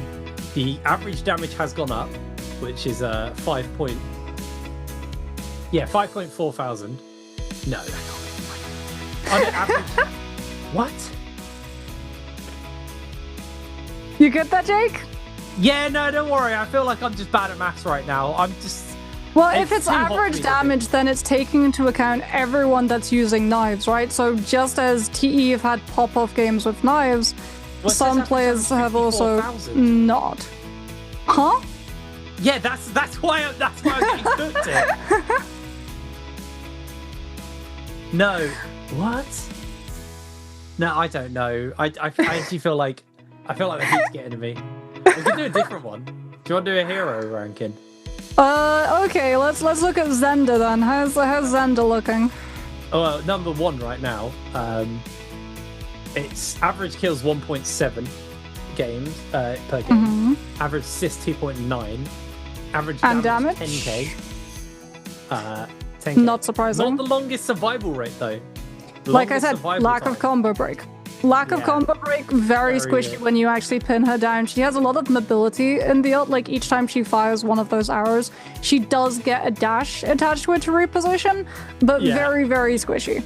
I just melted down when I saw who has the longest survival rate. Zip. It's Zip. It's actually quite significantly Zip as well. Are we surprised? No, I mean she's 8th on the list, so you know. I mean Zip with Hardy. I feel like we at this point just have to be like when we look at Zip kit, just put the cube into it because she's always played with Hardy at this point. We will not see the two. No, don't put cube because it's just not been played in solos again, and I don't want to ever have to experience solo Zip again. Like that period in solos where we would go to 16 lobbies of Zips, 16 Zips, and they'd be swinging at each other the whole time. No one would die, and it just come to final circle, and it was just a hail off. One awful time to watch solos. That genuinely the darkest timeline. Luckily, they nerfed it into the ground, and that is not a playable thing. Although I swear Spider occasionally still whips the zipping out every now and then. It's just like Mike as well. Yeah. Mike? I feel like each time that I cast with you, I need to have a bingo board of like Jake complains about Zip, Jake complains about Monk, Jake asks for Valda buff. Yeah. we just slowly get all of them until I can be like, bingo! I feel like we should add it. Like, I'm sure there's a way to add it to Twitch. Like, you could probably add like a hit brain bingo. What else would we do on there? I tried to talk about something other than the game. That's something I always do on cast. I get to a point where I'm like, it's podcast time. We're gonna yap about whatever. Jake runs down a rabbit hole. That's Head first, Alice. You can call me Alice. Who, by the way, Alice was who won our last answers for treasures, actually. For real, or are you just pulling a rabbit out of a hat? I know, but will you? See, distracting, breaking away from the game and jumping down a rabbit hole. Classic. You are a menace. Oh. I made a Okay, well career out of it. that was our holler off, which means that we go Padoria. We have one more Yes. match before we get our mirror match. Now the question is, what composition will be mirror match for? Will it be So far, it's the Xander? RW team. I feel like it's the Xander comp with the Tianhai for sure. Since TE Yeah. MVP'd with it, RW have MVP'd with it, and even though they did not win the second time they played, they still scored very high with it. They were the second Oh. team in terms of kills. So it's a combined score thing. It's not most on a single game. I believe so, yes. Oh, I thought it would be better if it was a single game because then you could play upset. But yeah, RW definitely did a big dent in the Zenda performance, so we might see a Zenda mirror matchup. We will know at the end of this game though, as we are right now back into the studio. Players are getting themselves geared up for game number 5, heading over to Midoriya. Another one you could add to my bingo is Jake complains about Holler Off only being played once a day. Yeah, but I feel like you very rarely do that, actually. Or maybe it's because I've been more casting haven't been trios casting me this that year. much. Yeah, you haven't done that much casting with this year because I've done a lot of solos. I think every day. I think every broadcast I've complained about it once, but we don't Wow. get the Holler Off. I love it. It's such a good map. I mean, hey, last year Starry Night was not in rotation, and I was like, I Yeah. miss that map. This year they brought it back, so who knows, Jake? Don't let your dreams be memes. I had this conversation with, I think Creatives or Savario. I don't think I've ever had this conversation with you, but while we're waiting to get into games, we talked about this stuff before. We can go off stage with it. Jake starting his podcast. Okay. 4th map. What do you want from it? What do you want our 4th map to be? Because I've actually got a really strong opinion on this. You do basically- know that 4th map's already announced, right? Okay, I have not. I've been living under a rock in my defense. I went on holiday. Well, and they then I came haven't back and it's fully been hot. shown it, but it's being teased. Okay. It is being teased, and if you want to keep up with all of that, follow the Naraka socials, because there's a lot of events this week for people to get hyped about. A lot of events. In my defense, I'm not really on social media anymore because Twitter is a cesspool. So I don't really look at social media, so I don't get this news. What's the theme? It's actually not what my point is. The theme. I tell you what, Jake, I'll show you the trailer for it Okay. in the break wicked. that they posted will on say, though, socials. What I want from this map is I want a small map. Because if you look at other battle royales, they have actually varying map sizes on some of them. The big one is that shooty game. I don't know if I'm allowed to mention, so I won't. But there's the big shooty battle royale, not the building one, the one that started the whole trend. That one has its original map, then it has like a really, really big desert map, and then it has a tiny jungle map, which is like half the size of the base map. And what it makes for esports is actually really interesting because it means comps and the way you play the game varies dramatically. If everyone's in such a hot drop spot the whole time, it means Okay. the game is massively different. I mean, the game will be massively different. If you What are want they me doing to with the new very map? quickly read out like the snippet that they gave of the tweet on June 22nd. 1 look, 5 discoveries. A single glance through the telescope at Tidewatch Shoal reveals more than meets the eye. For more details on the new map, stay tuned for the Naraka Fest Direct 2026 on June 26th. So Oh, there that's you in 2 go. days. Yes, that is in 2 days. Friday. Lovely. So you I'm can very get excited excited about that. 2 days we'll have more information. I hope it's a small map. I genuinely think a small map will be really interesting. He's here! He's present! He survived! Whoa! He's Our back first sighting of Shenhuan Li! with the Justina as well, bringing some ice to a very hot day. It's hard to talk about the weather when everyone at home is all over the place and all over the world. I don't know. I know Europe is hot right now, but I don't really know, like, outside of Europe what's going on. Everywhere's hot at the moment, Jake. Everywhere. The whole world is hot. Yes. Well, even south of the equator, because south of the equator is winter now. I don't know about south, but I do know NA. People in chat earlier were talking about heat, and then CN, there's been a lot of really, like, very warm heat. As I said, Raven was saying to me a few days ago that the heat is very, very warm at the moment. Well, hopefully in the arena they've got some nice air conditioning to keep the players cool, as we're going to get ourselves lined up and ready. We kind of skipped through a lot of Game 5's picks, but that's fine. The exciting thing happened at the end with the Jean Hunley and the Justina showing up. Jake had to have his podcast moment. I need to have my moment. I have to talk about something. I can't believe you totally missed the tease for the new map. I'm not joking. I genuinely am not using social media at the moment. So, like, other than like Instagram, like, I don't use social media because it's just, I don't know if you've it's not just Twitter, but Twitter's the worst of it. It's all just bots talking to each other, and it's just not a pleasant experience. So, I'm living in the real world, Moxie. I wouldn't say I'm quite touching grass, but I'm a step towards the grass. Might as well be on it, as we can have a look and see our hero picks. It is, yeah, just the one Shen Huan Li on the side of GG, and they will be using the nerfed V1, so damage duration.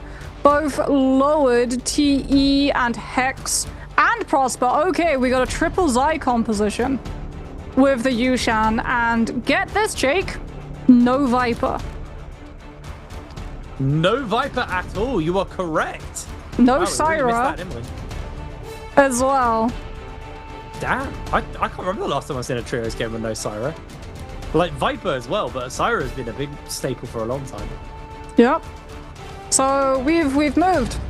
We have moved on. Jacob, the issue was like, do you have a good answer to Viper compositions? Turned out, no. Viper Syra still very much on top. And Spring Split, do you have an answer to Viper Syra? No. But now we have moved into a composition where it appears that yes, teams do feel like they've been able to stay ahead of the Viper composition, and it's with Yushan.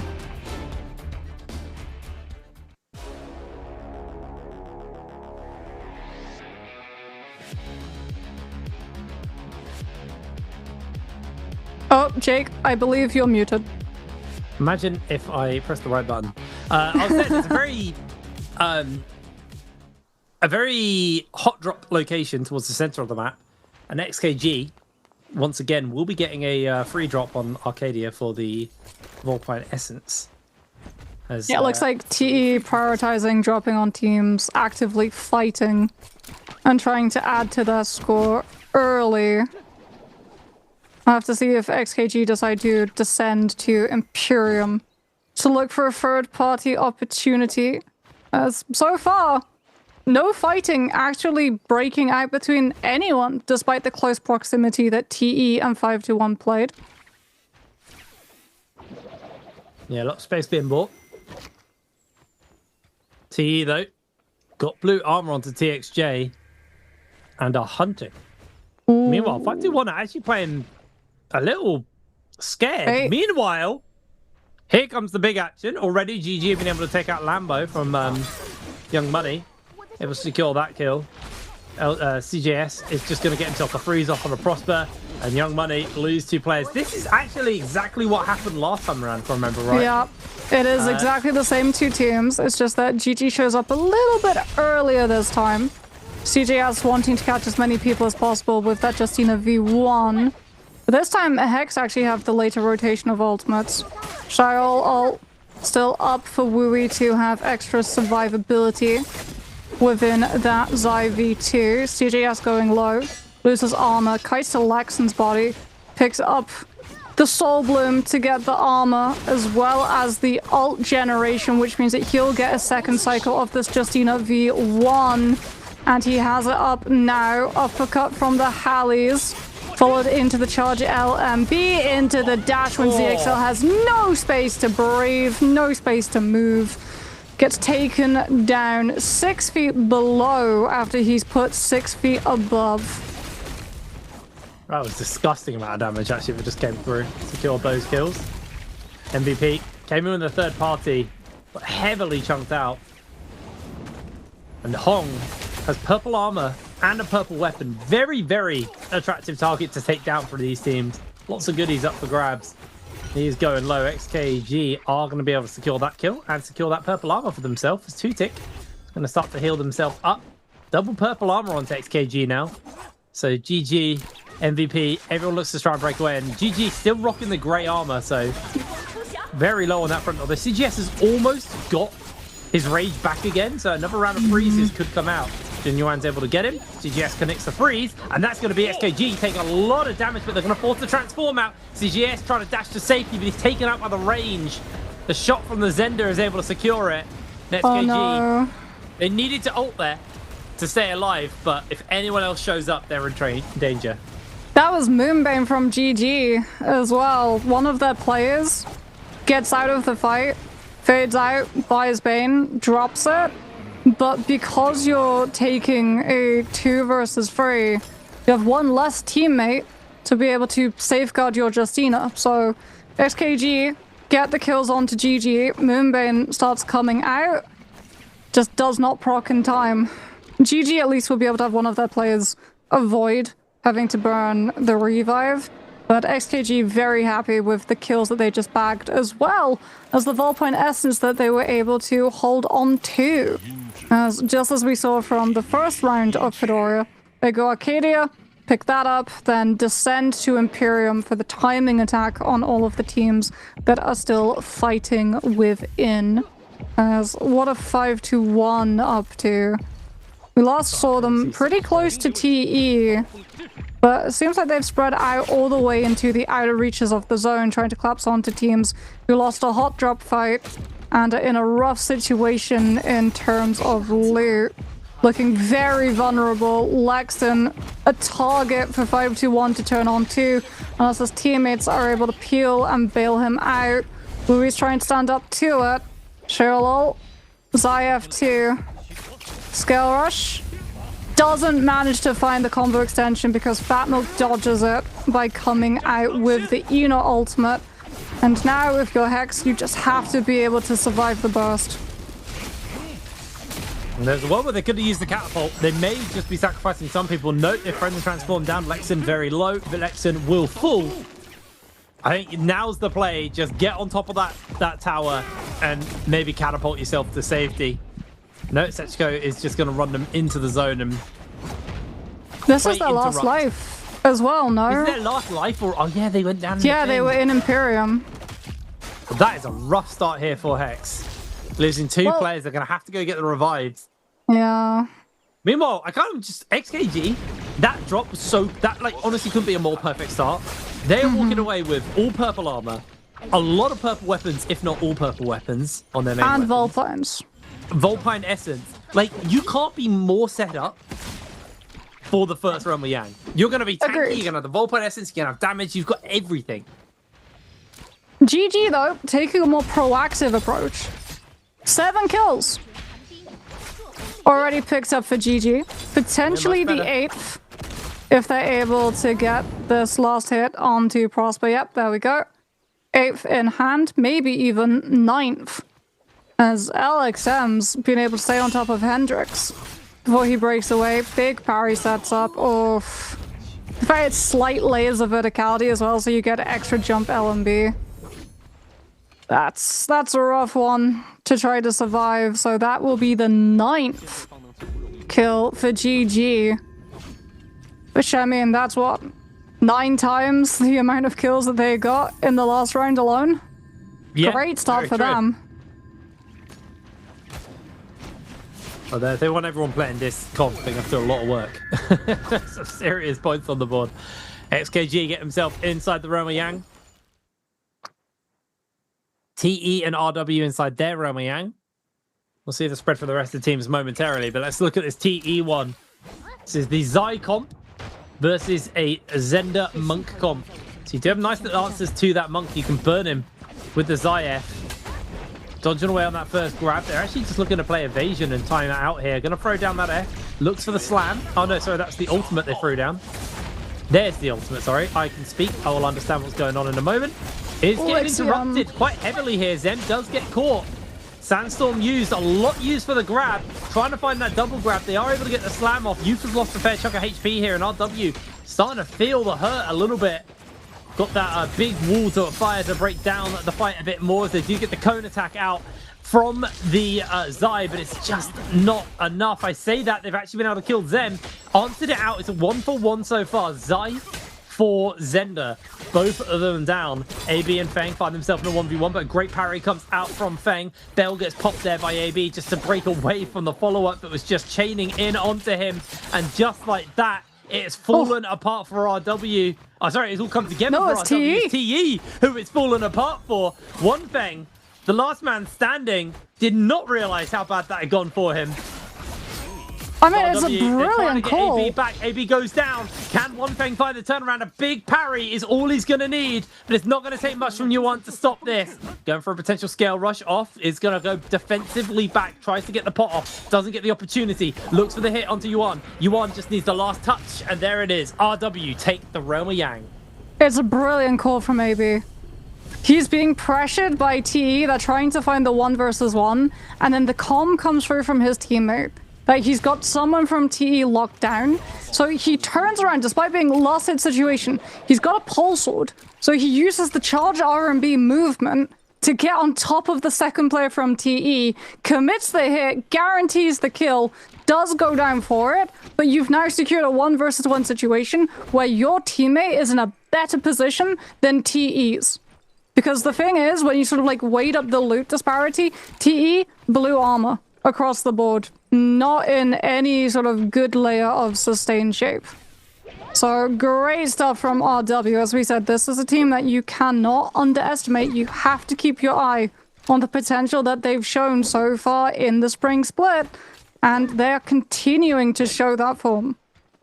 Okay, very good breakdown of the fight. I'm sorry, I'm just a little distracted by the fact that I don't see XKG's name along the top of the screen.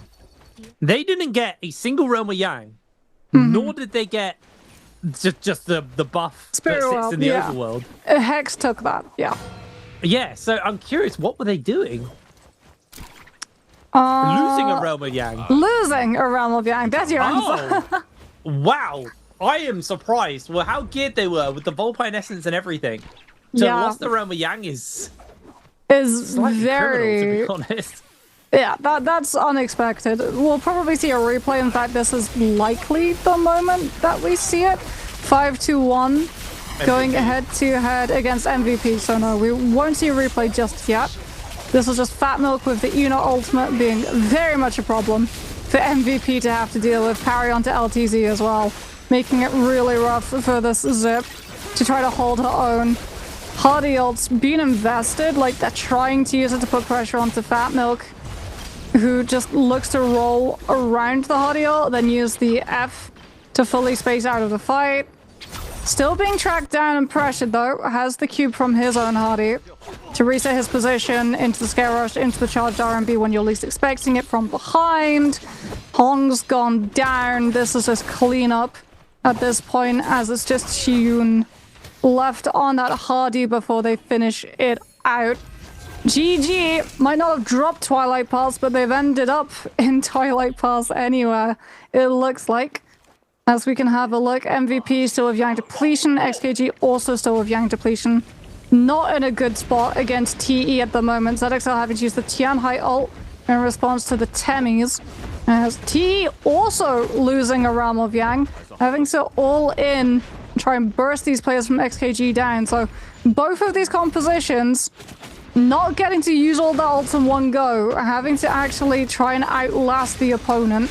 XEM gets grabbed, goes for the slam into the follow-up damage of that Zender firewall. But there's the Venom tip from the crossbow.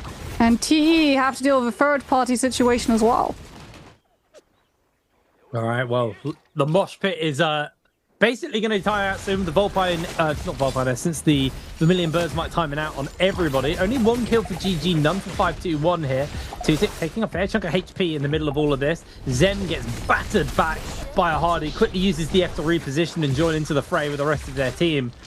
But this fight is so far from done, and it is just a swirl of action. Everyone swinging at each other. Zem's going to quickly pop atop the stairs and then jump back down into the middle of the heat where everyone else is. You can see Shale shields and barriers getting thrown out. Keep the teams up and alive. Akami almost has Zem here. Zem's actually going very low. Is able to get a heal off. Gets back to some level of safety, but TE feeling the heat a little bit more here. Zem is once again going to be able to pot off. And this fight is still going on inside the zone. Yeah, it's the point that RW just showed up. Oh my word. It just doesn't end. Yeah, I mean, RW will be showing up with all of their ults. This is the issue when all of the teams with Yang Depletion fight to try to decide who amongst them survives. The teams that don't have Yang Depletion just show up with all of their ults intact and burn them all and just pick up all of the kills. I say that, AB does not get the opportunity to use his. Tianhai ult was that, no opportunity to use it. Oh, Sachiko. Yeah, Sachiko is just trying to shred through some of these last players from RW, but he's very low. Cheryl ult, thankfully, will allow him to survive somewhat. Woo with that Zai V2 as well, but that zone tick damage is about to take Sachiko out. Yep. RW, Youth, still in a healthy position, still has that Zenda V1 to use. Yuan dies to the zone as well. Lexin dies to the zone. Wait, is that game? We're down to 6 players. No, we're down to less than that. I mean, the zone tick damage, no? Yeah, Youth will survive. AB has to just use Tianhai ult for the health reset, then cancel it. Then use the opportunity of the refresh of life to have enough time to res Yuan. And now try to maybe have Yuan res Youth. But no. Yuan's health is so low, and I think AB's just decided to die to the zone, which means that 521 and GG are about to be very confused as to where the rest of the lobby has gone. What on earth is going on? GG have found him. That's just a free kill as well. Yeah, now it's just GG and 521. Second row of Yang is up, obviously. That was going on during that whole time. They've missed it, Mike. That was how they were able to see him. I see. Yep. I see what happened. Oh, insane. No, 521 are going to be able to cap this. There's no and bring that player back as well.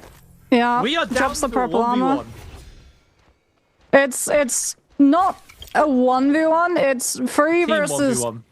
2. No, 3 versus 3. 521 do have all of their players back. And also have Mystic Might. This is absolutely bonkers. They have so much map, though. Like, they're literally the only 2 teams left. They gotta be scouting for each other right now. They found each other. They'll find each other very quickly, thankfully. And it looks like... Yeah, both teams have Mystic Might.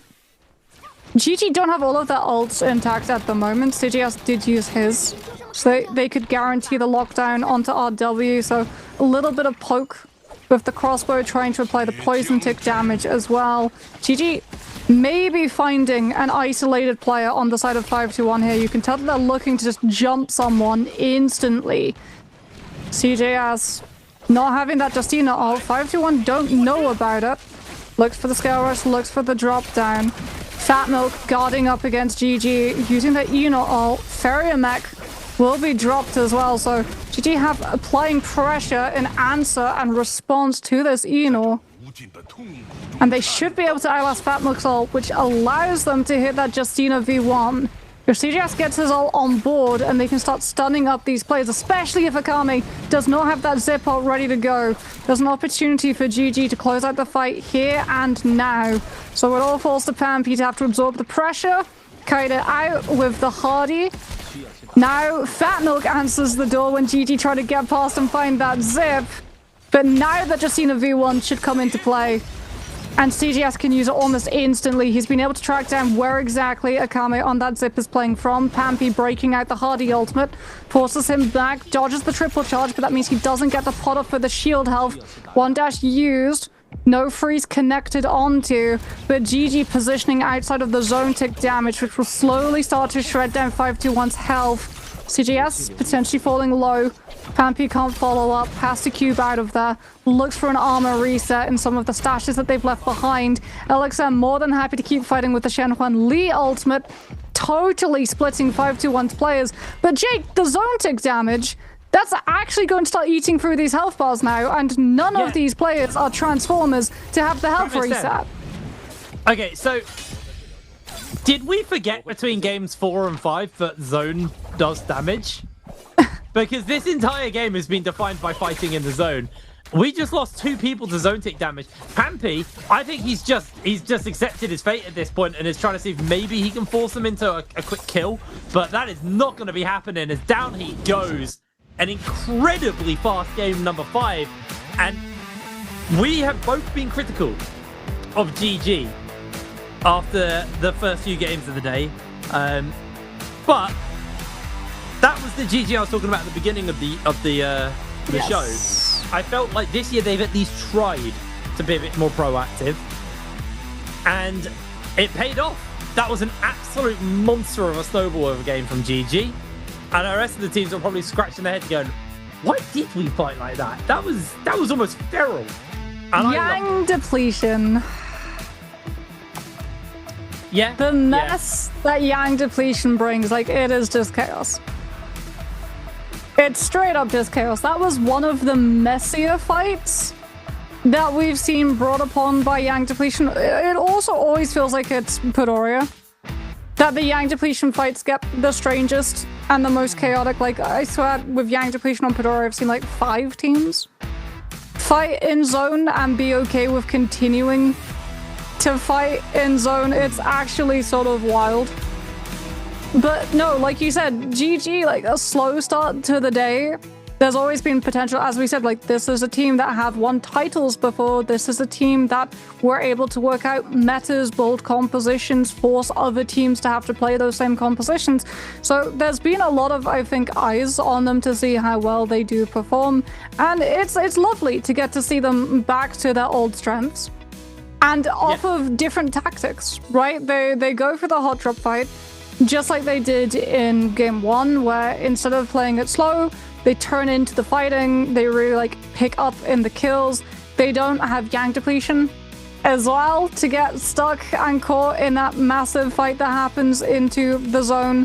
So they get a lot of kills very early on, then they can be a little bit more quiet, wait for the end game, and take the kills that they've got into the end game to find even more.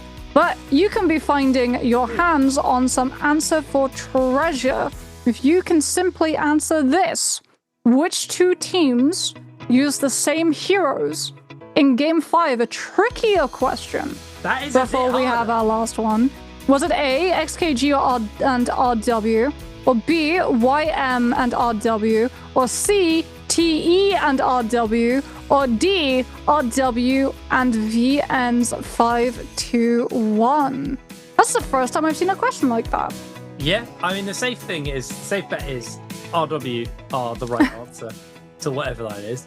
But yeah, that was a challengingly hard question. Good luck to you, Michael. I'm sure you're gonna get it. But yeah, that was a hard question. Anyway, my brain is actually fried, and not from the heat, but just from like that.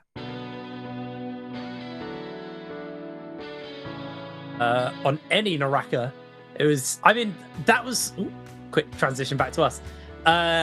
It's one of those ones where I cast my mind back to the first time I ever covered EU, and this was a long time ago. And it was kind of akin to what we saw from EU back in the day, where they were just like kind of psycho fighting. And I feel like some of that kind of like international like wildness had kind of got brought in there, and everyone got possessed. Other than GEG and 521. 521. sitting in the zone going, what the hell is happening? Like, where is Well, everyone? if you look from the player POV of those involved, right? If you have yang depletion, you want to hedge your bets. If you're like, okay, well, we probably go out of the lobby relatively soon, so let's just fight and get as many kills as possible by making it scrappy and messy, so that it's not just one team coming in with third party, all of the ultimates controlling the tempo, and then like another team coming in with all of the ultimates controlling the tempo. It becomes like a lot messier, a lot scrappier, and it means that kills get fairly divided and split in multiple different directions, because if you're those teams, you know, you're taking zone tick damage, you're having to deal with more teams coming into the mix later, which means that they're at a greater advantage in terms of ultimates. Even if you win out those fights, as we saw what happened with RW, like, you'll win, but do you really? Because now you have to rotate out of zone into teams that are waiting to catch you with Mystic Might and all of their ultimates and full health bars.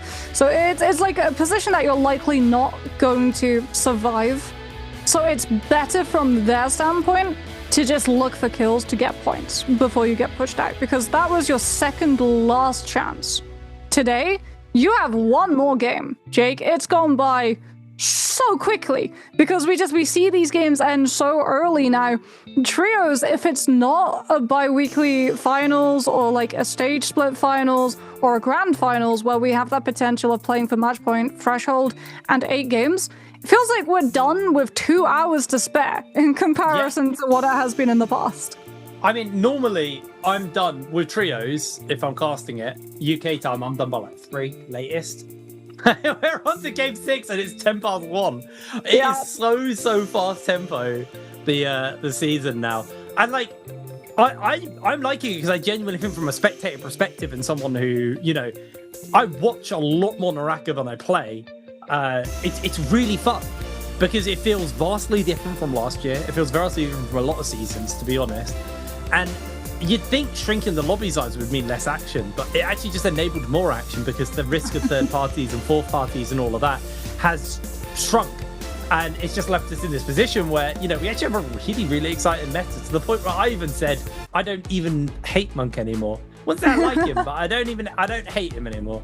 And here is our points at the end of the game. GG walk away with 22 points, and that might be enough to push them into that top 4 position. As 5-2-1 walk away with 11, RW with 9, next KG with 6 points. Unfortunately for Young Money and MVP, that is a 1 point and a 0 point game for them. Hex have actually improved their game score. They've gone up to 5 this time, so continuing to climb a little bit. But a lot of work done to do for our bottom 4 teams right now to stay relevant in this game at number 6, as we'll be heading back to Morris Isle and his overall standings. Mirror match. It's just the mirror match left. Oh, I'm so excited. I am so excited to get to see these compositions, as TE still retaining that top spot despite a rough performance in Game 5, but RW also not having that many points, so not able to overtake just yet. Still staying very close behind though. 4 points. Like I said, RW very much impressing. This is a team that very rapidly, I feel, improves. And also gets to take advantage of the fact that, like, the aggressive tempo just plays perfectly to what they're able to do. These will be the highlights of Game 5 from GG's perspective. This was their push into Imperium. Yes, like you said, always like this. This is the moment where we get the LMB into the guaranteed freeze. Into the follow-up damage from that Farrier mech, and there is literally nothing that you can do once you get hit by the LMB. That freeze, there's no way you can dodge it unless you have a combo break to recover from. Yeah, that was pretty dirty, to be honest. Really nice stuff coming through. Seeing, this is the final circle, right? Yeah, this is the final circle. This is them versus 5-2-1. And their end fight. They played very well. They did play very well this game, and it is needed. I still do think, because, you know, we have been critical of GG, and I think very fairly. I think we've been critical of GG. I do still need to see more from them, because I feel like consistency. This game was very different from a typical game. This is not what you would normally see from a game in Naraka. So, yeah, I want to see a bit more out of them, a bit more consistency going forwards. As Chengdu is going to be our MVP. Oh, sorry, LXM. Chengdu's the team. Chengdu GG. LXM is going to be the MVP. I had a complete brain fart. 18,000 damage. You can tell, by the way, I've just turned my aircon off and I've immediately overheated. I was like, this thing is so expensive to run, I'll turn it off. And then I just start cooking. 18,000 damage coming out from him. Honestly, I had Alchemy as they're only like, wow, Soul Jade. Nothing too major. Really solid game, especially from the Zhonghun Li, someone who hasn't appeared all day on the broadcast. And then suddenly we get him here and they're looking great. Well, he stacked attack Soul Jades. Yes. Which sort of makes up for the nerf that went down onto the Zhonghun Li for that V1. But it's felt. The absence of him in terms of pick rate, and also like even then, despite coming through with MVP, there is still quite a difference in terms of damage done for this Li as opposed to the Li from before. But it'll be interesting, like, moving on, looking for our next days, because obviously we've got a mirror match, which means that no one else will be playing the Li for today. It'll be interesting to see if GG's usage of him here shows that maybe his death was greatly exaggerated in terms of picks. Like, is he still going to be somewhat around, just not as present as he used to be? Is he potentially like a personality pick or maybe a curveball that you can use to try to just like have more damage in your compositions to push for more kills off of those hot drop fights? We will have to see.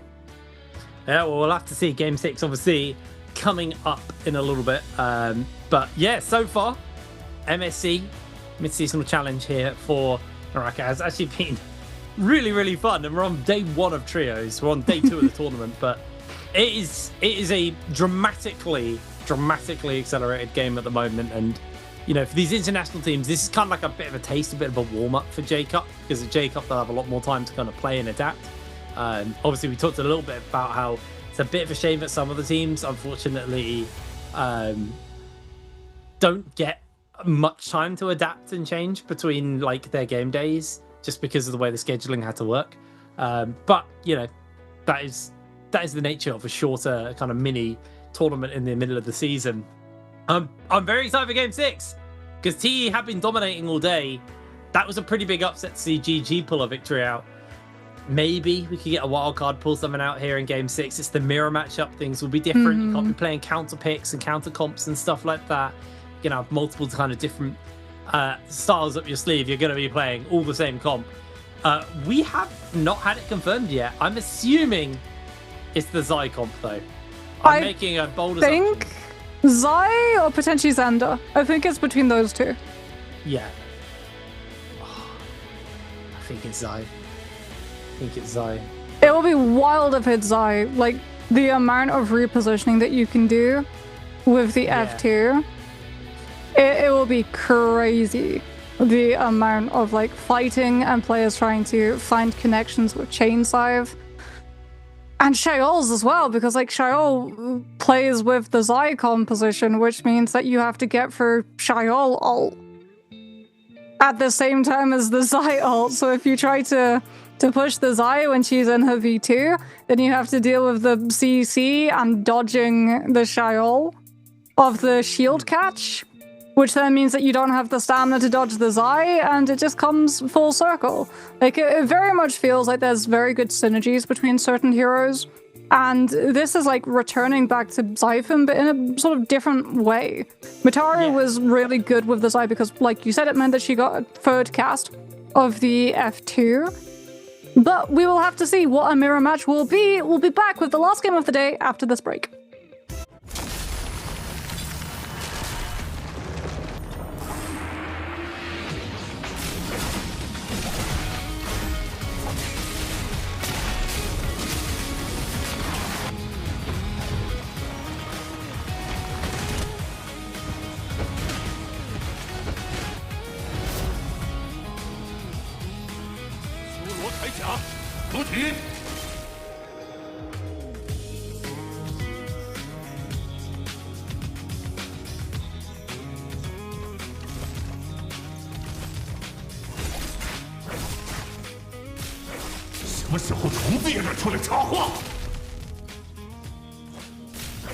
你能支配的人吗？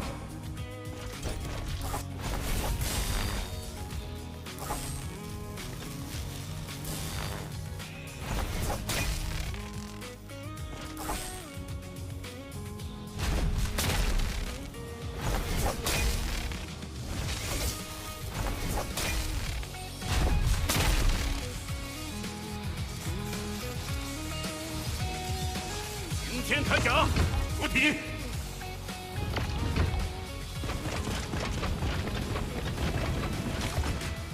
你们老家的车马上就要开了。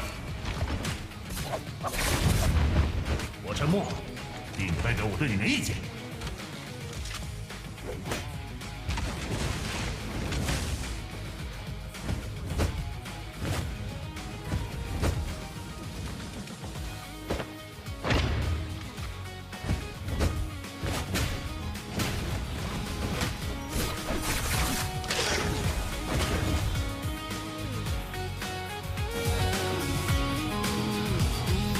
Welcome back, everybody, to the Naraka BLADEPOINT 2026 MSC.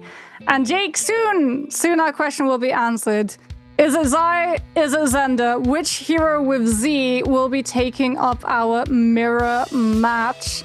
I think, like, even if it's one, we're just like in for a treat. This will be such a fun composition to watch. Like the Zenda, so much damage. The Zai, so much damage. When it's mirror match, everyone has the same ults and abilities, so it's down to like your macro, your positioning, and the way that you play the map.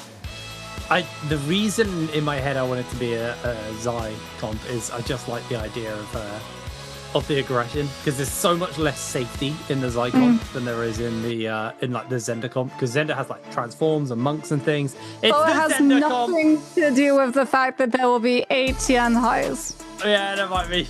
That might be playing a little bit in there. Got the Temi and the Zenda as well, though. Man. Yeah, so there's a risk with this composition, though. You saw it from Hex when they were fighting XKG on that Holoroth map, right? If you really want to lock teams down, you all in. It's an all-in ult fight composition, and everyone will be running it. So if you have like the head-to-head of 2 teams running that composition, and you both burn your ults at the same time, another team rolls up, third parties, you get punished. So I feel like it's going to be very tricky for teams to work out, or we'll see a very different way of playing in terms of tempo, this composition, because you can't just burn all 3 in one go.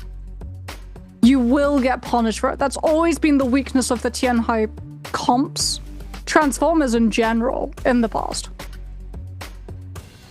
Alrighty, well, getting ourselves loaded up for this game. There won't be any hero select. We're just going to be going straight into it.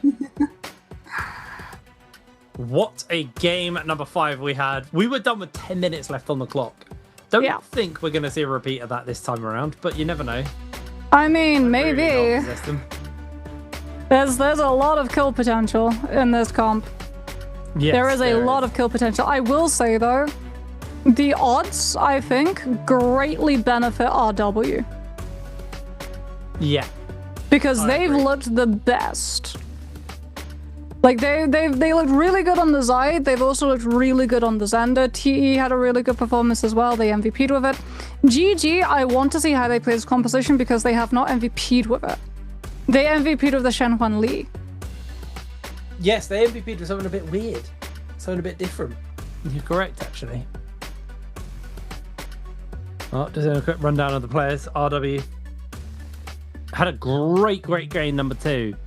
And they've been pretty consistent since, but not had like an MVP since game number 2. So would like to see a little bit more out of them going forwards. You'll have to see, though, if they've got enough in the tank here for this game number 6. They've done a good amount of groundwork, though. That's the thing, is like, it's not a sprint. You have another day. So you need they've got, what, 64 points? Yeah. That's a really good day. That gives you a nice cushion. If, like, your last day of play, something unexpected happens. That is a very nice cushion. Oh, bit of lumbar support. Oh yeah, if you haven't been doing trios, GG have like a tradition of leaning all the way back in their chairs, like in between rounds. Sometimes even taking a nap. Well, I mean, get a power nap in, get your beauty sleeping. Lower the heart rate. Yeah, lower the heart rate, which have been bombastic at points today. To be honest, some of the heart rates. I still would like to see the heart rate on that final play, but I don't know if it was on the screen. True. I spent the time in break finding you the map teas that they posted on social. It looks awesome. It does. Like, if that's a small map with the mechanic I think it's going to have. Actually, it could be a big map with that mechanic. That would be a really cool way to do it. There's so many cool things. I'm not confirming anything because I literally just seen the teaser and I'm starting to cook in my head. You've seen one of them. They've actually put out multiple. They had a teaser of one of the map locations. Oh. Then we had the graphic for the Naraka advertisement of the 26th of June direct that they'll do. Which was also like obviously themed around the new stuff that they'll be dropping. And then we had the one that I sent you, which was the 5 places through the telescope. Well, regardless, I'm actually very excited for it. I'm also interested in what it means for the map rotation. Yes. On MBPL, like how much we're going to change things around. Yes, because then we would have 4 maps? Yeah. So only one map can be played twice that way. Or one map has to be played twice. And what are we going to do? We're going to do Morris twice. We're going to do Holleroff twice. We're going to do Padoria twice. We're going to do when Padoria was introduced, it was played more. It was the map used most in rotation. True. So if you applied that logic, then it would likely. If they go the Padoria route, then it would be the new map, I believe, would be used the most in rotation. But like you said, when Holleroff released, we got to see it, but it was played free? It was 4-2? Yeah, it was 4-2, and then it moved to free, and then we introduced Padoria. Yeah. I feel like Morris will always be the one that's played twice. I think Morris is a map. The traditional. Yeah. The OG. I feel like eventually, once the 6th map comes out, then you'll see. What do you mean a 6th map? We wouldn't go from 4th to 6th. You're correct. What am I talking about? When a 6th map is released, Jake, in general. you really I'm are. looking way into the future, Moxie. You're Instead just a of hater. cooking. When the 6th map's released, I guarantee you Morris will be what we end the day on. I could see it. Yeah, I could certainly see Morris for the mirror match. Just for the satisfaction of the alliteration. As we get ready to head into this last one, there could potentially be a slight difference in ability loadouts. Like I said, some teams have been experimenting. They're not here though. So I feel like everyone will be sticking to the F2 V1 loadout for Zenda. V1 or V2 Temi out though. That could be a difference as well. We will have to see once we get into the action. But now, it is a bit of a waiting game. Waiting for all the players to get ready. I think Bro has a headache. One of those headache patches on. Could be the heat. I don't know how humid it is in China. Very. It's like the air temperature is obviously the air humidity really affects heat. No, it's very very warm over there. I mean, we're from a humid country and it's not pleasant. Humidity. Yeah, I was in dry heat's really bearable. I remember when we were away last year. When we were in Shenzhen for Jacob, it was like 36 Celsius, and then it was so humid. It was like 80% humidity. I came back to the UK and it was snowing So like it was such a whiplash. But yeah, it was like the type of heat where the wind blows and it gets hotter instead of colder. Oh, that's the worst. Yeah. I was walking around with a parasol to shield my skin from getting burnt. That's horrendous. Which is actually very common to do. I mean, like all of the rooms have umbrellas and stuff, so you can just like shield. Recently, and you probably saw a lot of umbrellas over there in the heat on the hot days. Yeah, suntan lotion not enough to stop Me and the Moxie burn. went at it a load of wagyu the other day, like 2.5 weeks ago, 3 weeks ago. Can't remember how long ago it was now. It was great. Yeah, it was real good. That was some great food. I very much so full. I very much enjoyed it. But yeah, keep I'm an eye very on much missing the food. Keep an eye on the Naraka socials while you can. Make sure that you're tuning in all week, both for the MSE but also for all of the events that will be announced. It's tradition. Like Naraka Fest Direct tends to happen. We get it like twice. It's usually around Jacob at the end of the year, and then summer as well is the sort of like bookend of those two events, as we are panning away from our teams, which means that we are getting ready to head into game. This will be the composition that everyone plays: Tianhai, Temi, and Zenda. Little sad we had no vision or sight of Tara.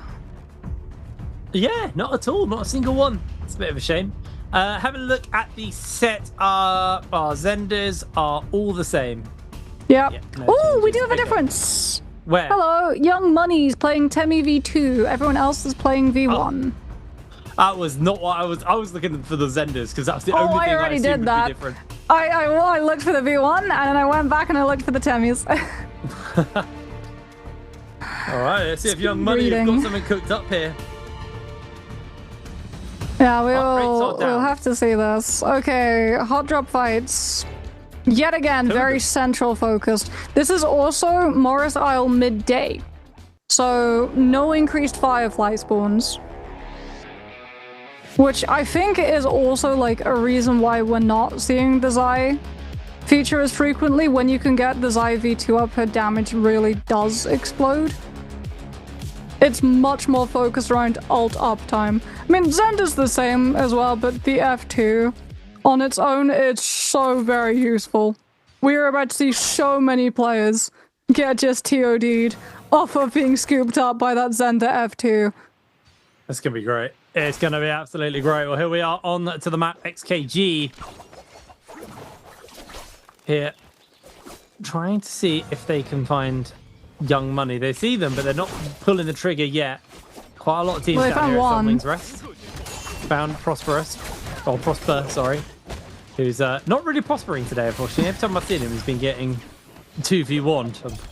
And a pretty rough one. He's trying to break away. ZXL's going to keep the pressure up. Prosper eats a second parry. Gets knocked back. He's going to quickly try and grab their weapon. Not going to make the connection. Just goes for the punch.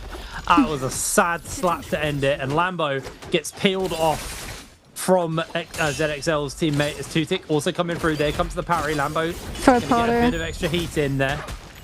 Jumps away briefly. Lambo, very low HP. Health bars across the board starting to go low. And there's the transforms breaking out. ZXL just about to get his own transform. But that is the Sandstorm and the Monk used. Yeah. Two big ultimates from Young Money. And MVP just showed up for third party. They won't take the fight now. They'll wait for those ults to be done.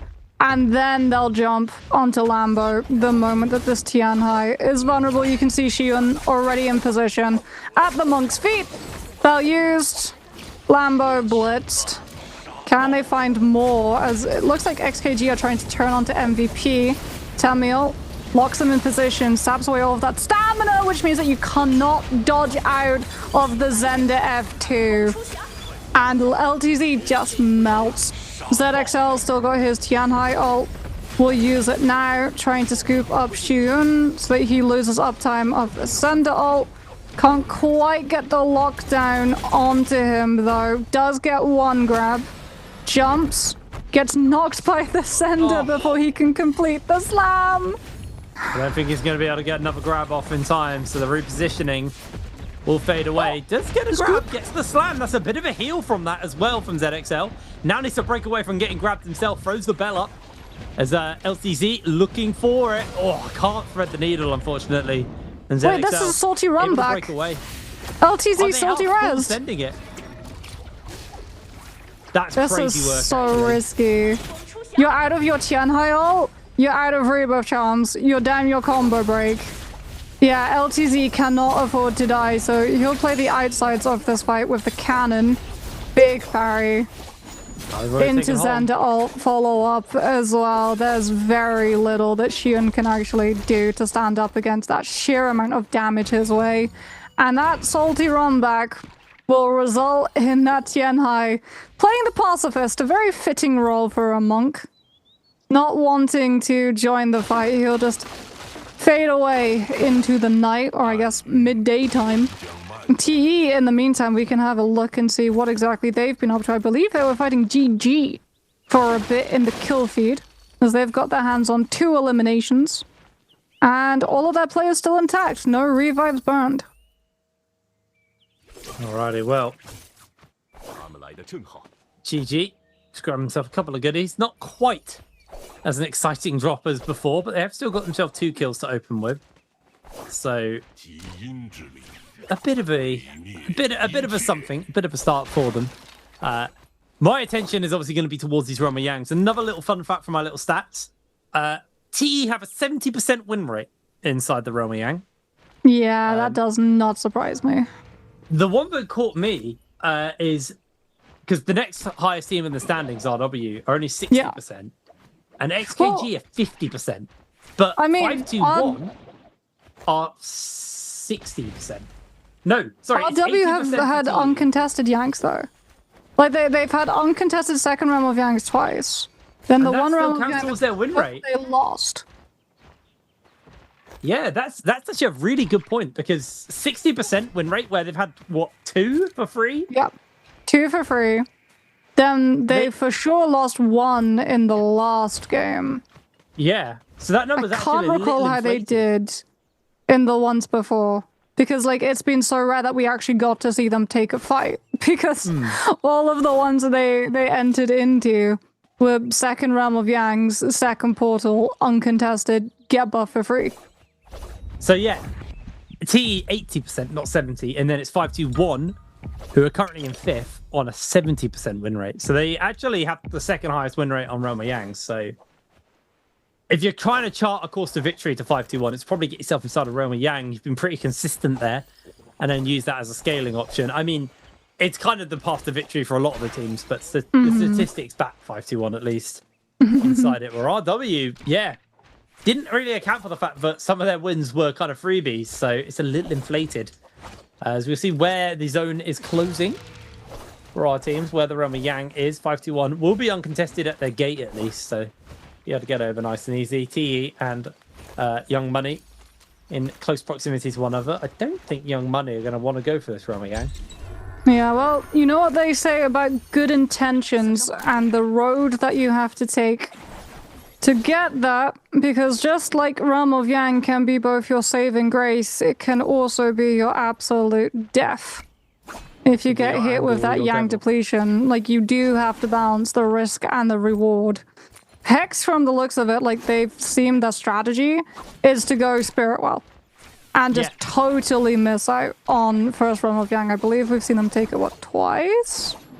They won at least one, because they won the first game for Roma Yang. And I think after they had that one, they were like, wow, this is actually quite hard, these Roma Yangs.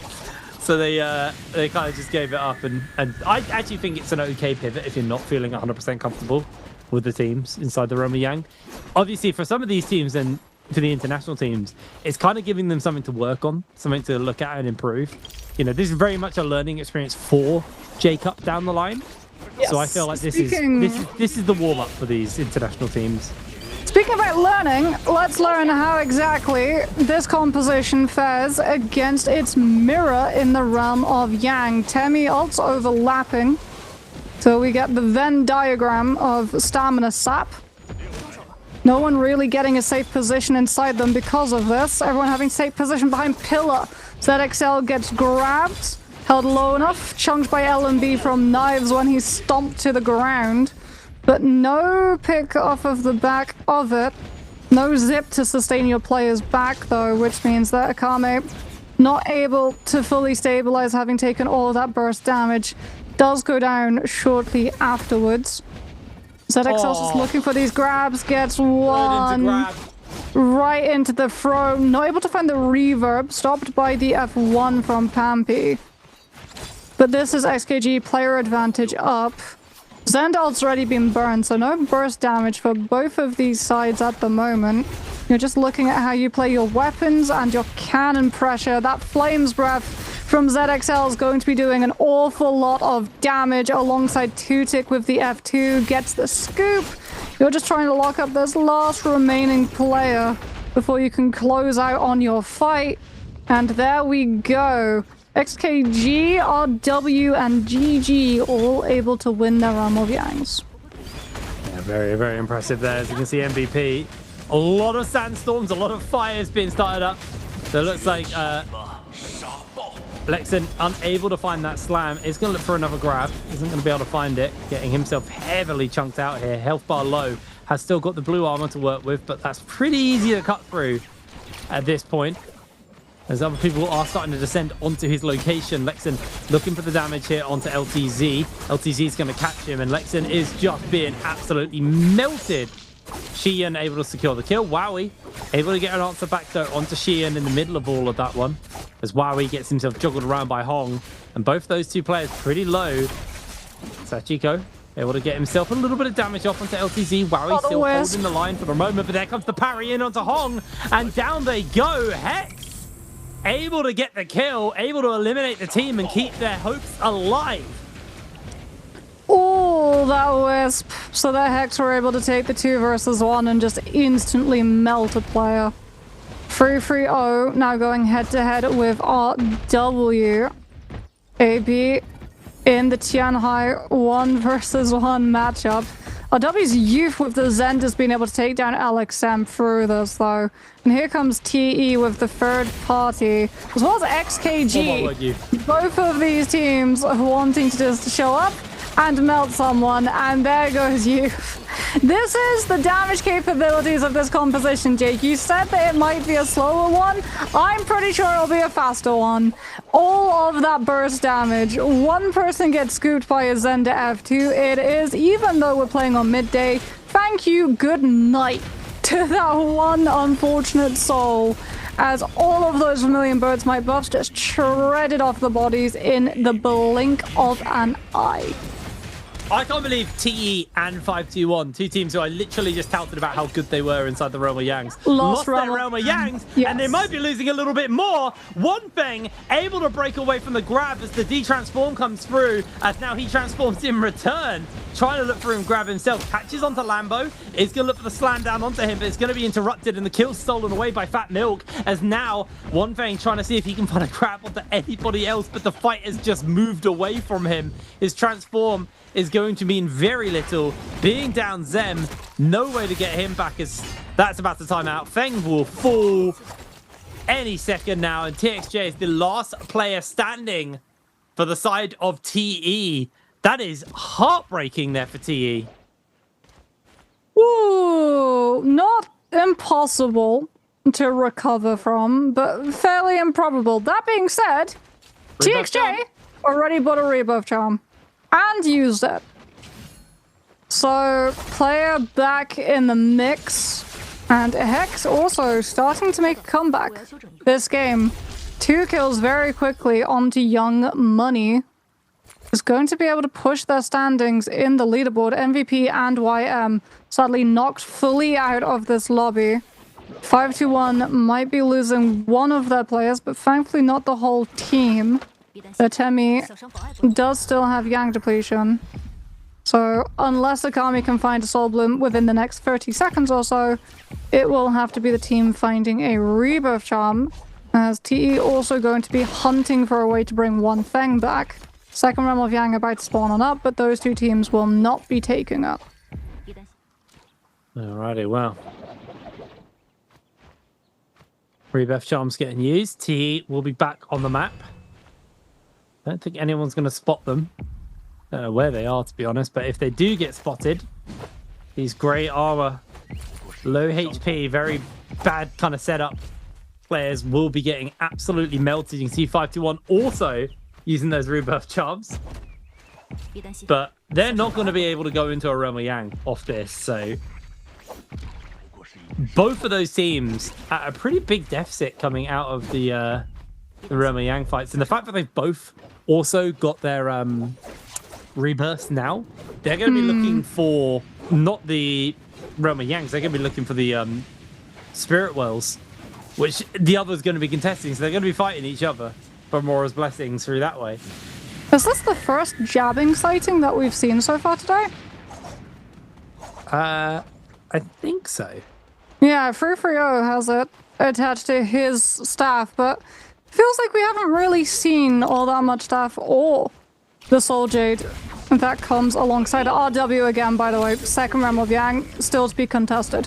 As we'll get GG going head-to-head with XKG. Already a very early grab onto one, forcing ZXL to have to jump on top of 330 to prevent that slam from coming down. Chunhuan also very low, almost gets scooped up by the Zenda, has to be very careful as we have the Temiel invested. He's still not able to recover and does go down to CGS's tracking with the Zenda damage. 330 looking for an opportunity to use that. Jabbing, finds the parry onto ZXL into the follow-up with the jump LB. Forces out the combo breaker on behind him. You just have LXM absolutely cooking people with that flamer. That means that he's not playing in the pocket, playing to cover his teammates. So CGS has actually gone down. ZXL finds the parry onto 330. Swap to the nunchucks to be able to consolidate all of the damage off of the one hit, but 330 with just the max distance range on the charged RMB from that fan is able to find the connection, and 330 will be able to find the kill. GG, barely breaking over the finishing line, but still able to close out the fight. Yeah, able to close out, which is the big bit. RW once again getting a freebie, which is crazy to me, but here we are. There's Mystic Might in their pocket. RW have had 3 second Realm of Yangs for free, which is absolutely madness. GG doing a bit of shopping. Their Mystic Might will spot out 521, so they know they're coming. Are 521 going to look for the fight? Or are they just going to wait for GG to move on and then do their shopping afterwards? It looks like they're actually just waiting. Did a little jumping to say, don't worry, we just want to grab some goods and then we'll fight you later. But also if you're GG, you don't want to fight a team with Draco Storm. That as well.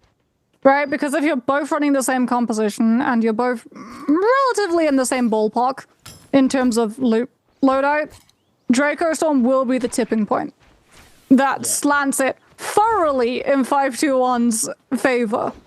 With all of that additional damage on top. Like, you think Zenda damage does a lot of damage? Stack Draco Storm on top of that, and watch how much faster the health bars drop. This is a replay, so we can see what exactly 521 were up to. Temi ulted directly on top of TE, it looks like, and then just fully invest the Zenda ult to shred down one thing before he can respond to much of anything. RW also joining in on the fun, taking down TE with the pole sword and Zenda F of their own. Like I said, like this composition, it's just, the aggression ramps up so quickly. You can go from being in a really good spot, full health, to 2 seconds later you're dead, if you're not careful. It can be a really, really nasty one. Do not want to be getting caught off by that. XKG looking to close in now towards everyone, actually. I was going to say GG, but it's the Skittles analogy. Just lots of colours, lots of people all over the place. There's LXM taking a couple of cannon shots. Oh, the Zender quite F2. happy to go in for this. Oh, they did get the Zender F2. Good catch. Not going to get too much more of a follow-up onto that. LXM will be able to move away and pot to safety. XKG, though, only team with the debuff on. Everyone's just kiting away from them. It's the same issue, right? RW getting that second realm of Yang for free. Yep. No other team with Yang depletion.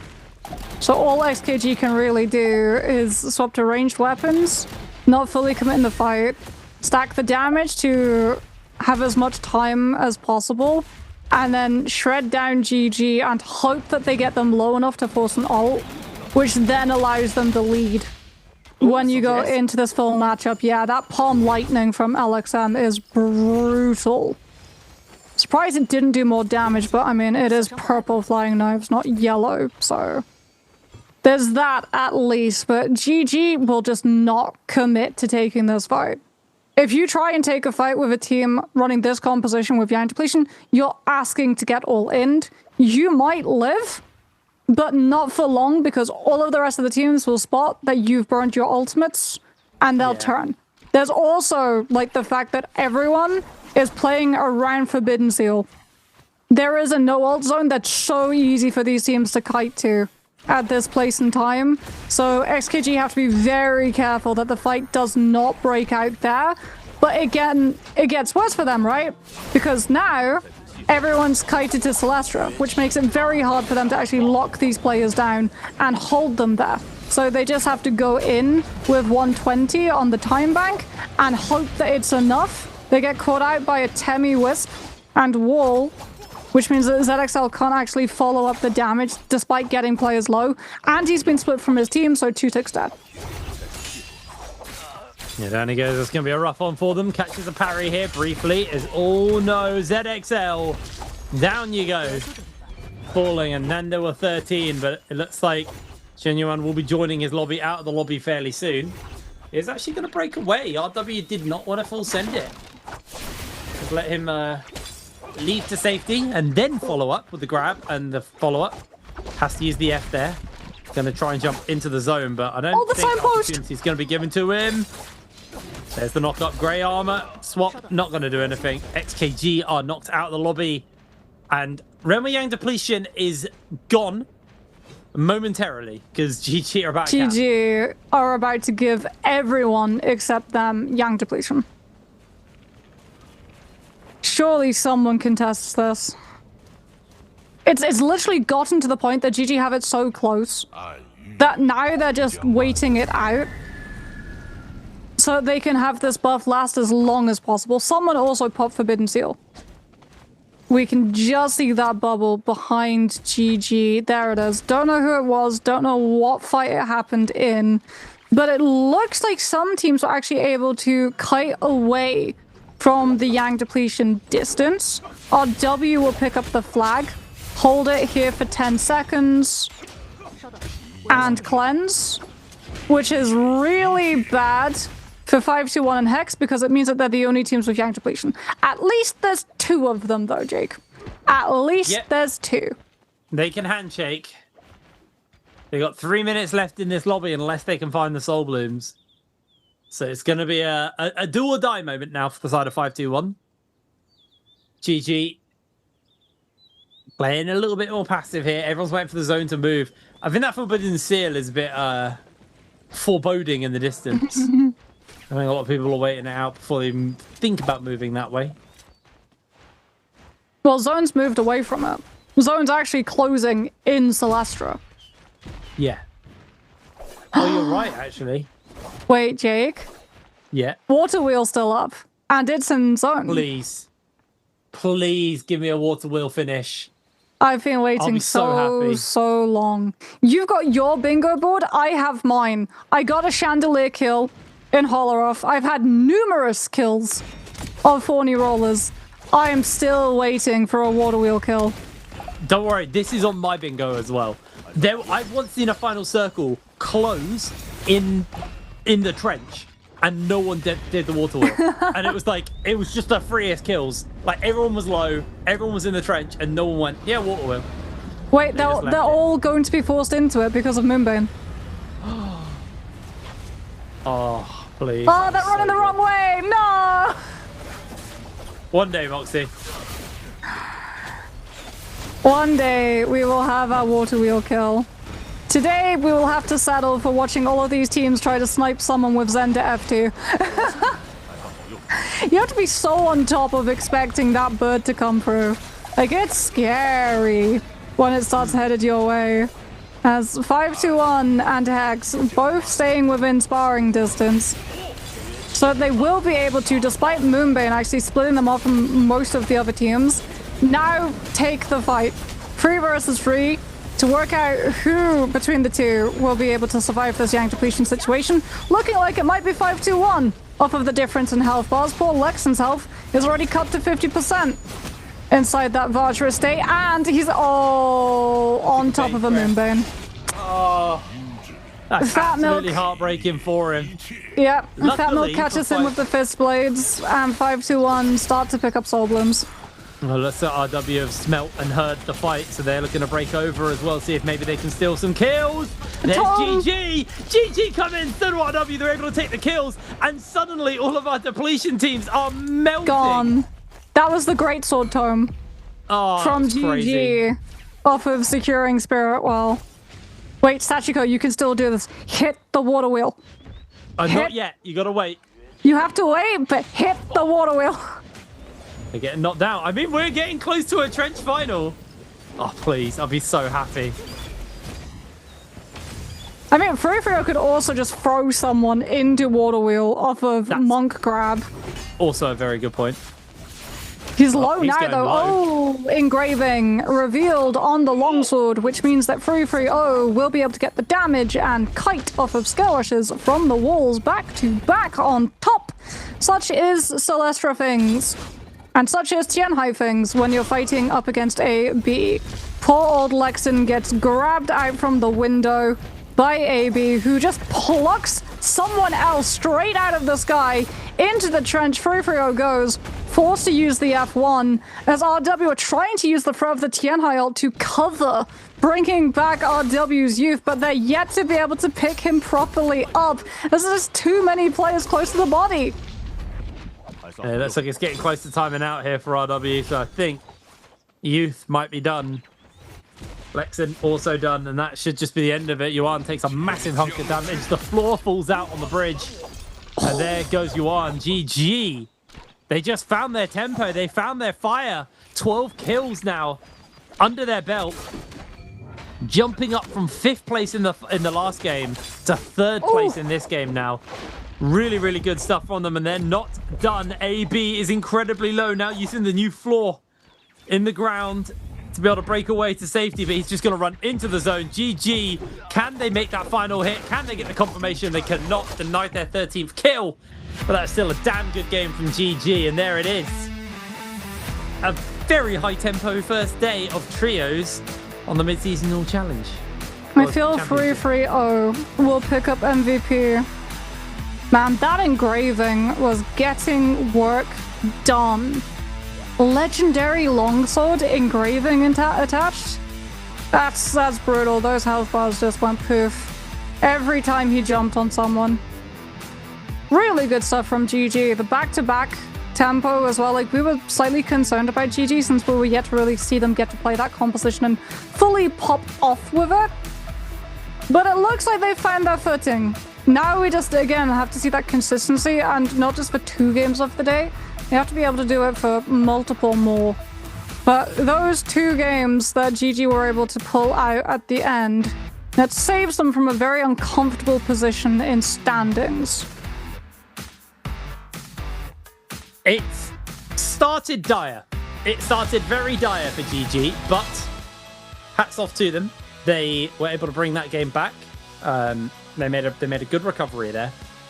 Last 2 games, really, really solid from the side of GG. RW, I think they just did enough work through a mixture of consistency and a banger game number 2, but they're in a pretty comfortable spot. You know, it's hard to say nowadays because it's like, yes, they've done well, but there's still another whole other day and a whole other group of teams to play, another 4 teams to play, including some of the big hitters, being, you know, OUG and SR. So things could change around massively in the standings, but you never know because anyone can kind of make those big mistakes on the day. So we'll have to see. But I'm waffling a lot about that. great game there for GG. Good recovery. And yeah, we are done with our 6 games for the day. We still have like MVPs and guest treasures and interviews and all that. But game-wise, solid performance towards the end of the day there from GG. But honestly, I think RW should be very proud of themselves. They were just consistently on it today. Yeah, I think for RW as well, the fact that they've looked the strongest playing the Zai composition, and then we had one lobby where there's 3 Zai comps running around, because it started with RW MVP'd with Zai. No one else played the Zai. Then the game after that, 2 teams played the Zai. Then the game after that, 3 teams played the Zai.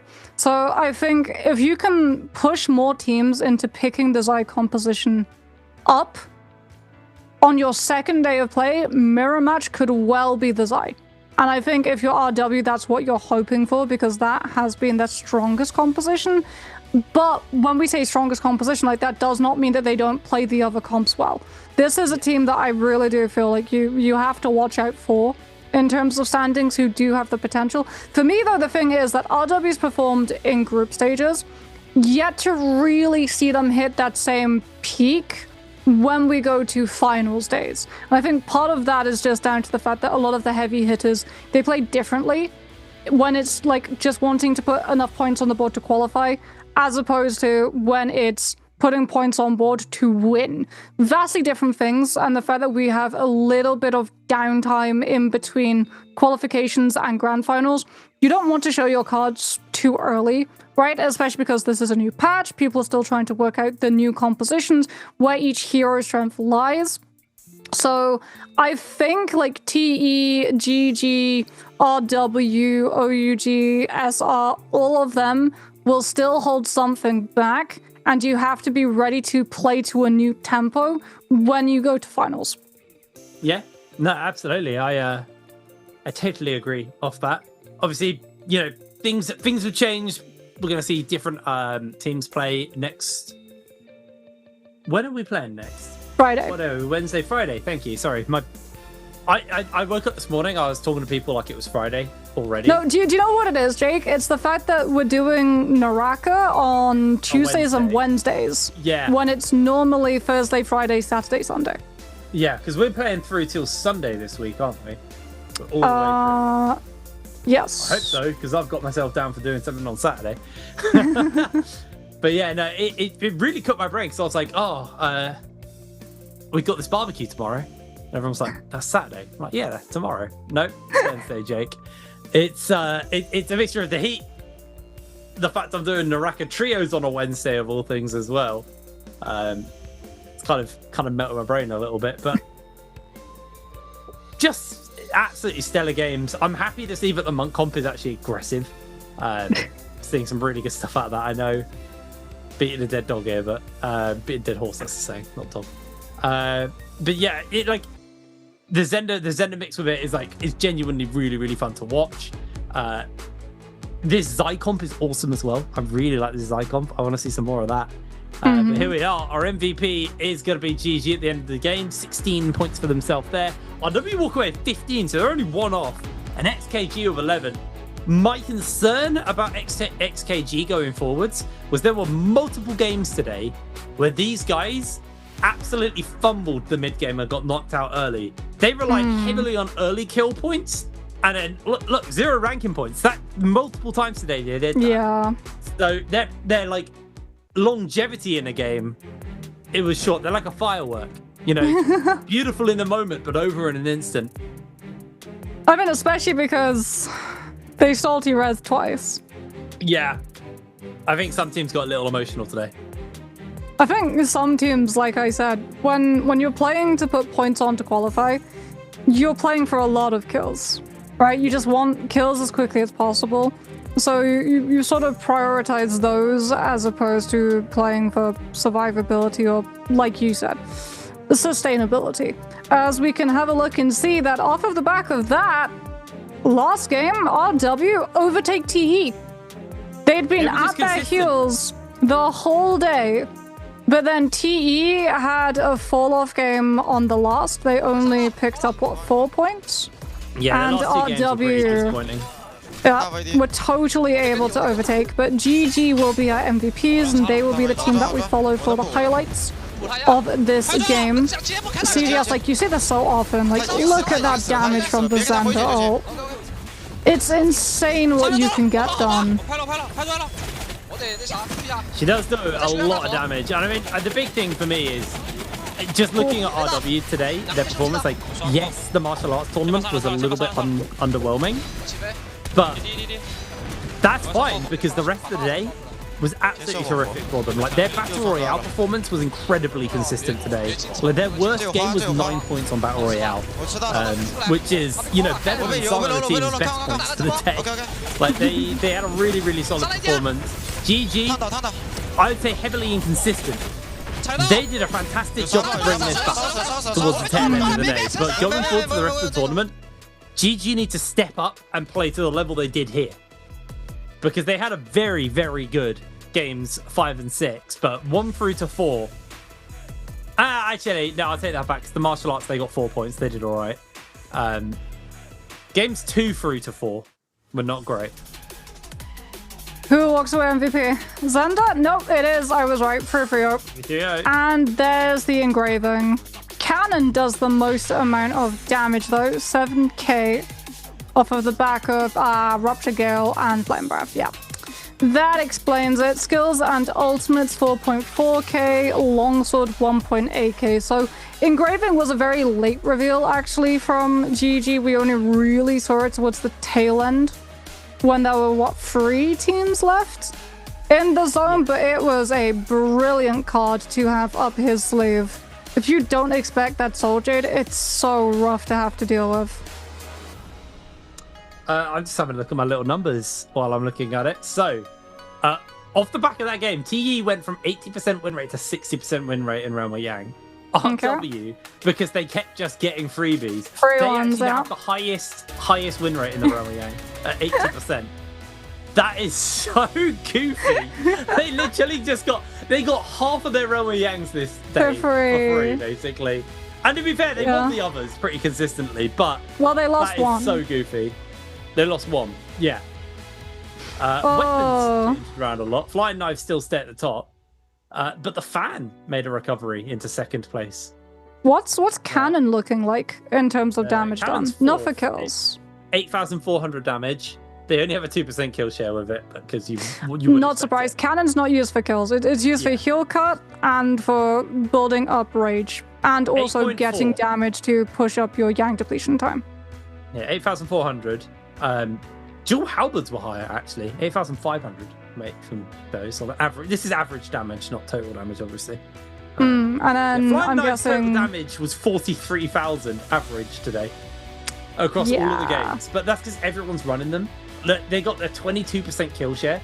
Like, honestly, looking at this graph, you can see that like Flying Knives are not okay because it's like Fan is number 2 with 7% kill share. Fist Blades 8% kill share. Dual Halberd 7% kill share. Flying Knives 22% kill share. It goes from average damage of 43,000 to 9,900 between 1st and 2nd on average damage. Like, Flying Knives are just straight up not okay at this point. They really need dealing with. That's crazy work, actually. Well, our work will be having a little bit of a pause, as before we close out the day, we'll be catching up with one of our players for the last interview. Take it away. Ladies and gentlemen, welcome to a post-game interview. This is Yeager, and now I'm standing here with our player. Let him say hello to our audience. 来吧，小恶魔先跟观众朋友们打招呼吧。大家好，我是 T 战队的小恶魔。欢迎小恶魔来到我们的赛后采访。真的，一听就是这个嗓子有点哑，还是要保护好自己。Okay, so first I would like to know it's the first day of the Trolls game of the MSC and how you comment on yourself and your team, how you comment on your today's status. 那首先呢，要让小恶魔来评价一下这个 MSC 的3排的第一天啊，感觉今天整个打下来，感觉今天整个队的表现啊，自己的表现怎么样？目前有没有从休赛这个当中马上回神过来？感觉前半场满分吧，后半场0分。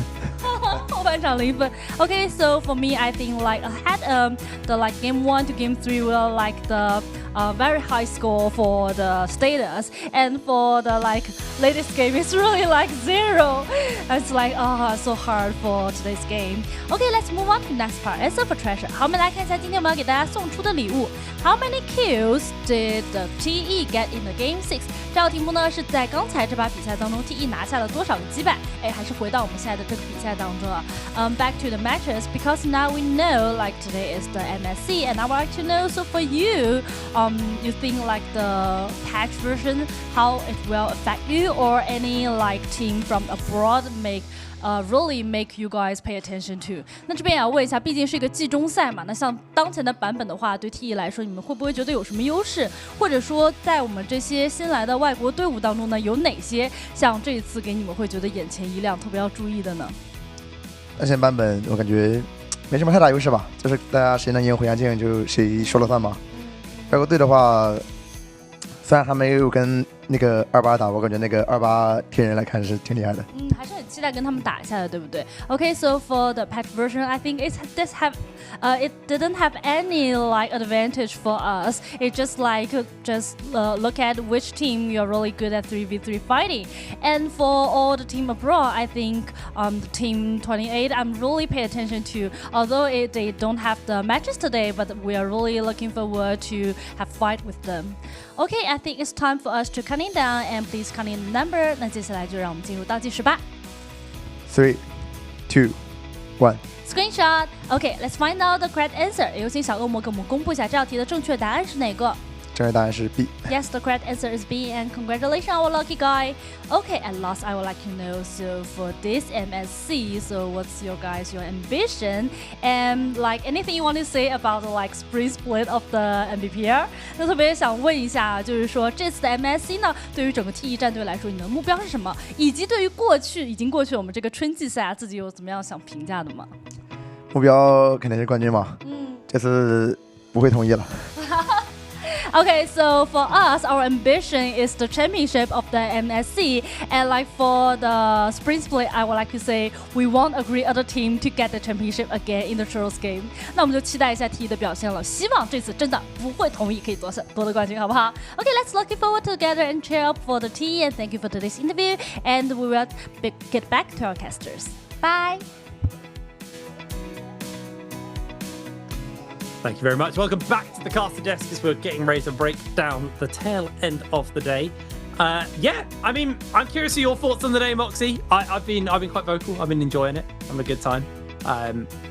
It's always good though when you get to see these international tournaments. You see, players from other regions taking on the kind of the staples in the NBPL and seeing what they bring to the table or what they learn from playing the system. Yeah, I mean, I'm very much enjoying it. Like you said, it's a great learning opportunity for a lot of these teams to try and refine their styles before they do head off to J-Cup for those international tournaments. So it's always really good to get to have that representation and opportunity because we've seen the success stories, right, of the likes of 521 who did go to MVPL to be more frequent, to be able to have those opportunities that MVPL teams had, and then it's improved their success rate within things like J-Cup and MPPL drastically. Meta-wise, I don't think there were that many surprises. Still a little sad that we don't have more Tara being played, but as I said, despite the V2, the impact that it can have, fairly easy to dodge. So at this level of play, it can be pretty easy to just shut down. And as we've seen from the Zender composition, there's just so much CEC. The chain of Bird into Temiwisp into Tien High Grab, they just set each other up perfectly. As we can have a look and see our overall standings after day 1, our W will be leading the pack on 75 total points, followed by TE with 68. Chengdu's GG not having the greatest start to the day, but coming alive on back-to-back MVPing within Game 5 and Game 6, allowing them to finish in 3rd, SKG on 4th, 521 5th, Hex for EU in 6th. So very much still opportunities for all of those teams, but as we said, Group C is the one that has probably the roughest rotation. And tomorrow will be the solo stages for groups A and C, starting off with versus before we go into our traditional map rotation, closing out with that mirror match on Morris Isle. Yeah, well, it's going to be an absolute banger coming in tomorrow for the solos. I'm very excited for that, actually, because I'm doing solos on Saturday. So more of the action, what's going on with those guys. I don't know who to watch coming from outside of the NBPL at least. So I'm very excited to see what solos is going to be bringing as well. You know, maybe we'll see some of Terra over there. Bit of a maybe change up in the hero selection. But yeah, I mean, it's already looking like a great tournament. I know it's a very short-lived tournament, sadly, so we don't get too much fun with all of these teams. But you know, we get an extended week here doing the MSC. We get a little bit more time to kind of get used to the players and the teams, and you know, we said it multiple times, but it is very much just a warm-up for the big tournament at the end of the year. Kind of lets the players kind of gauge where they are right now versus where the NBPL players are. And you know, eventually down the line, because I do think, sadly, there's a very correct power ranking in the overall score today, and like where the teams were ordered from each region. It's like, yeah, Southeast Asia is very clearly the second best region there is, with CN being, you know, our best region. But you know, a lot of stuff up in the air. But we're gonna throw ourselves away for the day. Don't know why I said it like that. We're going to go away for the day, and we're back tomorrow with the solos action. So make sure you join us then. Until then, see you later. Bye-bye.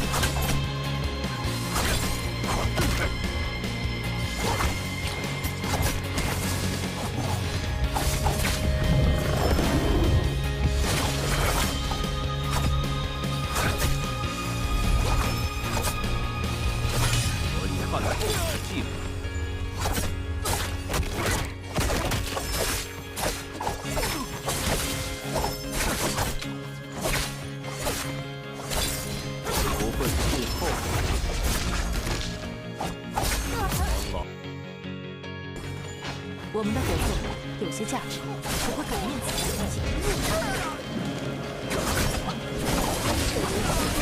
学即是。